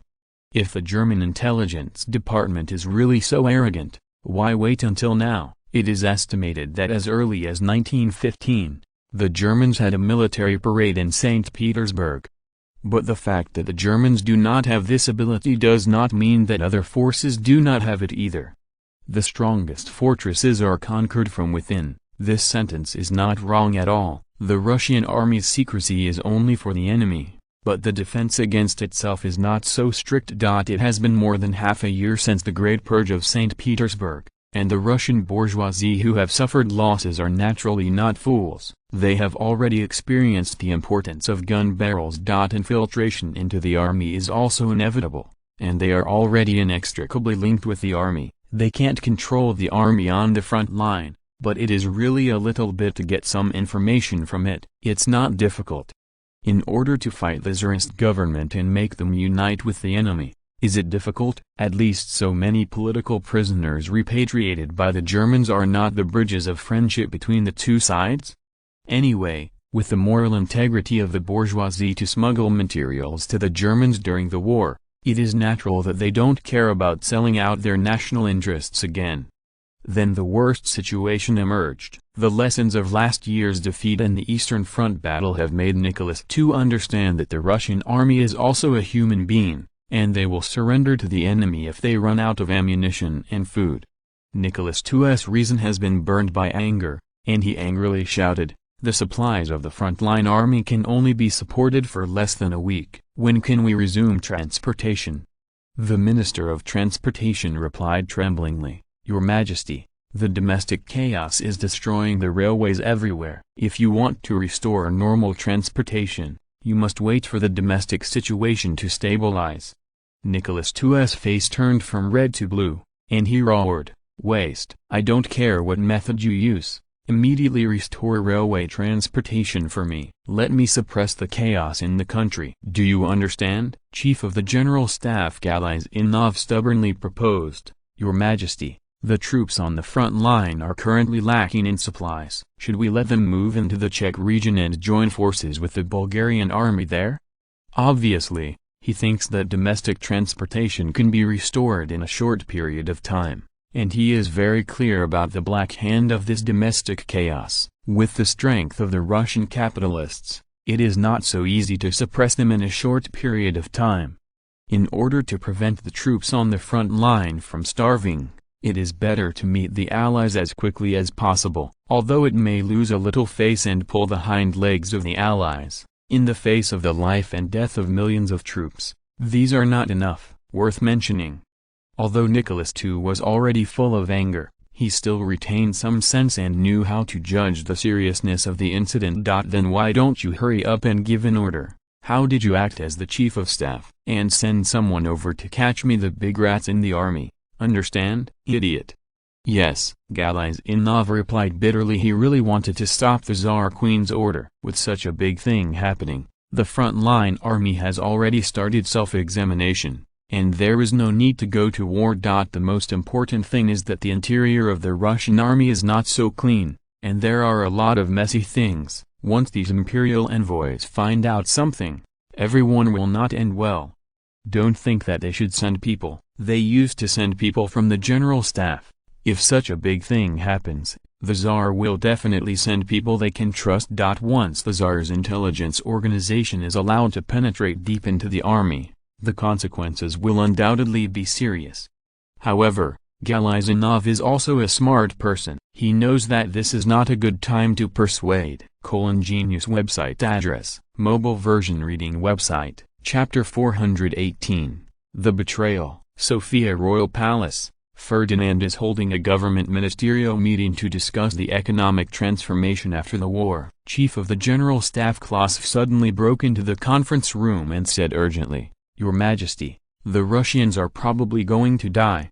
Hearing this news, everyone's face changed greatly. They didn't need to care about the life and death of the Russians. Even if the Russians were finished, Bulgaria could take some advantage. But that doesn't mean that they want the Russians to die soon, at least until the end of the World War. Of course, it is better to drag it on for another 2 or 3 years, and when Bulgaria has completed its economic transformation, Russia will be perfect.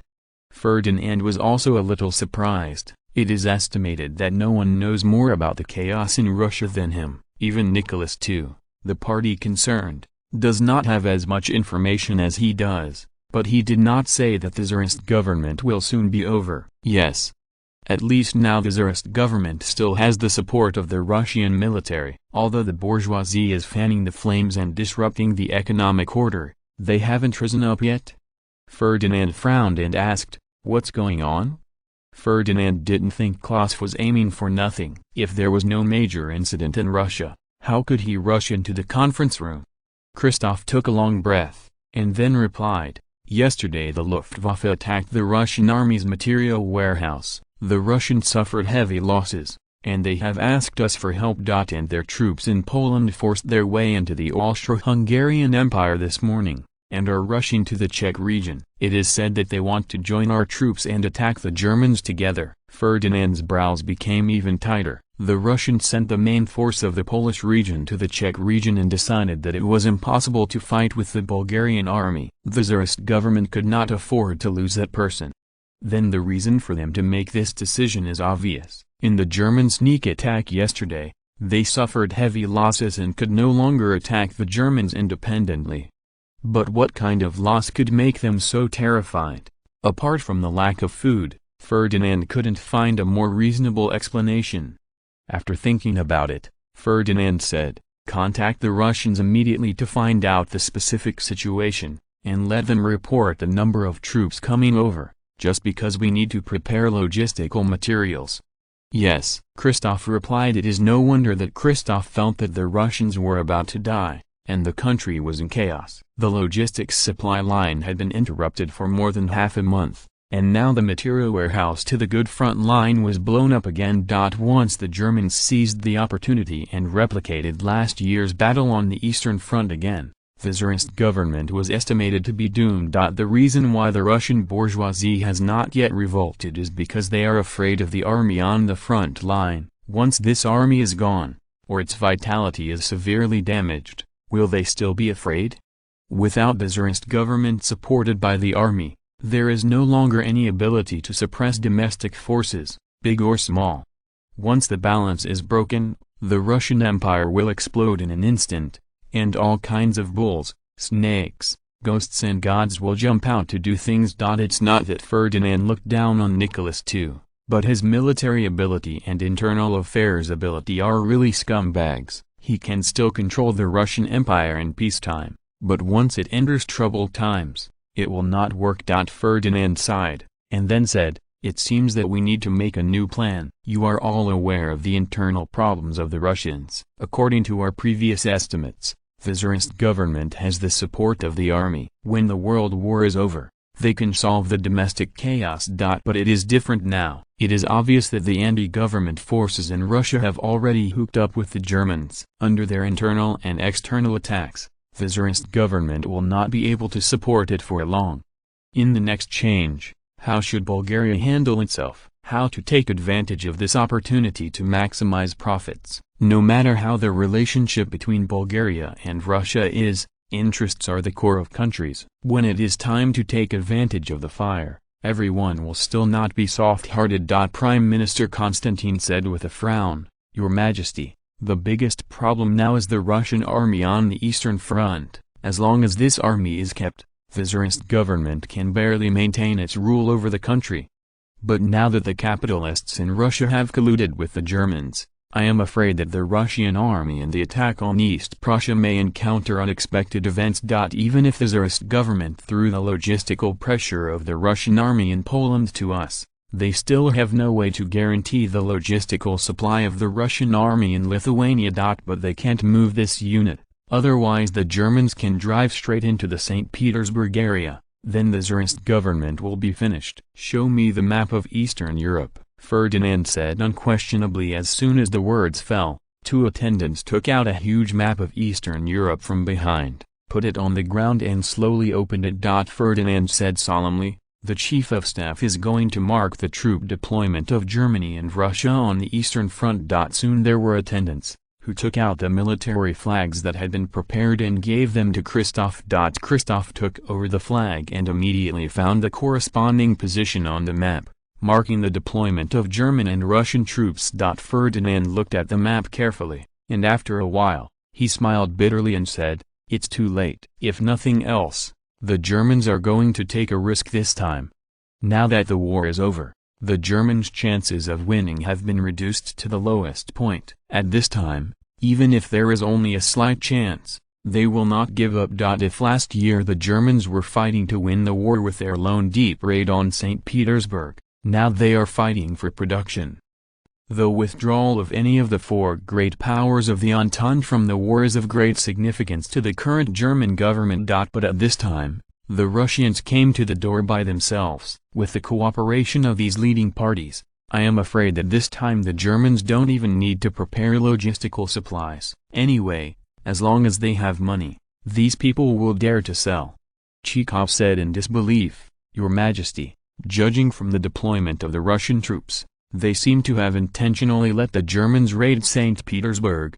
Ferdinand said murderously, "The Russian noblemen are now ready to abandon the Tsarist government. Undoubtedly, with the military support for Nicholas II, the only group that can influence the deployment of the Russian army is the aristocracy. Only they were able to silently leave a loophole in the defense line, and even many officers on the front line were kept in the dark. They might just think it was careless, or they were deliberately luring the enemy into the depths." After all, there are only more than 600,000 German troops left on the Eastern Front. Even if you add the hundreds of thousands of remnants from the Southern Front, there are only more than 700,000 troops. And the total strength of the Russian army is 4 times that of them. Who would think that the Germans would dare to attack under such circumstances? Don't they want to defend the homeland? If Germany raided St. Petersburg and the Russians raided Berlin, wouldn't it be a lose-lose for both sides? Under normal circumstances, the Germans would not be so stupid. However, if someone cooperates, maybe? Is the German Air Force really that powerful? Why can they bomb all the material warehouses? With the power of the capitalists alone, can they handle all these things? Obviously this is extremely abnormal, but if there is the cooperation of the noble officers, it is not necessarily the case. It does not even need to be a high-level military officer. As long as there is the cooperation of the middle and lower-level officers, this plan can be completed. It is more likely that these participants did not know that this was treason, and perhaps they thought it was just a struggle within the army, or that they were using bitter tactics to lure the enemy. In this way, it is all concatenated. No monarch can tolerate the betrayal of his own people, and Ferdinand is no exception. Although it was only Nicholas II who betrayed this time, this did not prevent him from being angry. Ferdinand can accept the bourgeoisie's rebellion against Nicholas II and the revolutionary party's rebellion against Nicholas II, but now the aristocracy has also jumped out, which makes him intolerable. Of course, he admitted that you, Nicholas II, have acted a little bit, especially condoning Rasputin's abusive acts, which really hurt the aristocrats. This is not to the point of having to betray it, right? Thinking of this, Ferdinand suddenly understood that the Russian aristocracy and the bourgeoisie are not so clear-cut. Many of the big aristocratic industries are managed by puppets who have been pushed out, and they are hidden behind the scenes. It's a capitalist. Nicholas II's great purge in St. Petersburg was clearly cutting their flesh. Although he didn't do anything to the nobles' industry on the bright side, it didn't mean that these people would appreciate it. then the loyalty of the Russian military to Nicholas II will also be questioned. If their interests are not damaged, it is estimated that everyone is still suitable for monarchs and ministers. If it is the part of the noble officers whose interests are damaged, it is difficult to say. Well, the most difficult thing to determine in this world is the human heart. Just think about the Chongzhen dynasty in history. At the juncture of life and death, aren't the nobles of the Daming kingdom digging the corner of the country? Don't they know the consequences of doing so, but unable to extricate themselves in the face of interests, one by one became the gravediggers of the dynasty? It is not surprising that the Russian nobles do this now. Their risks are not that great. Anyway, everyone here in Europe rarely kills nobles, but no matter how bad it is, they can still be rich. Since the cost of crime is so low, it is not surprising to betray Nicholas II for profit.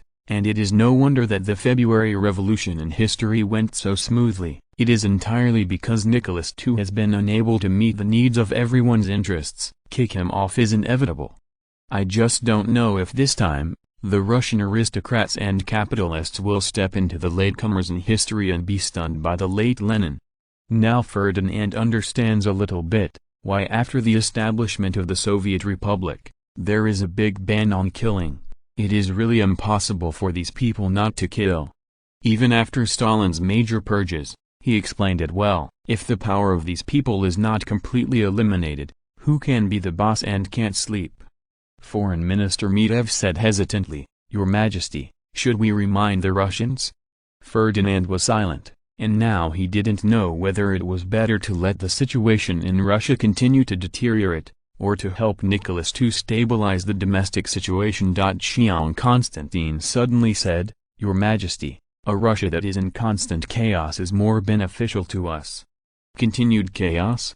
Ferdinand reacted at once. As far as the current situation is concerned, the World War is about to end. Most of the British and French who lost less in the war are going to interfere in the Russian Civil War.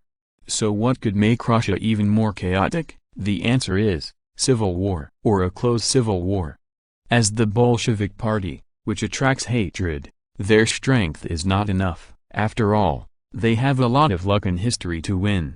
The most important thing is that the existence of the Germans helped them block the gun. But things are different now. Once the intervention army is established, Ferdinand knows what to stand even if he thinks about it. In the case of the soaring strength of the intervening army, can the Soviet Union still be established? I really thought it was the son of destiny, hanging up. Anyway, as far as Ferdinand knows, among all the revolutionary groups in Russia, the Bolshevik Party has indeed become the second largest party, but their foundation is very unstable, and they have not even had time to build up their own armed forces, and their party members are not enough. It's tens of thousands. And compared with history, the St. Petersburg base camp is lost, or lost forever. Even if they occupied St. Petersburg, there is no way to get the full support of the local millions of people. They have changed to support the Tsar. In the face of a possible army of millions of interference, what will they use to fight? In the end, Ferdinand decided to pretend that he didn't know anything, and Nicholas II would see his fate. In theory, as long as he was not unlucky or safe, even if it fell into the hands of the Germans, others would also. If he won't kill the monarch, at most he will be forced to announce his withdrawal from the war. These are all acceptable to Ferdinand. On the contrary, if Nicholas II reacts and kills the 2 or 5 young men in the army, he only needs to transfer 200,000 to 300,000 main troops from the front line. The situation can be stabilized immediately. With the feces and urine of the capitalists, once they can't do anything, they will still resolutely withdraw. Then introduce a bunch of scapegoats to quell the anger of Nicholas II, and this matter will pass. So is the legendary October Revolution still possible? This is obviously intolerable. How can such an important historical event be less? Without the author, it would be over. Genius website address, mobile version reading website. If you're listening to this novel on a channel other than Fanfic World, it means they downloaded and uploaded it without effort. We cordially invite you to visit our channel, Mundo Fanfic Novelist. There you'll find the original version of this story, and you can explore many other novels of various genres. We are waiting for you to immerse yourself in a world of incredible novels. Chapter 419. I was touched again. On July 8, 1917, the Allied forces captured Eggenfelden, Germany. Before Dante Christoph had time to celebrate, the Germans came to the door. A young officer walked up to Dante Christoph and said, "Your Excellency, Commander, the soldiers on the front line just now saw a German major general. He asked to see you by name, and he has something very important to tell you, and he also said that if you are a real noble, you must see him." Dante Christoph was slightly taken aback. Did the Germans on the opposite side want to negotiate? This is also not right. If it is a negotiation, it can't be so much fanfare. Could it be surrender? This is even more impossible. They have already dragged the coalition forces for more than 20 days and injured hundreds of thousands of people. Who would believe it if they just gave up? The phrase true aristocrat made him even more angry. Well, who called him a self-made aristocrat of a generation? According to the popular saying, without 100 years of inheritance, you are too embarrassed to say that you are a real noble? In the whole of Bulgaria, only the king of Ferdinand is a real noble, and the others are basically broke. This is also impossible. Bulgaria has only been independent for decades. Where can I find nobles with inheritance? If so, how could it be Ferdinand's turn to be king? Moreover, under the rule of the Ottoman Empire, even if there are nobles, they are nobles of the Ottoman Empire, and European society will not recognize it. But Dante Christoph would never admit that he was a blowout. He forcibly suppressed the anger in his heart and said, "Bring the German major general here." At the same time, Ferdinand, far away in Sofia, also received a telegram of accountability from the Bavarian royal family, asking him to hand over the remains of Prince Leopold Maximilian Joseph Maria Arnulf. The confused Ferdinand greeted the Bavarian royal family in his heart. "By the way, I'm going to give them a pair of shoes to let them know that they're not to be messed with." Ferdinand sneered and said, "Call the King of Bavaria back and let him make it clear that Prince Leopold Maximilian Joseph Maria Arnulf is dead. What's up with me? If he does not have a reasonable explanation, then I must visit him in Munich and he will be very welcome." This is a blatant threat plus showing off. And of course it is also a revenge for the rudeness of the Bavarian king to him. After all, if Ferdinand held a military parade in Munich, the face of the Bavarian kingdom would be disgraced. Of course, this is based on the premise that the Germans were defeated, and the defeated country was inherently shameless. Well, the confused Ferdinand was calculated like this. Anyway, the tougher he behaves now, the more wrong he will be later. No way. Who called this the European Big Six? In principle, everyone has a tradition of not killing nobles. No, it should not be possible to kill nobles for no reason. In principle, no nobles are killed on the battlefield. This is one of the so-called aristocratic spirits. If you look at European history, you will find that many people would rather raise tigers than harm the noble demeanor, and you will know how influential this culture is. Recommended reading for new books. Killing a prince on the battlefield is not a trivial matter. Of course, if there are principles, it is estimated that the King of Bavaria may not mind going to the battlefield to die in person. In this case, the influence will be even greater, and the Bavarian royal family can use the sympathy points of the outside world to escape punishment. Now that only a prince has died, this score is probably not high enough. Of course, if Ferdinand goes too far, the more sympathy points they get. On the other hand, if Ferdinand does not want to be this stepping stone and bears the name of arrogance, then he will find a way to make up for it later, or let the Bavarian royal family seal up! After figuring out the situation, Dante Christoph started to have a headache. The Germans really found a good time, knowing that they are now asking for Leopold Maximilian Joseph Maria Prince Arnulf's body is delaying time, but he can't refuse. No one would accuse them of killing a prince in a defeat. No one blamed the lack of eyes on the guns, but they couldn't refuse the request for the body. This is related to Ferdinand's long-standing image of operating in Europe, where annexing countries like Bulgaria are usually very boycotted in European society. In order to reverse these adverse effects, Ferdinand had to create a king image for himself that conformed to the standards of the mainstream society. In short, he had good moral cultivation, and his behavior must also conform to the spirit of the nobility. So far, Ferdinand has done a very good job and has a high reputation in the European royal family, but there are advantages and disadvantages. While bringing a good image, Bulgaria has to be restrained in its actions. This is why Marshal Leopold Maximilian Joseph Maria Arnulf dared to make such blatant calculations. If he was facing a hairy bear, all his calculations would be lost! Dante Christoph tried his best to suppress the anger in his heart, and said with a dignified appearance, "The matter of Marshal Leopold Maximilian Joseph Maria Arnulf, we unfortunately. He is a true nobleman and a role model for us. We will try our best to cooperate with him in the aftermath of his death. You can send a team of no more than 10,000 people to welcome his body back." Note: one of the spirits of European aristocracy, charge ahead. It's a pity that the Germans on the opposite side did not buy it, and still insisted, "Thank you, can I see the remains of the prince?"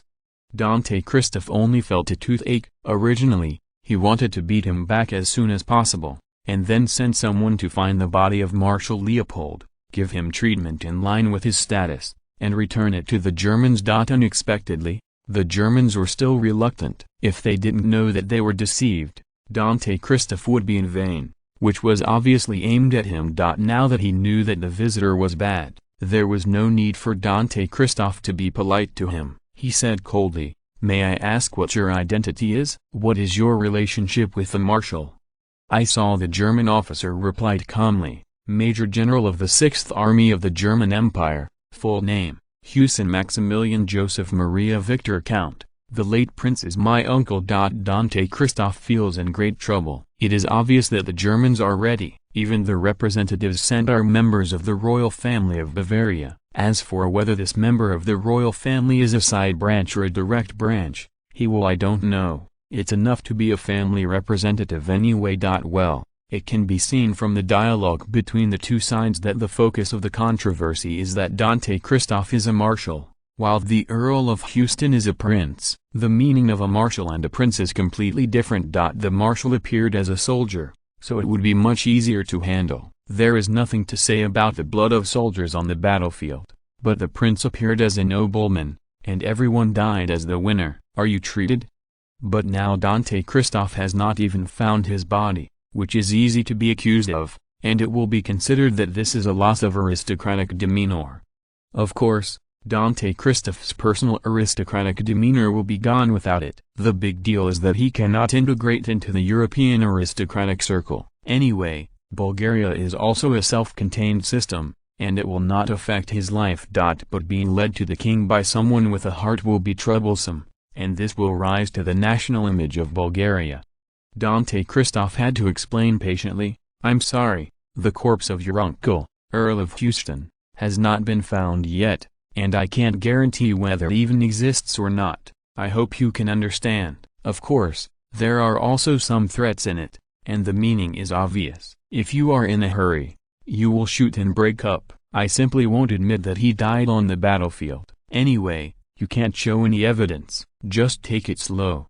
Of course, the consequence of doing this is that everyone has become a permanent enemy, and it will still have adverse effects on Bulgaria, but it is better than being threatened all the time.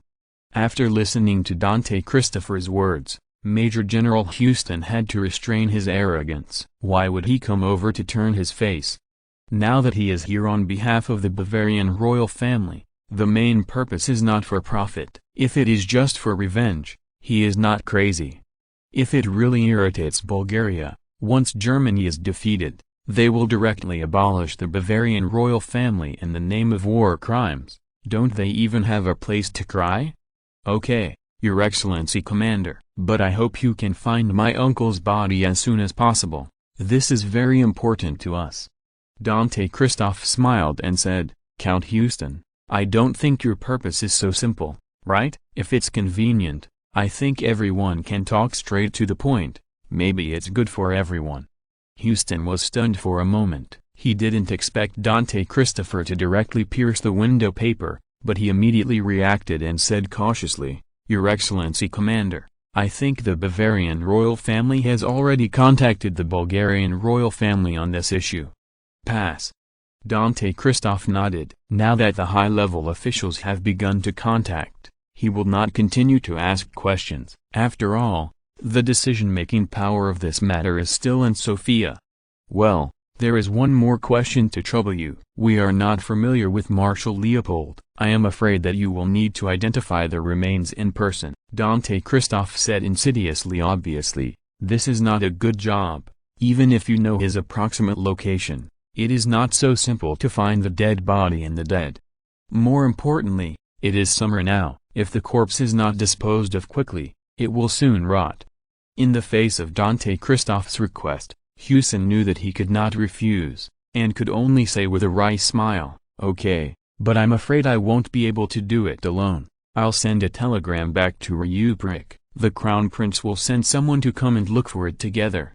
Apparently he wasn't stupid either, so he just found more people and everyone suffered together. Dante Christoph agreed after thinking about it. Anyway, he is not afraid of the enemy's tricks. If the enemy can start a surprise attack without obeying the rules, he can naturally also break the rules. Then Leopold will die in vain! After receiving the call back from the Bavarian royal family, Ferdinand felt ill in an instant. Isn't this the legendary touch porcelain? In his previous life, he had heard of it a lot, and it had developed into an industry, and many people made a living by touching porcelain. It is to take advantage of people's sympathy for the weak and deliberately create accidents for blackmail. Of course, the Bavarian royal family will definitely not play such a low-end game. It is true that a prince has died, but it can't be done with the pension of 3 melons and 2 dates. Of course, there is no such thing as blackmail, as long as the Bavarian royal family is not stupid. The public opinion also depends on who they are dealing with. For some people, it is also a matter of face. This incident involved not only Bulgaria, but also the British, the French, and the Austro-Hungarian Empire. Anyway, the Allied forces did it together, and everyone resisted the pressure of public opinion. But the coach was from Bulgaria. The pressure from public opinion is even greater. But these pressures from public opinion are just the same. If Ferdinand is shameless, the Bavarian royal family really has nothing to do. Could it be that they expect someone to dare to stand up for them? It seems that the whole world can't find it now. Can it suppress the existence of the 4 countries of Britain, France, and Austria? Ferdinand frowned and said, "Come here. Tell the Ministry of Foreign Affairs to send someone to the Kingdom of Bavaria to attend the funeral of Prince Leopold, and by the way, let the people from the Ministry of Foreign Affairs tell the Bavarian royal family that Bulgaria can give up their responsibility for the war, but we also need to see their sincerity. There is no need to bargain at all." Ferdinand knew that the purpose of the Bavarian royal family was nothing more than to escape war crimes. If this matter could be used in exchange for the British, French, and Pauline countries to pursue their war crimes, this matter would be over. Of course, if the Bavarian king himself died on the battlefield, it is estimated that they would not even have to pay the indemnity for the subsequent war. At least Ferdinand would not be able to hold back his face to demand war indemnity from the dead. But now they are a member of the German Empire, the war reparations are counted on Germany. How to distribute it is their internal problem, no matter how to avoid it. Unless they are willing to be independent, then it is estimated that the Allied powers will open the door. At least the French are happy to dismantle the German Empire, and Ferdinand will not object, and even support them to establish a South German Federation.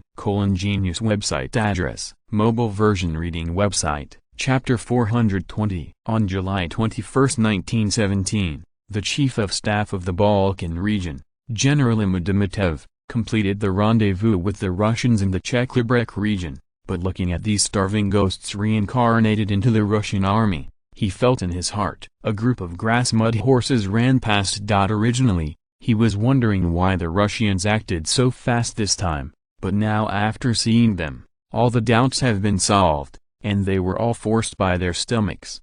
In order to save food, Their troop that went to the Czech region and Bulgaria to join forces came out with only a small amount of rations, which means that they were marching on an empty stomach, and now they must be replenished. There is even more pitiful news. The Russian generals directly asked him for weapons and ammunition supplies. This Russian army, with a number of 1.35 million, only has less than 300,000 rifles, plus more than 10,000 rifles, pistols. That's all their armament.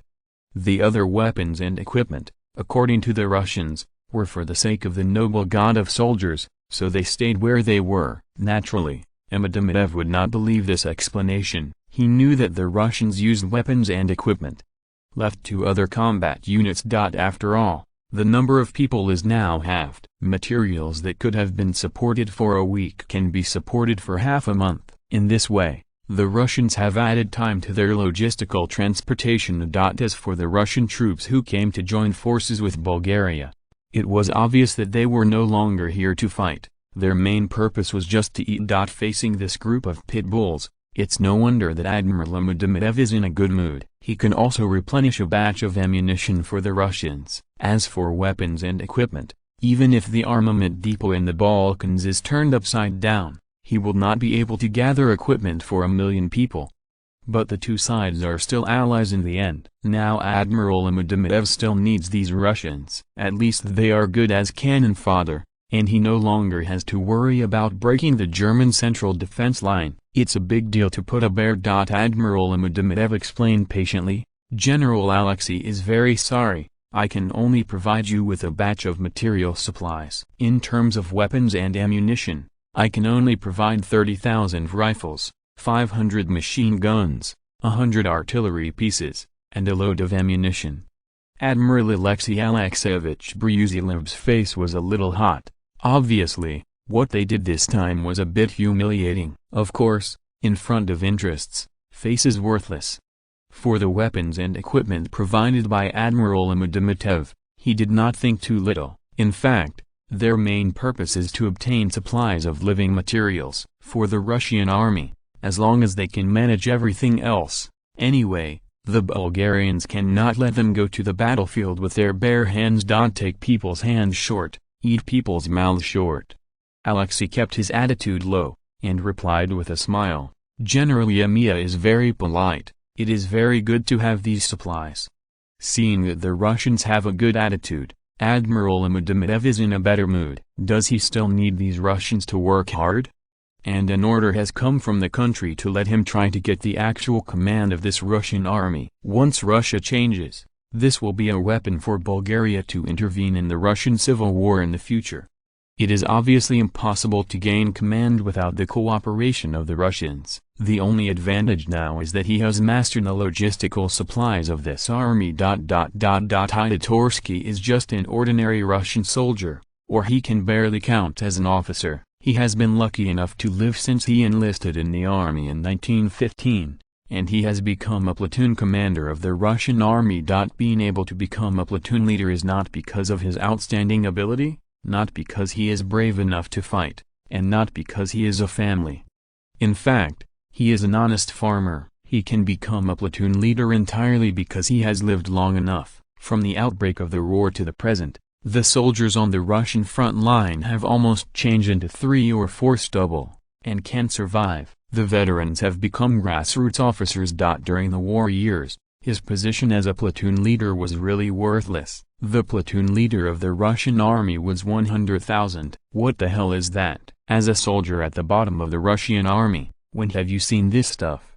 Well, theoretically there is, but the Tsarist government has always been too poor to be able to pay in full. Once the big bosses above share it, they will naturally lose their share. It was not until the recent St. Petersburg purge that Nicholas II, who had money, gave them a military salary. Although the money was not much, he, like many Russian soldiers, was very satisfied.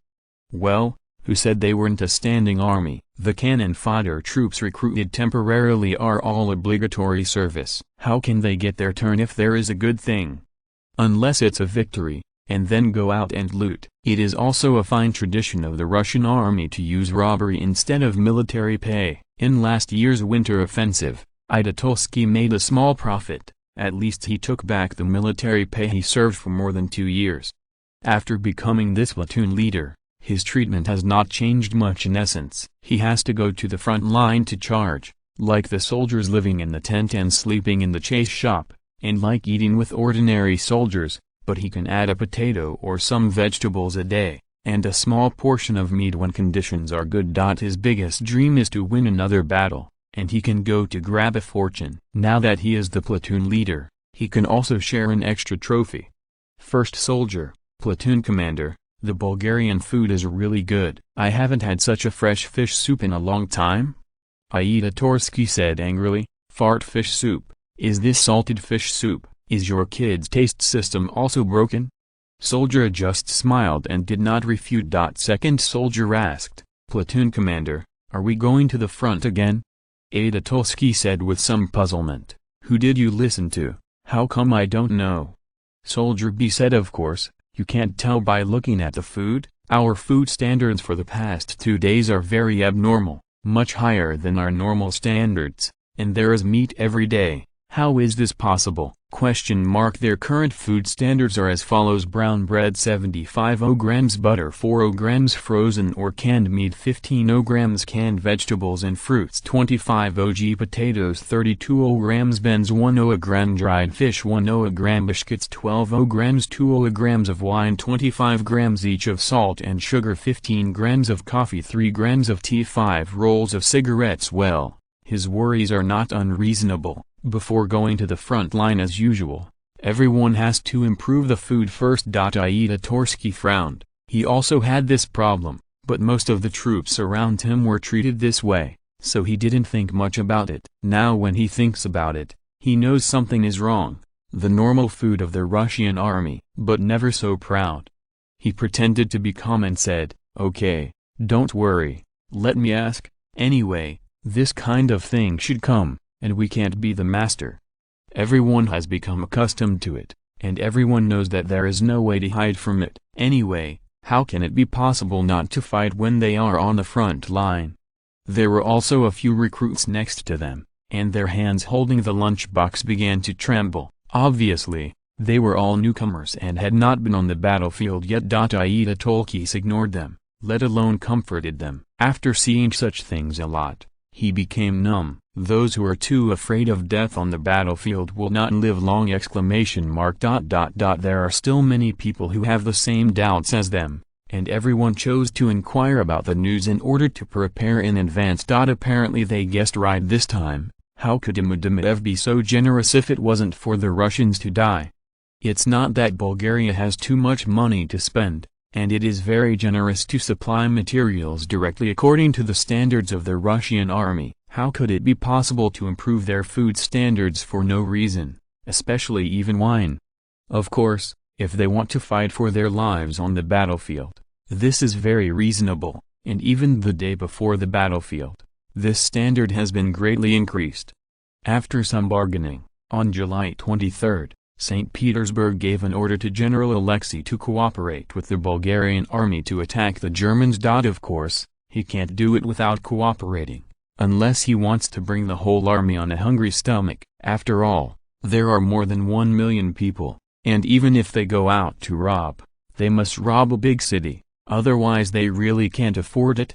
On July 25, Medvedev sent the Russian army to the battlefield and attacked areas such as Prina, Teplis and Zito. Guess the thoughts in his heart with the greatest malice. The number of Russian troops is too large, and if some are not consumed, the pressure on the logistics will be too great. Fortunately, in the Czech region, if it is in Russian Poland, this situation may really happen. Although the railway network of the Austro-Hungarian Empire ranks at the bottom of the European powers, there are still 6 layers of Germans. In the economically developed Czech region, the transportation is not much worse than that of Western European countries, so this kind of worry is not for the time being. Will be born. Anyway, as long as the transportation can be satisfied, the Bulgarian government can still afford the extra supplies of more than 1 million people, and the big deal is to increase hundreds of tons of food every day. With the resurgence of wolf smoke in the central part, the Hindenburg government is really exhausted now. The domestic forces have now been completely drained. If there is no way to make a breakthrough, they will be finished.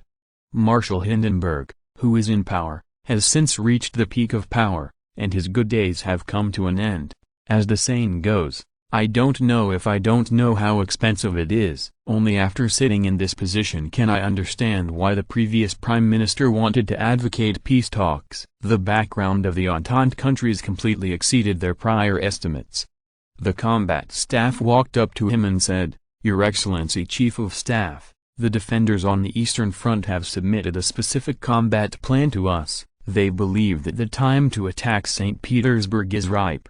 Hindenburg made a decision without any hesitation or looking at the specific battle plan. He said calmly, "Since they are ready, let them do it with confidence and tell the soldiers on the Eastern Front, the future of the German Empire is in their hands."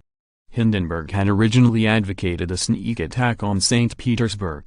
But last year he had not reached the pinnacle of power and could not decide. Now it is his turn to make a decision, and naturally he will not look ahead. Genius website address, mobile version reading website, Chapter 421, The Fall of St. Petersburg. On July 23, 1917, the German army broke through the Russian interception and crossed Lithuania under the leadership of Marshal August von Mackensen, heading straight for St. Petersburg. Although the Hindenburg government was very dissatisfied with Marshal August von Mackensen, the task was given to him. Now is the time of war, and everything is aimed at winning the war. Even if we want to retaliate, we have to wait until the fall to settle accounts, right? On the same day, the Russian military headquarters in Lithuania happened to be attacked by the Germans, resulting in 9 deaths and 11 injuries, including Lieutenant General Mordov Nicholas, the commander of the First Army, who also died on the spot. Due to the paralysis of the high-level command system, the chaos of the First Russian Army continued until 3 days later, when the Front Army appointed a new army commander to arrive, and it returned to normal. At this time, the best pursuit time has been missed. Ferdinand, who received the news, just sighed slightly. He knew that St. Petersburg was over. Although there were still hundreds of kilometers from Lithuania to St. Petersburg, the Russians had not deployed any troops at all. The most funny thing is that the Russian army on the front line did not pursue the German army immediately because of the internal chaos, and it was delayed for 3 days. This is simply watching the fall of St. Petersburg. Otherwise, as long as they follow closely behind the Germans, even if Germany hits St. Petersburg, it will be the fate of being attacked by the front and back. Of course, the mastermind behind the chaos of the Russian army has also surfaced this time. They can no longer do it if they want to dive. Now the officers who support Nicholas II in the Russian army are also fighting against the officers who oppose him. The two sides are deadlocked. One bad. The Russian civil war is about to break out from the army first, but in the end, the officers of the Tsarist faction have the upper hand. But they are eager to rescue St. Petersburg, and they have no time to purge the opposition. After receiving the information, Nicholas II immediately attacked the opposition nobles in anger. Unfortunately, the building was empty. When they left, they also did a major thing, which was to set fire to the grain warehouse in St. Petersburg. Although the Tsarist government organized the firefighting in time, the losses were still heavy, especially the explosions in several warehouses where flour was stacked, eventually causing hundreds of casualties and destroying hundreds of thousands of tons of grain. The Tsarist government has no hope of defending St. Petersburg. Of course, this also means that even if the Germans occupy St. Petersburg, they will not be able to look forward to it for a long time. It can be called killing two birds with one stone! Faced with this trick, the Tsarist government was dumbfounded, and it was killing them. And can they give up in St. Petersburg? Obviously not. Once the light spittle stars are given up, they can be drowned. Can St. Petersburg hold up? If there is no damage from these people, it can definitely be defended. This is the capital of the Russian Empire. As long as they stick to it for a while, reinforcements from all directions will arrive. At that time, it will not be a big problem to encircle and wipe out this German army. But now all this is impossible. Although the Russian Empire still has a large amount of grain, The grain in the warehouses in Siberia and the Caspian Sea is almost rotten. Unfortunately, some railways have been damaged, and these grains cannot be transported in the short term, coming to St. Petersburg. I have to say that the enemy's calculations are very accurate. As long as the Tsarist government abandons St. Petersburg, Nicholas II's prestige will be dealt a fatal blow, and he can no longer suppress all kinds of bulls, snakes, ghosts and gods in the country, and their chance will come! Russia is about to have a major turmoil. What are the Allies doing? The reality is very cruel. Ferdinand has to be a little bit cheeky. Even if he didn't support his brother-in-law Nicholas II this time, he didn't cause trouble for him. The performance of Britain and France is very chilling. People directly hooked up with the Russian bourgeoisie and used the embassy to provide them with convenience. Even if a new government is established, their interests will not suffer the slightest loss! Of course, the anti-government forces in Russia are not monolithic. The aristocrats want revolution only to kill Nicholas II, and they will definitely not kill themselves. Therefore, they are still the so-called constitutional monarchists. The bourgeois revolution will be tougher. They hope to conquer the monarchy and establish a bourgeois republic, just like the United States and France, so the aristocracy is also an obstacle for them. There is also the Bolshevik Party. There is no doubt that their revolutionary stance is the firmest and most thorough. Both the aristocracy and the capitalists are their enemies. Once the Tsar falls, the future Russian Empire is likely to stage the romance of the Three Kingdoms. If you add support for Nicholas II, it may even evolve into the romance of the Four Kingdoms! Time passed quickly, and it entered August in a flash, and the World War was still raging. Ferdinand's life has not been very good recently, because of the Russian affairs. Princess Xenia's temper has been unstable recently. Even with a few little guys, they are living their lives carefully, for fear of causing the mother's displeasure. This made Ferdinand secretly rejoiced. Fortunately, he didn't take action this time, otherwise the Russian Civil War had not broken out, and maybe the Civil War would break out in his palace first. Little Ferdinand asked, "Are we really not going to get involved in the affairs of Father Russia?" Ferdinand smiled slightly and said, "Do you think it's better to be neighbors with a strong Russian Empire, or a divided Russia, from Bulgaria's standpoint?" Little Ferdinand said without hesitation, "Of course this fragmented Russia is more in our interest. Father, I understand what to do, but what should my mother explain?" Ferdinand patted his shoulder with his hand and said confidently, "That's why I didn't do anything. These things are done by the British and French. We just acquiesced to their actions. Your mother should also be reasonable. You can't blame me for this." The expression on little Ferdinand's face is really good-looking. What do we mean by doing nothing? Without our cooperation, could the British and French actions have been so smooth? But he still decided to play stupid. Anyway, the British and French are the first birds. Bulgaria should continue to be the ostrich. Otherwise, if something goes wrong with the unlucky uncle's family in St. Petersburg, the account should not be recorded by the mother on father and son. After thinking of this terrible consequence, little Ferdinand decided that no matter what he does in the future, he will not come forward if he can, so as to save his hatred. A maid said softly, "Your Majesty, Mr. Sim asks to see you." Ferdinand didn't mean to let Ferdinand evade him. He was already the crown prince, and he was not too young. Many things were accessible to him. Let him in. The intelligence chief, Sim, saluted the two and said, "Your Majesty, news has just come from Russia that the Germans have conquered St. Petersburg, and the Tsarist government has already evacuated before the city is broken. Our people are evacuated according to their evacuation. Judging by the route, there is a high possibility that they will go to Moscow." Moscow, Ferdinand figured out. Is Nicholas II's brain flooded? Doesn't he know that there is already the base camp of the capitalists? Do you think that capitalists are just soft persimmons?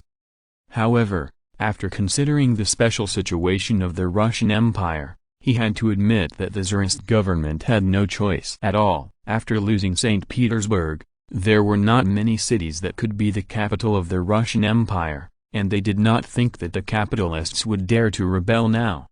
Of course, the army of more than 10,000 people accompanying them is their real confidence. After all, the thugs under the capitalists are not the opponents of the regular army. In theory, more than 10,000 people are enough to suppress everything. At least there is no armed force that can compete with them in Moscow. After a moment of contemplation, Ferdinand said, "Order our people to pay close attention to the situation in Moscow, especially the actions of the Bolshevik party." "Yes," some replied. Little Ferdinand, guess what will happen to the Russian Empire next? Ferdinand asked. Little Ferdinand thought for a while and said, "Due to the loss of St. Petersburg, the prestige of the Tsarist government has been greatly lost. Next, the major forces within the Russian Empire will unite to attack the Tsarist government. My uncle is very likely to lose his hand this time. Writes, and may even lose the throne and be succeeded by Alexei or Uncle Kale Alexandrovich." Ferdinand shook his head and said, "Well, that's a good analysis, but all you said was based on the premise that the royalists had the upper hand, but now the bourgeoisie has the upper hand in Moscow. As enemies, would they let Nicholas II go so easily?" Little Ferdinand said in shock, "Father, do they still dare to kill the king?" Ferdinand hurriedly stopped him and said, "Keep your voice down, kid, in case your mother finds out, there will be some of your good fruit to eat." The capitalists of the Russian Empire naturally did not dare to kill the monarch. At least they would not take risks when the army loyal to the Tsar was still on the front line, but not necessarily for others. Ferdinand meant something, but he didn't say it directly, letting little Ferdinand think about it himself. Looking at the puzzled little Ferdinand, he added, "Remember, your mother cannot know about our conversation today, otherwise she will ask you to find a way to save your uncle's family, and you will go by yourself." Solve. Little Ferdinand was shocked and said, "Ah, isn't my father?" "You don't care? If you let your mother know, she will definitely demolish your palace." Ferdinand said without change in his face, "I don't care. Everything in the palace is outside the body. She likes to tear it down and let him tear it down. If it's a big deal, I will build a new one, but you will be miserable. She will be with you every day, bombard your ears until you give in." After a pause, Ferdinand added a very unscrupulous sentence, "This is still limited to your uncle's family. If there is an accident, maybe she will consider severing the mother-son relationship with you." Little Ferdinand was half killed by Lay, and looked at Ferdinand resentfully, because he wanted to keep it a secret. Sim, who was beside him, was already in a cold sweat, and he fantasized about it. It seems that he has already listened to what he shouldn't, so he won't be silenced, right? But soon Ferdinand rescued him, jokingly said, "Little Ferdinand, you are too timid. I made a joke for you and made you tremble. It's really shameful. Your mother has so scary." "Oh, Sim, you can go down. You didn't hear anything today, understand?" Sim replied immediately, "Yes, Your Majesty." He wouldn't run away after speaking, and now he doesn't dare to stay any longer. Let's forget about participating in the royal family's housework. Little Ferdinand said, not to be outdone, "Who is afraid? But my mother has been really scary recently." "You can hide under the pretext of handling official business. We will be miserable, and if we are wrong, we will be punished."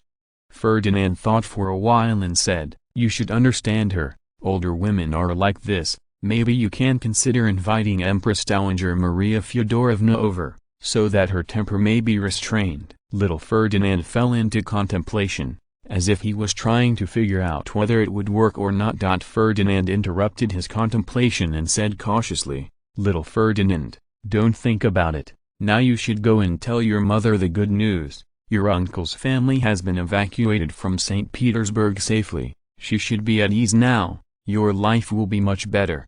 Little Ferdinand smiled bitterly and said, "Yes, father." Obviously he doesn't think that St. Petersburg has fallen. What good news is this? Maybe after hearing this news, Xenia will be even more angry. Genius website address, mobile version reading website, Chapter 422, August Revolution vs. Three Kingdom Romance. St. Petersburg has fallen. The whole world was stunned by this news. The Russian army on the Eastern Front was more than 4 times as strong as the German army. Is it all waste snacks? Ferdinand himself wrote an article to solve this doubt. As the best ally of the Russian Empire, how can he stand by at this time? He has the obligation and responsibility to uncover the truth of the incident and let the Russian people know who is behind the scenes.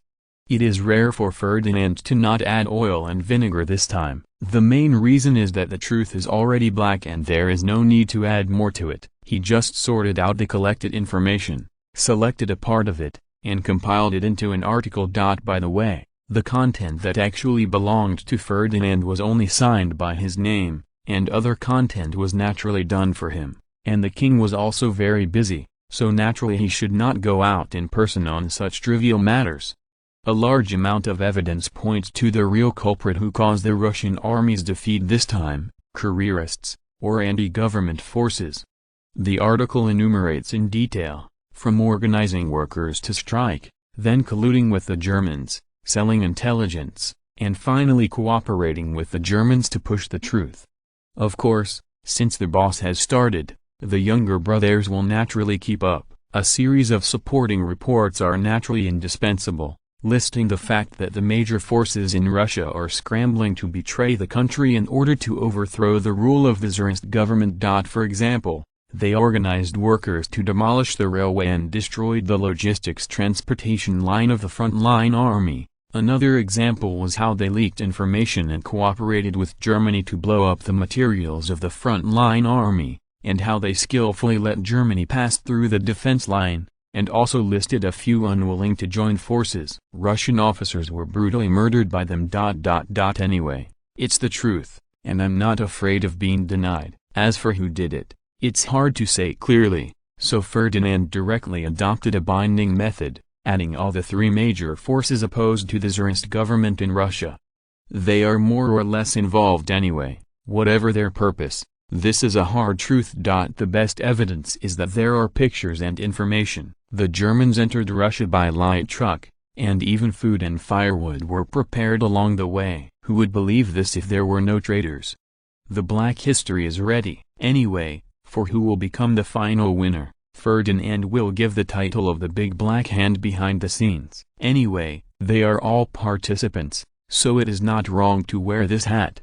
There is no hatred for no reason in the world, and Ferdinand is not a knight who loves to fight injustice. It is only incidental to complain about the injustice of the Tsarist government, but because of his relationship with the Russian royal family, it is human nature to stand up and say a few words of justice for them. Well, the deeper purpose is naturally covered up. Of course, this is just to fool ordinary people. Anyone who understands the basic national conditions of Bulgaria now knows that Bulgaria needs the Russian government to have blemishes, and the more blemishes, the better. Just look at how many Russian refugees there are in Bulgaria now, how many scientists, doctors, teachers, and engineers from Russia. Everyone understands why Ferdinand did this. Needless to say, there are more than 5 million Russian refugees. They basically will not return to China. After all, the living conditions here in Bulgaria are better, and they have jobs and income. If they want to go back, they will face a very real problem: what to do with life. But these Russian elites are different. They can live a prosperous life no matter where they are, and most of them were fooled after Russia's eastern defeat last year. This is the credit of the non-governmental exchange meeting between Bulgaria and Russia. Basically, before the outbreak of the war, a non-governmental academic exchange meeting between the two countries was organized every 2 or 3 years. It is not surprising to know a few friends from the same industry. After the Russians' defeat on the Eastern Front last year, the domestic economy was also seriously affected, and social security began to deteriorate. Coupled with the capitalists' robbery, everyone's life was not so easy. Then it happened that a friend from Bulgaria wrote them a letter and mentioned these issues intentionally or unintentionally. After learning about the situation, I invited them to come over and stay temporarily. Anyway, the two countries are very close. After the war, it's better to go back. Travel abroad. Then a large number of people came over. These people originally planned to come here to avoid the war. After the war, they still have to go back. It is not so easy to keep them. It can be said that as long as these people are left behind, The scientific research capabilities of the Russian Empire will be weakened by 3 layers, and the field of medical education is equivalent to a decade of retreat. And while weakening the Russians, it also increases the national strength of Bulgaria and absorbs the essence of the Russians. In the future, the development speed of Bulgaria will be greatly improved. Since they all came here to avoid the war, they naturally like to live in peace. Once the chaos in Russia continues, they will naturally not go back. As long as you stay in Bulgaria for a long time, you are used to working and living here, and the desire to go back will naturally fade as time goes by. Of course, these can only be useful to ordinary people, not to those strong patriots. So now Ferdinand has made another move. Since you're a patriot, you can't work for the traitorous government, can you?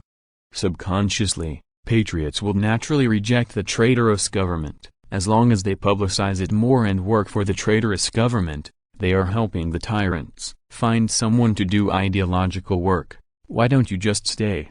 Now the Tsarist government is dead, so for Ferdinand, the future Russian government must be a government full of ambitions and traitors, in order to serve Bulgarian interests. Now, after such a series of propaganda, all the people who originally supported the Russian Revolutionary Party have retreated. Such traitors are definitely not a good thing. It can be said that after Ferdinand's propaganda, it will be difficult for the future Russian government's reputation to be whitewashed. As long as the Russian people think that the current revolutionary parties are traitors, how much centripetal force will the government they set up in the future have? With the ability of forebears to draw hatred, there are many people who want to dig a hole for them. With the strong support of Britain, France, the United States and other countries, the new Russian government that has not yet appeared has become a German puppet government.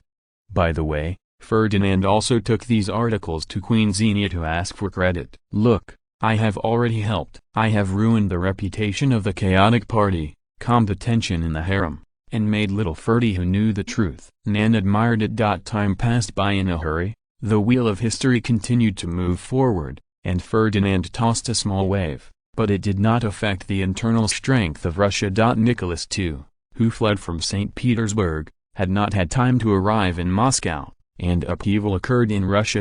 On August 4, 1917, the bourgeoisie in Moscow staged a coup d'état, gained control of the city, proclaimed the establishment of the Russian Republic, and directly abolished the throne of Nicholas II! This time, everyone was not surprised. After Ferdinand's selfless dedication, everyone knew that there was a group of careerists in Russia who wanted to rebel, in order to attack the Tsarist government. They had colluded with the Germans. Countless melon eaters, with such an expression as expected, expressed their opinions one after another. Many people are betting on when the Russian Civil War will break out and who else will win the final victory. As a member of the people who eat melons, Ferdinand still pays great attention to the influence, and took the lead in expressing his attitude, denying the legitimacy of the Russian Republic established in Moscow. Then it was strongly condemned, and there was no more. His statement is not surprising, even if it is out of the friendly relationship between the two royal families. It is necessary to support Nicholas II! Then, the major monarchies in the world all issued their own condemnation for electrification, and it was a joke, but everyone naturally rejected this kind of rebellion that broke the rules. Even William II treated them in his own name. Condemned. The Russian Republic is embarrassed. They can't find a supporter internationally. The Allies ignore them, and the Allies have no contact with them. Unlike in history, when they succeeded in the revolution, they seized power in the Russian Empire, which was based on the alliance of capitalists and nobles, and had captured Nicholas II. But now Nicholas II is still out and about. The strength of the Tsarist government is much stronger than their new Russian Republic. Who knows how long they can last? In addition, they are in the name of collaborating with the Germans. Of course, the Allies will not support them. Even if they are on the line with Britain and France, it is useless. Upon receiving the news of the capitalists' rebellion, Nicholas II was immediately furious, and he had not yet asked them to settle the old account, and now he dares to rebel. Suppress, must suppress. Nicholas II asked, Chief of Staff, how many troops do we have around Moscow? Galazin thought for a while and said, "Your Majesty, those chaotic parties must be prepared to rebel, and our troops around Moscow may have already been infiltrated by them. Even if the local garrison is still with us, it is of no use. Due to the war, most of the garrison has been transferred to the front line. Now our troops around Moscow will not exceed 5,000. If you want to suppress the rebellion, it is best to draw troops from the front line. For example, in the Czech region now, we have a large number of rich troops. In terms of distance, it is also the most convenient to send troops from there. Just communicate with the Bulgarians and ask them to help. Busy, transfer 200,000 troops, and you can settle the chaos entrenched in Moscow. Unparalleled blessings and misfortunes do not come singly." Just as Galazin finished speaking, another bad news came. A squire came in a hurry with a telegram and said anxiously, "Your Majesty is not good. Our northern front was defeated in St. Petersburg, and almost the entire army was wiped out." Nicholas II grabbed the telegram and looked at it carefully. Not long after they evacuated St. Petersburg, the reinforcements from the front also rushed to the city of St. Petersburg. Before they could launch an attack, they were ambushed by the German army. If it is just a simple ambush, they are not afraid. With so many troops on both sides, at most they can ambush the vanguard troops. The German army has limited strength, and it is not enough to want to make an encirclement. It is a pity that the Russians forgot that their enemies are not only Germans. The internal enemies are far more terrible than the external ones. The simplest example is that the Germans could easily get supplies along the way, but they encountered an interception all the way, and they were intercepted by their own people. After St. Petersburg and the Germans fought, their supplies were running out. They thought they could get supplies at home. Unfortunately, what they didn't know was that these reserves had been sold to the Germans by some people, and then they got screwed. Under attack from inside and outside, they naturally couldn't stand it, and then they were defeated by the Germans. Nicholas II's anger could no longer be suppressed. He never imagined that there were so many traitors in the country. If Ferdinand was here, he would definitely sigh with emotion. The interests are moving. Obviously, there are not so many thieves in the Russian Empire. Even if the power of the aristocracy is very strong, it is not all the nobles who oppose him now. The number of nobles who support Nicholas II is also quite large. With their restraint, those people can't do whatever they want. This is impossible under normal circumstances. But in the face of interests, enemies can also become friends. After the Germans offered a sky-high price, even the nobles who supported Nicholas II fell under the attack of golden bullets. Out of their own interests, they sold a large number of supplies to the Germans. Of course, they would definitely say that they were robbed by the Germans, but haven't they had time to settle the accounts? The Russian Northern Front came again. In order to buy time for their aftermath, the nobles who supported Nicholas II or the nobles and capitalists who opposed them tacitly chose to delay their marching speed. The easiest and most effective way is to blow up the railway. It was delayed along the way. St. Petersburg was finished, and even the logistics materials that should belonged to them were bought by the Germans at a high price. It's another war that goes to the battlefield hungry, and the result is not surprising. Father, like son. Nicholas II is now confused. He thought that so many people were his opponents, and it was normal to lose control. This is the sadness of the old empire. The Russian Empire has decayed from top to bottom, and corruption has long become a chronic disease. Even during the war, don't these people smuggle to the Germans again?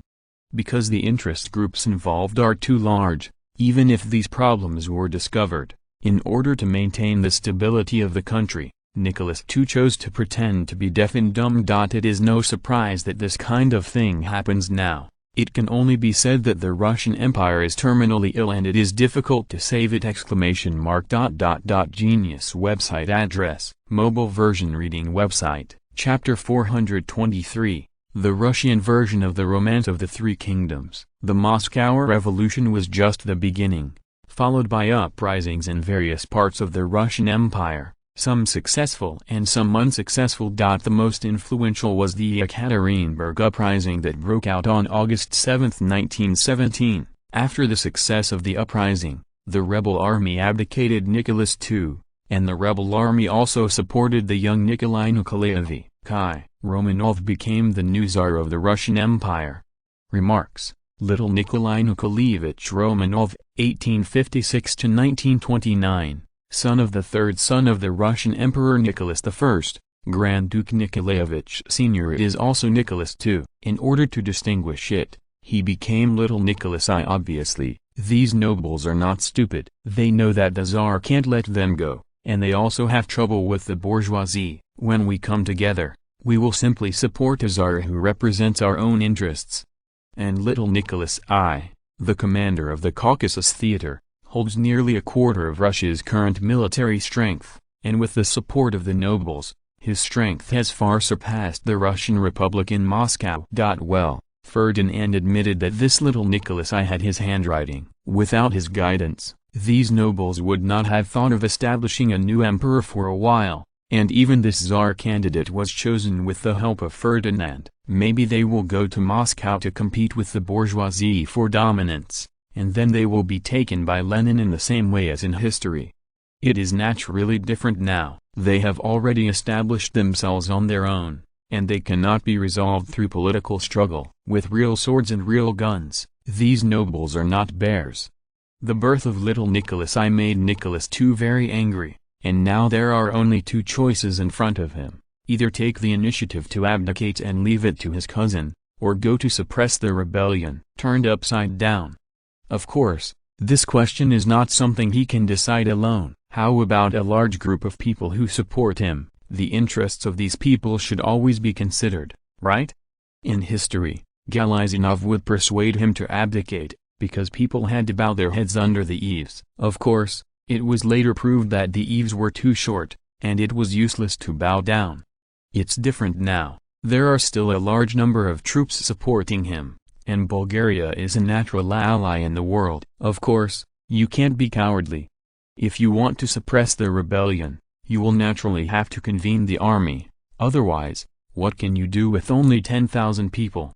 The embarrassing thing is, it seems that the army on the front line is not so reliable. Finally, his northern army has been severely damaged, but it doesn't matter now that the horses have been made clear, as long as the forces of the hostile nobles are driven out of the army.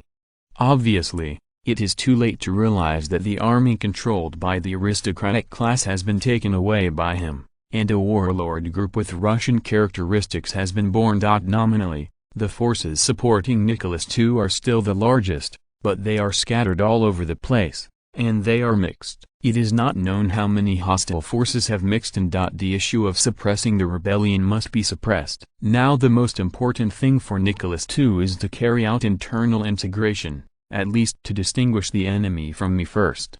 These issues, the Tsarist government still understands people, and Nicholas II has the ability to fight politically. He forcibly suppressed his anger. Right now, he is not anxious about the new Tsar in Yekaterinburg. Let's talk about the place! The emergence of the new Tsar has brought a far greater impact on the world than the Moscow Revolution, which means that the Russian royal family has been divided, and the ruling foundation of the Tsarist government has been shaken from its foundation. Bulgaria, Sofia Palace Foreign Minister Medvedev is reporting to Ferdinand, "Your Majesty, yesterday there was an uprising in Yekaterinburg, and the insurgent army supported the young Nikolai Nikolaevich Romanov to become the new Russian Empire. Tsar, invite us to send someone to watch the ceremony." Ferdinand said calmly, "If you don't go, tell them that we are not free."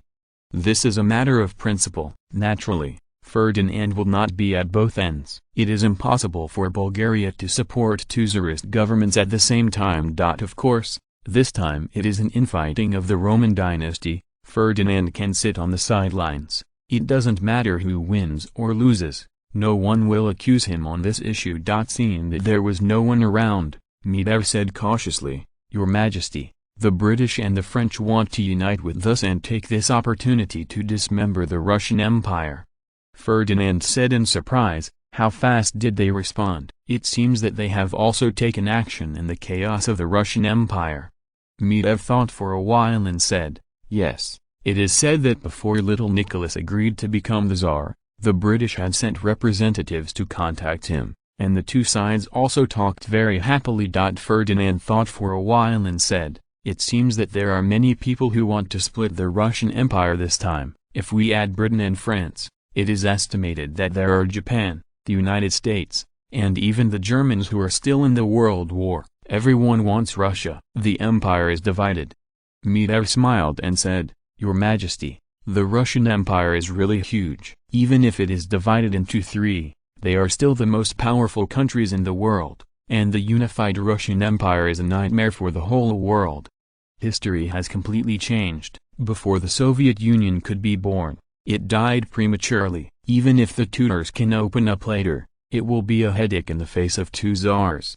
However, this is just in the interests of Bulgaria. The current Russian Empire is much more powerful than the later Russia. Once the industrialization upgrade is completed, the whole of Europe will tremble. The divided Russian Empire is not so terrible, and it is impossible for any of them to have the power to suppress Bulgaria. After all, hairy bears are awesome. In addition to their huge territory, one of the big reasons is that they have the largest population in Europe. Once they split, they are three ordinary big countries with only tens of millions of people. Who is afraid of who?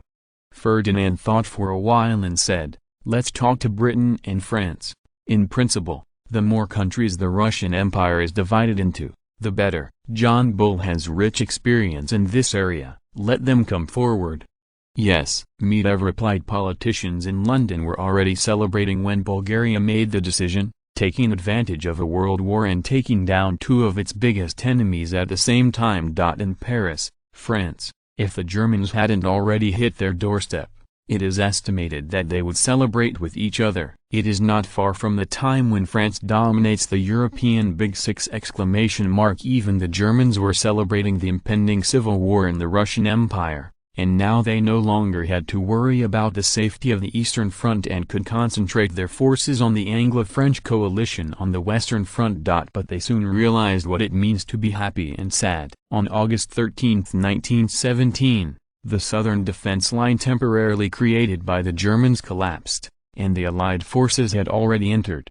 Immediately afterwards, the Bulgarian-Russian coalition in central Germany also broke through their line of defense, and the soldiers pointed directly at Nuremberg, and the situation in Germany immediately took a turn for the worse. The Hindenburg government was dumbfounded and quickly mobilized the German troops far away in St. Petersburg to return home. Unfortunately, it was too late. Once Munich and Nuremberg fell to South Germany, it would be over. Even if they can defeat the Anglo-French coalition forces, occupying Paris will not help. With only half of the German Empire left, it is impossible for the British and French to submit. Little Nicholas succeeded the Tsar Queen, and the Russian Empire began to be lively. The three governments sent representatives everywhere to win over local power factions in an attempt to increase their own strength. The Russian people were dumbfounded. To which government should the three governments pledge their allegiance? Of course, this multiple-choice question does not require them to do it.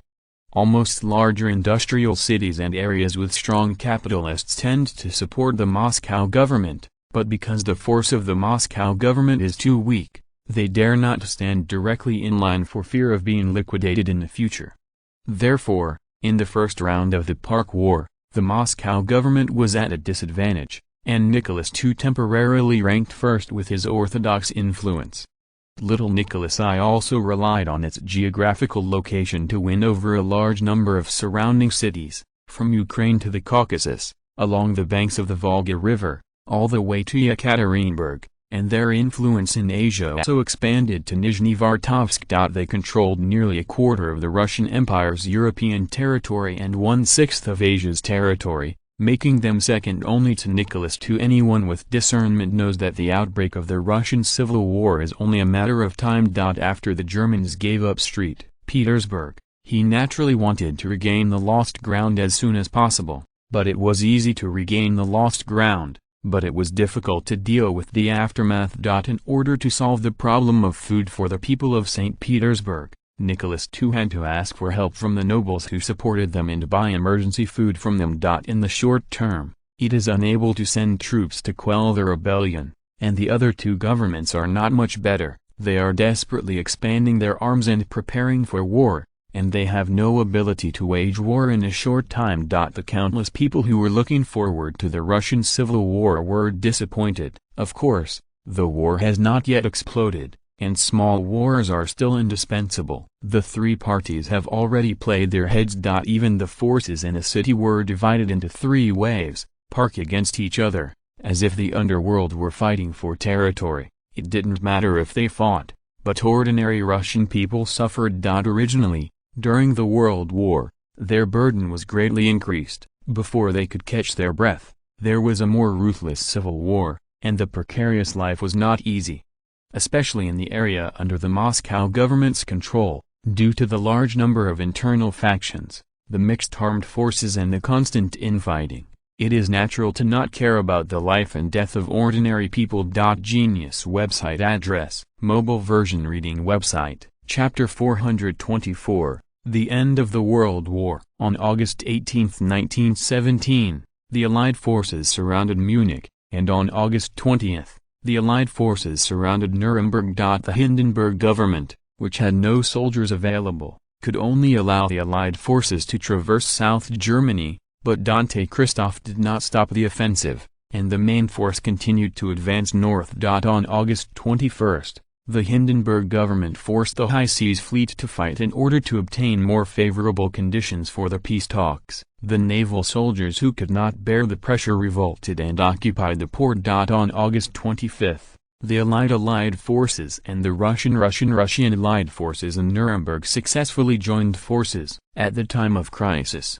the Germans did not want to attack Paris anymore. The Hindenburg government deployed troops from the front to actively defend, while restarting the secret talks with the Allied countries. On August 28, Berlin workers launched an uprising because they were too hungry, which was put down by the Hindenburg government. In September, the mutiny began to spread across the country, and the German government began to lose local control. On September 6, Munich fell, the Kingdom of Bavaria surrendered, and all of South Germany fell. At this time, the German General Staff was desperate for the war. On September 10, the Hindenburg government was forced to announce a cessation of the war, and the two sides achieved a ceasefire. That night, the Wilhelm II family fled to the Netherlands for political asylum. On September 11, in a car in Paris, the two sides signed an armistice agreement. At this point, the World War that broke out on March 3, 1915, lasted for 2.5 years, and finally came to an end, and world history has entered a new chapter. Foreign Minister Medvedev said excitedly, "Your Majesty, the World War is over, and just now the Germans signed an armistice agreement with Britain, France, Russia, and our representatives in Paris." Hearing this news, Ferdinand's first reaction was not excitement, but a sigh of relief. The terrifying World War was finally over. At the same time, there is also a sense of pride. He finally changed the world. The World War that lasted for more than 4 years in history was reduced to 2.5 years. Compared with history, the scope of this World War, the population affected, and the number of warring countries are much smaller than in history. The losses brought to mankind cannot be compared with history. The most obvious is the strength of Britain and France, which has not been weak and so hard, and the Americans have not trembled. Thinking of this, Ferdinand found that he was still an angel of peace. After tossing around, at least millions of people survived because of his butterfly effect. Seeing that Ferdinand didn't respond for a long time, Medvedev reminded, "Your Majesty, it's time to prepare for the aftermath."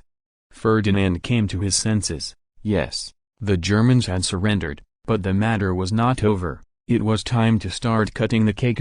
Ferdinand said excitedly, "Call the cabinet for a meeting immediately. We are going to send a delegation to Paris to cut the cake."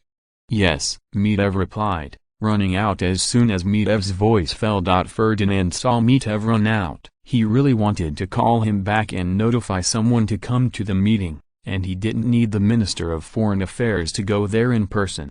However, seeing how excited he was, Ferdinand held back. It seems that he has returned to more than 20 years ago. He has just succeeded to the throne, and led everyone to win the Second Defense War. Medvedev also had this expression at that time. Since then, As Bulgaria has won more and more victories, everyone will still be happy with the victory, but it will no longer feel that way. Time is ruthless. Everyone is already old in a flash. This is always relative. In terms of age, the age of the leadership of the Bulgarian government has just reached the average age of the leaders of various countries. The age of 50 or 60 is still a golden stage in politics. The cabinet with an average age of 20 or 30 back then was an abnormal performance. The world war is over, and now I'm calling you here, mainly for two things: 1. Immediately form a negotiating delegation and prepare to go to Paris for negotiations. 2. Dealing with the Allies after the war. These two issues can also be handled as one issue. Let's talk about the candidates for the delegation first. What advice does the Prime Minister have? Constantine, who was named, said hesitantly, "Your Majesty, this war has lasted for so long, and governments of all countries need to use victory to inspire people, so I thought it might be more appropriate for me to go in person." Ferdinand knew that the French, as the host, don't need to pay attention. The president will definitely go out in person. After being suppressed by the Germans for so long, they should be honored once, and there is no need to mention it at all. The Russians have no one to pay attention to them now, and they are treated as victorious countries, and everyone is already taking care of their emotions. Courtesy treatment can be given, but in terms of practical interests, everyone will not be polite. The divided Russian Empire has no right to speak, and may receive a small part of the war reparations, which is regarded as a consolation prize. Therefore, what really needs to be considered is the British. If the representatives sent out are not equal, it is easy to be in a weak position in the negotiation. As for resending representatives, it is better not to do such a shameful thing. Ferdinand continued, "What about the other members?" Constantine thought for a while and said, "This negotiation involves many aspects: the Ministry of Foreign Affairs, the Ministry of Finance, the Ministry of the Navy, the Ministry of the Army, the Ministry of Industry, the Ministry of Science and Technology, the Ministry of Education, and the Ministry of Colonization. It is best to send professionals to participate." Ferdinand thought for a while and said, "Well, the matter is settled like this. The Prime Minister personally led the team, and all ministries and commissions sent professionals to participate." Chekhov, you are also prepared. After the war, Germany will definitely be in chaos for a period of time. Please pay attention to see if you can dig some talents over by the way, not only Germany, but also other countries if it is convenient. Next, let's discuss how to deal with Germany, Austria-Hungary, and Italy. The main issue is the indemnity of each country. It would be better if you can get some colonies. Although the Austro-Hungarian Empire has defected, there is still a need for war reparations. There is also the central plain of the Danube. If the Austro-Hungarian Empire wants to recover, it must pay the ransom. The Chancellor of the Exchequer was the first to say, "Your Majesty, for this world war, we have spent a total of 40.65 billion leva, about 1.626 billion pounds, and the economic loss to our country is as high as 120 billion leva, about 48 billion pounds.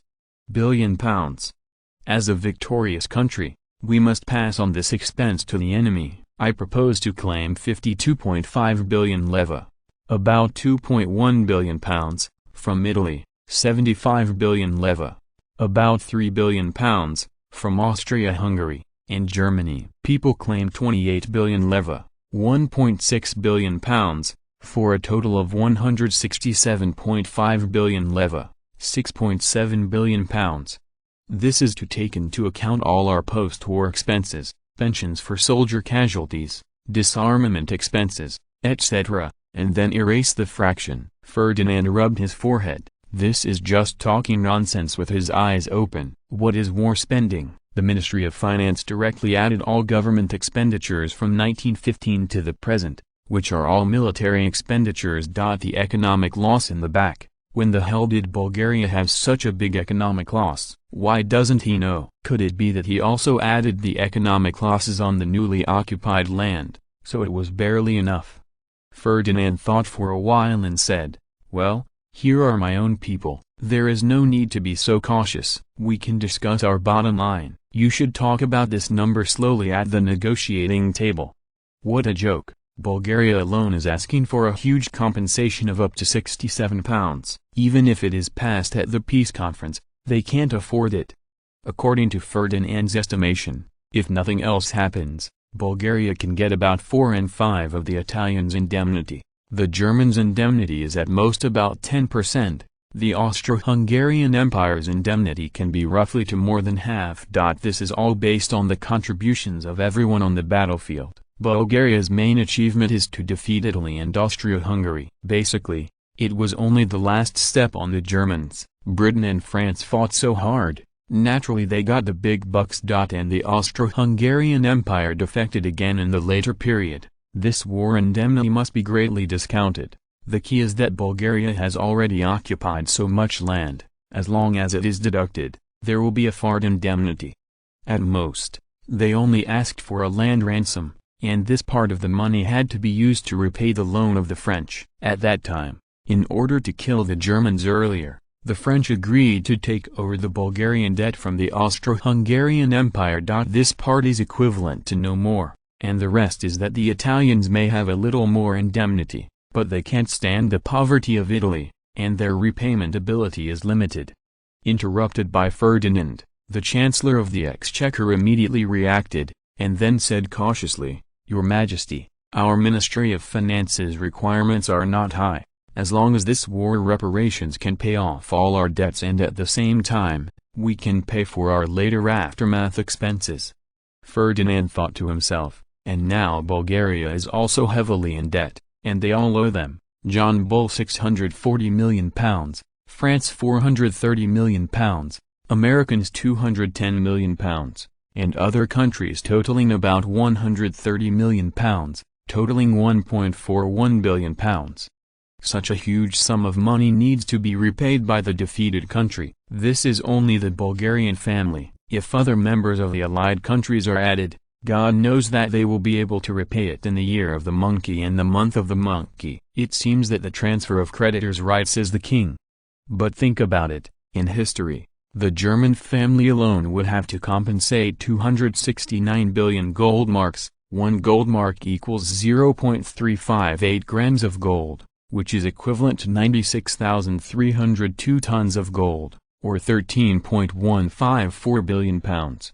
The indemnity figure proposed by the Ministry of Finance is nothing. At least there is no problem in passing it at the peace conference. Ferdinand thought for a while and said, "Well, our bottom line is that Austria-Hungary pays the French for us. The Italians pay us 30 billion levs, about 1.2 billion pounds, and Germany pays us 20 billion levs, about 1.2 billion pounds. About 800 million pounds. Accept the settlement of the colony, and also accept other in-kind debts we need. In addition, I also ask you to transfer our debts as much as possible. For example, we owe the Americans 210 million pounds. If they can accept the Germans to help us pay, they can't transfer 300 million pounds of German debt to them. If there is a European and American consortium willing to take over, we can also sell these claims. The reason is that we need to withdraw funds as soon as possible for national construction," the Chancellor of the Exchequer Kennedy said in surprise. "Your Majesty, we are too disadvantaged in this way. These consortia will definitely take advantage of the fire." Ferdinand said beyond doubt, "Then let them take advantage of the fire. Don't forget that the repayment capacity of Germany and Italy is not unlimited, and it is impossible for them to pay off the huge war indemnity in the short term.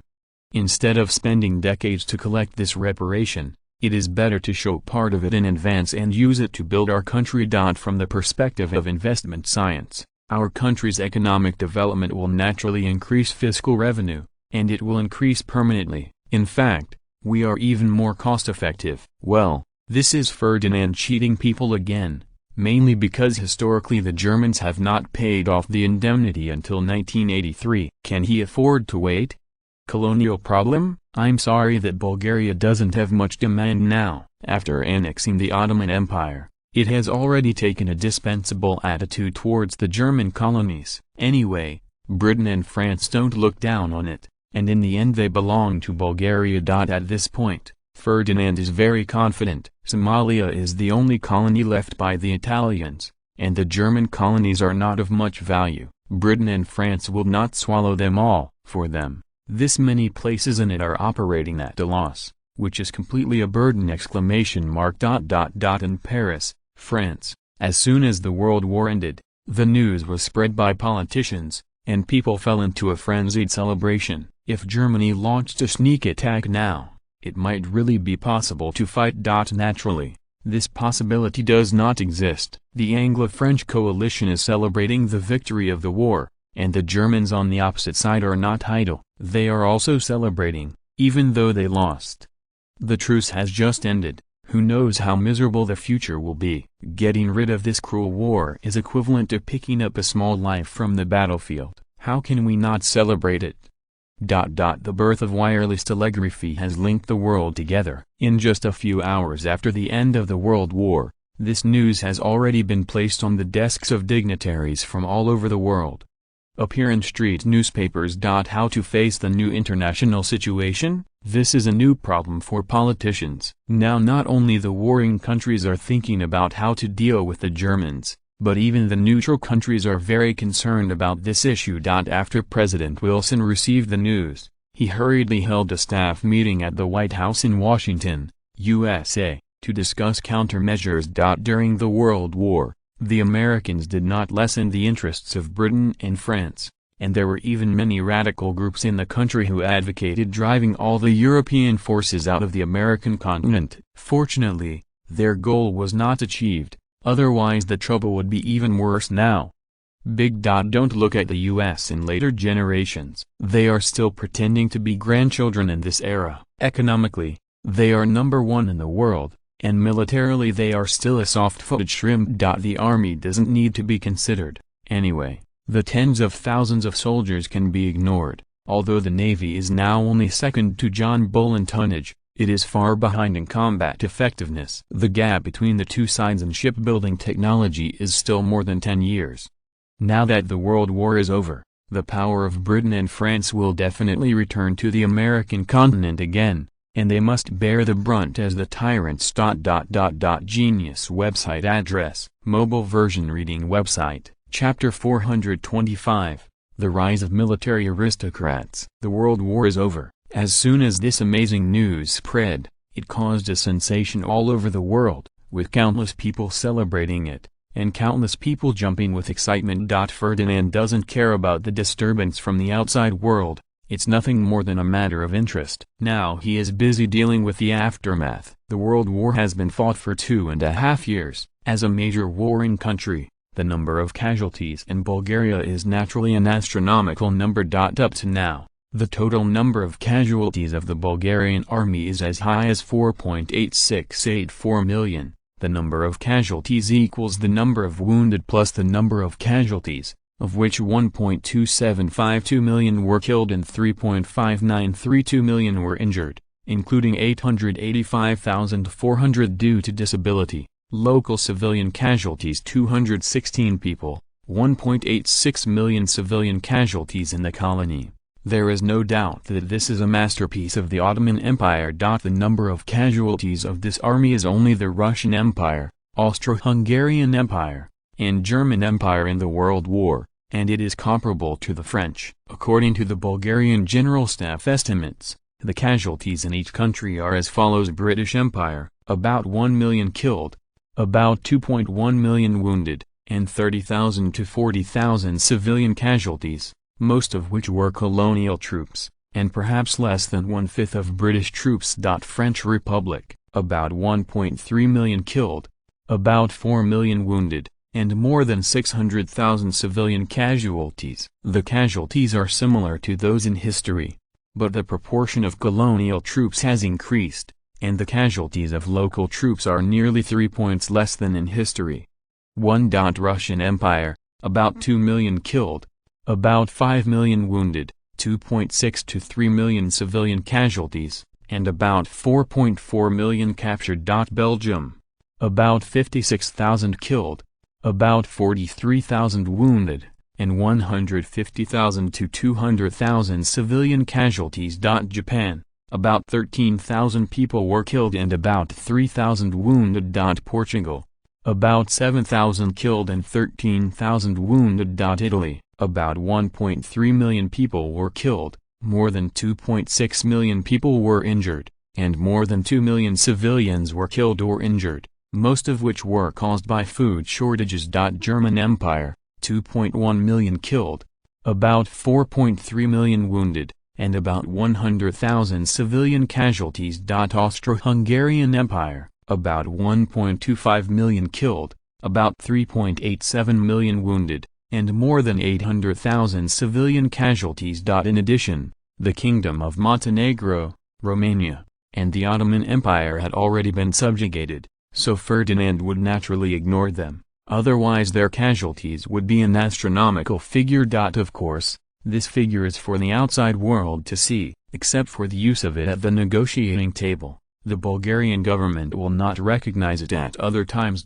Even for half of the dead, the Bulgarian government doesn't even need to give them pensions. Asen has no human rights, and John Bull will not stand up for them. Although mercenaries have to pay pensions, some of them have no family members, or they can't find family members, so naturally they don't need to pay. Anyone whose family members are not in Bulgaria cannot be found. If you want to receive a pension, apply for immigration first. The data that Bulgaria has calculated for itself is different again. The main force and the mercenary force are separately counted, and the colonial force is also counted. Main force, 92,700 killed and 328,700 wounded. Mercenaries, 314,500 killed and 1,368,100 wounded. Colonial troops, 436,900 killed and 1,588,400 wounded. Note: injuries can be counted repeatedly. The remaining casualties were contributed by the Indian Division. The war pensions Ferdinand now needs to pay are mainly pensions for the main troops, mercenaries, and colonial troops. The war is over. Naturally, the sooner this casualty pension is distributed, the better. The standard has already been formulated, and it only needs to be implemented. The problem is the geographical location of the military field. Now that the territory of Bulgaria is so large, from the perspective of national defense and security, it is best for the military aristocrats to enclose them on the border. Once there is a war in the future, they will be the best border guards. Ferdinand asked with concern, Chief of Staff, how many officers and soldiers want to be eligible for the Military Merit Field Award? Chief of Staff Kriznov thought for a while and replied, a total of 3,862,600 soldiers, including 844,100 dead soldiers and 823,600 disabled soldiers who need to pay pensions. Of the fallen soldiers, we're not sure how many have unclaimed pensions, so it's all about planning. Ferdinand nodded with satisfaction. The military merit field system is the guarantee of the combat effectiveness of the Bulgarian army. Naturally, it should not be sloppy, even if it is just for show. Everyone must be divided and left unclaimed. When 1,000 pieces of gold buy bones, well, according to the old rules, let the soldiers freely choose to receive cash or land. In areas with poor conditions far away, the land can be divided a little more, and areas with good conditions can follow the normal procedures. Ferdinand said again. Yes, Chief of Staff Kriznov replied. Ferdinand continued to ask, Prime Minister, does the cabinet have any requirements? Prime Minister Constantine thought for a while and said, Your Majesty, the cabinet suggested that this partition should be tilted towards the Asia Minor Peninsula as much as possible, including Syria and Palestine, which will be the focus of our post-war operations.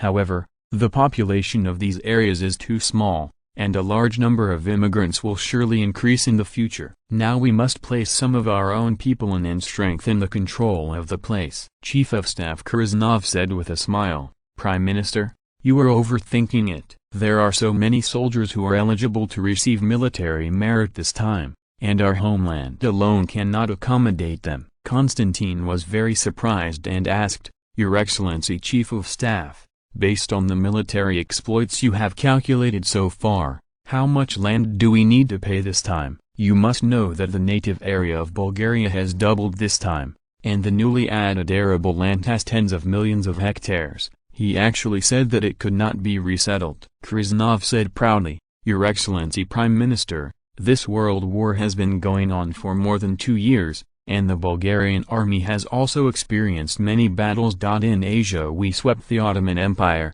in the Balkans we took down Romania and Montenegro, in southern Europe we defeated the Austro-Hungarian Empire, in the Mediterranean we defeated Italy, in Central Europe we took a third and the German Empire." After 2.5 years of expedition, our soldiers naturally accumulated a lot of military merit. Therefore, in theory, the total land area that can be exchanged this time is about 18.6485 million hectares. Not only the Prime Minister was quelled, but even Ferdinand was restrained. This is already equivalent to the area of arable land in Asia Minor Peninsula, or the area of 2 Romanian arable land. Fortunately, the benefits this time are large enough. Otherwise, he will now worry that the Bulgarian military field system will collapse ahead of schedule. No way. In Europe, the standard of land incentives must be high, otherwise people will look down on it. Now the annual income of 1 hectare of land in Bulgaria is almost the same as the income of a worker. Of course,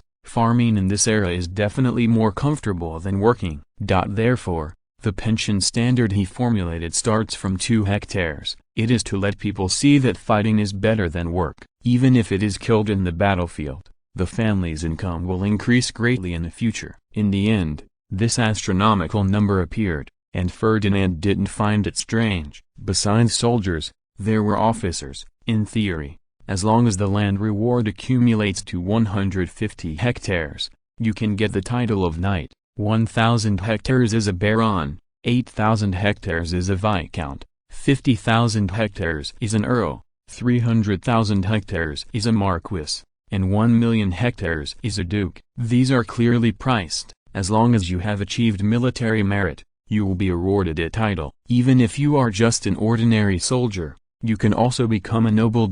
As a country centered on the military merit system, it is natural that everything is in line with military merit, and the fief aristocracy in Europe can be hereditary, and theoretically it will not be abolished. And all the military nobles in Bulgaria are all solid seals, without a little moisture. In the current situation, I am afraid that this has to do with many officers and soldiers in the army. Previously, they felt that their military merit was not enough and they did not exchange land. Now everyone sees that the battle is over, and they have to exchange it at one time. Of course, it is not ruled out that they inherited it from their parents. There are always a few people who did not have too much military merit before they were idle. They could not see the few hectares of land, so they kept it, and when the number increased, they would exchange it at one time. After all, the place where the fields are bestowed by military exploits is different every time. Even if you can apply for government exchange,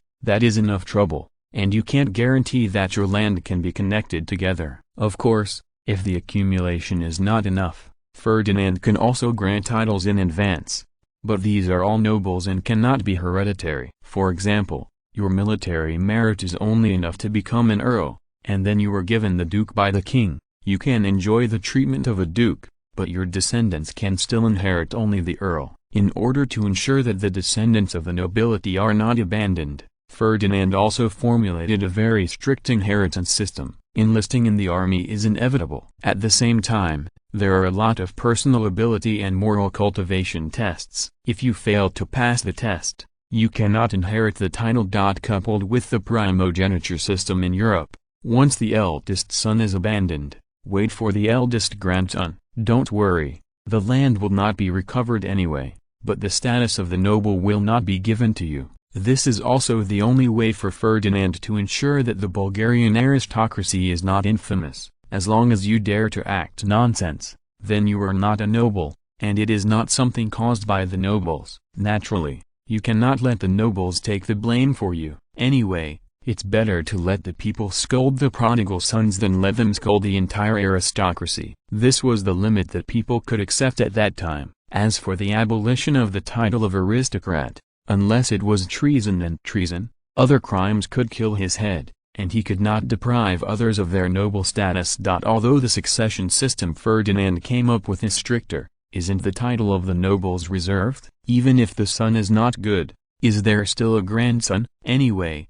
the meat is still in the pot, and no one thinks that their descendants are waste snacks. Ferdinand thought about it and said, "This is also a good thing. Our army has performed well this time, and so many people have made contributions and received awards. In addition to their family members, there are at least tens of millions of people. It seems that the problem of us wanting to develop the Asia Minor Peninsula has been solved halfway, although the heart is bleeding. These lands are money." But Ferdinand still said very proudly, "This is a good thing, you don't have to worry," and he deliberately talked about the development of the Asia Minor Peninsula. There is no doubt that his words will soon be passed on to the soldiers, which is equivalent to telling them, "Don't worry, the reward will not be small. The great Ferdinand has already affirmed your credit. As for the tens of millions of people behind, don't worry too much about this. Most of them are hired family members, and there are probably not many local troops who want to relocate their families. After all,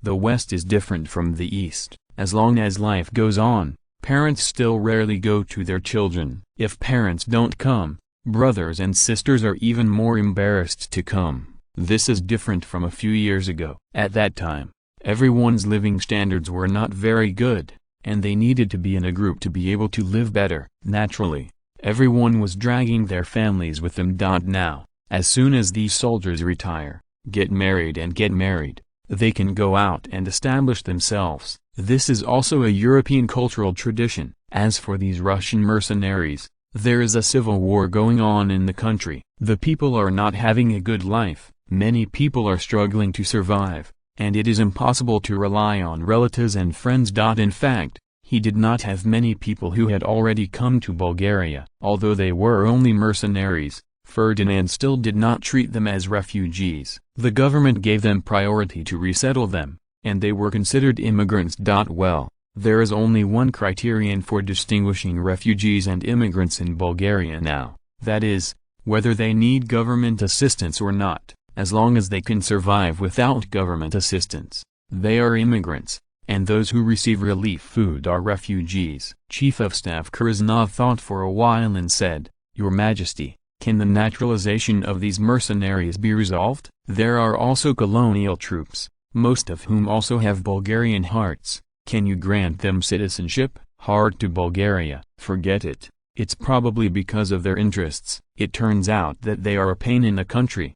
Haha, and now suddenly there is an extra piece of land as a reward. Can they not like it? Most of them may not have taken it seriously for Bulgaria's military meritorious land grant system before, and did not think it would be honored at all, but now they are suddenly told that they are ready to receive land. Can they not support it? It is also inevitable to join Bulgarian nationality. Otherwise they will not be able to enjoy the tax reduction policy of the military field. In the face of tangible benefits, any country or nation is virtual. Only the land that is about to be acquired is real. Of course, 80% of them may still not be able to distinguish the relationship between ethnic groups. The Bulgarian army has never told them which ethnic group they belong to.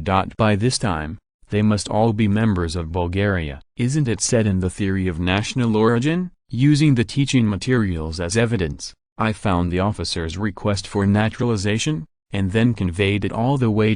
He thought for a while and said, "Yes, all soldiers who have made military exploits, as long as they identify with Bulgaria and are willing to join this big family, they can join, and their families can join Bulgaria if they have no ideological and moral problems." In the end, Ferdinand decided to treat them equally. In any case, they were already trapped with Bulgaria in terms of interests. Even if it was for their own interests, they had to support Bulgarian rule. As for national culture, people who can demand Bulgaria with the theory of the origin of the nation will not be fanatical nationalists, a bunch of illiterate people who can't read a lot of characters, and don't expect them to have much culture. Maybe now they can read, and the army still teaches simple Bulgarian script, but this has nothing to do with their national culture, right? It is no longer a problem to assimilate these people. The main thing is that the Ottoman Empire has helped a lot. Without their tutu,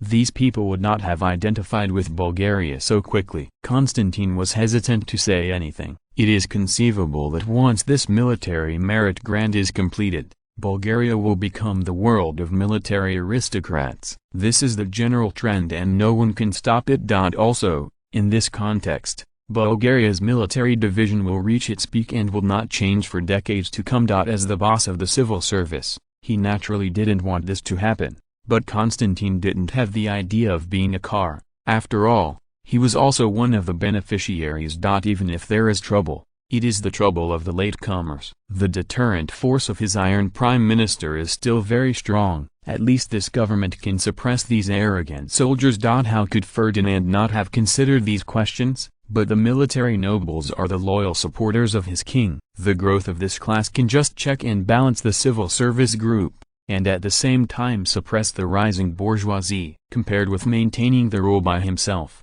the rights of the civil servants have been squeezed, and Ferdinand is too lazy to care. Genius website address.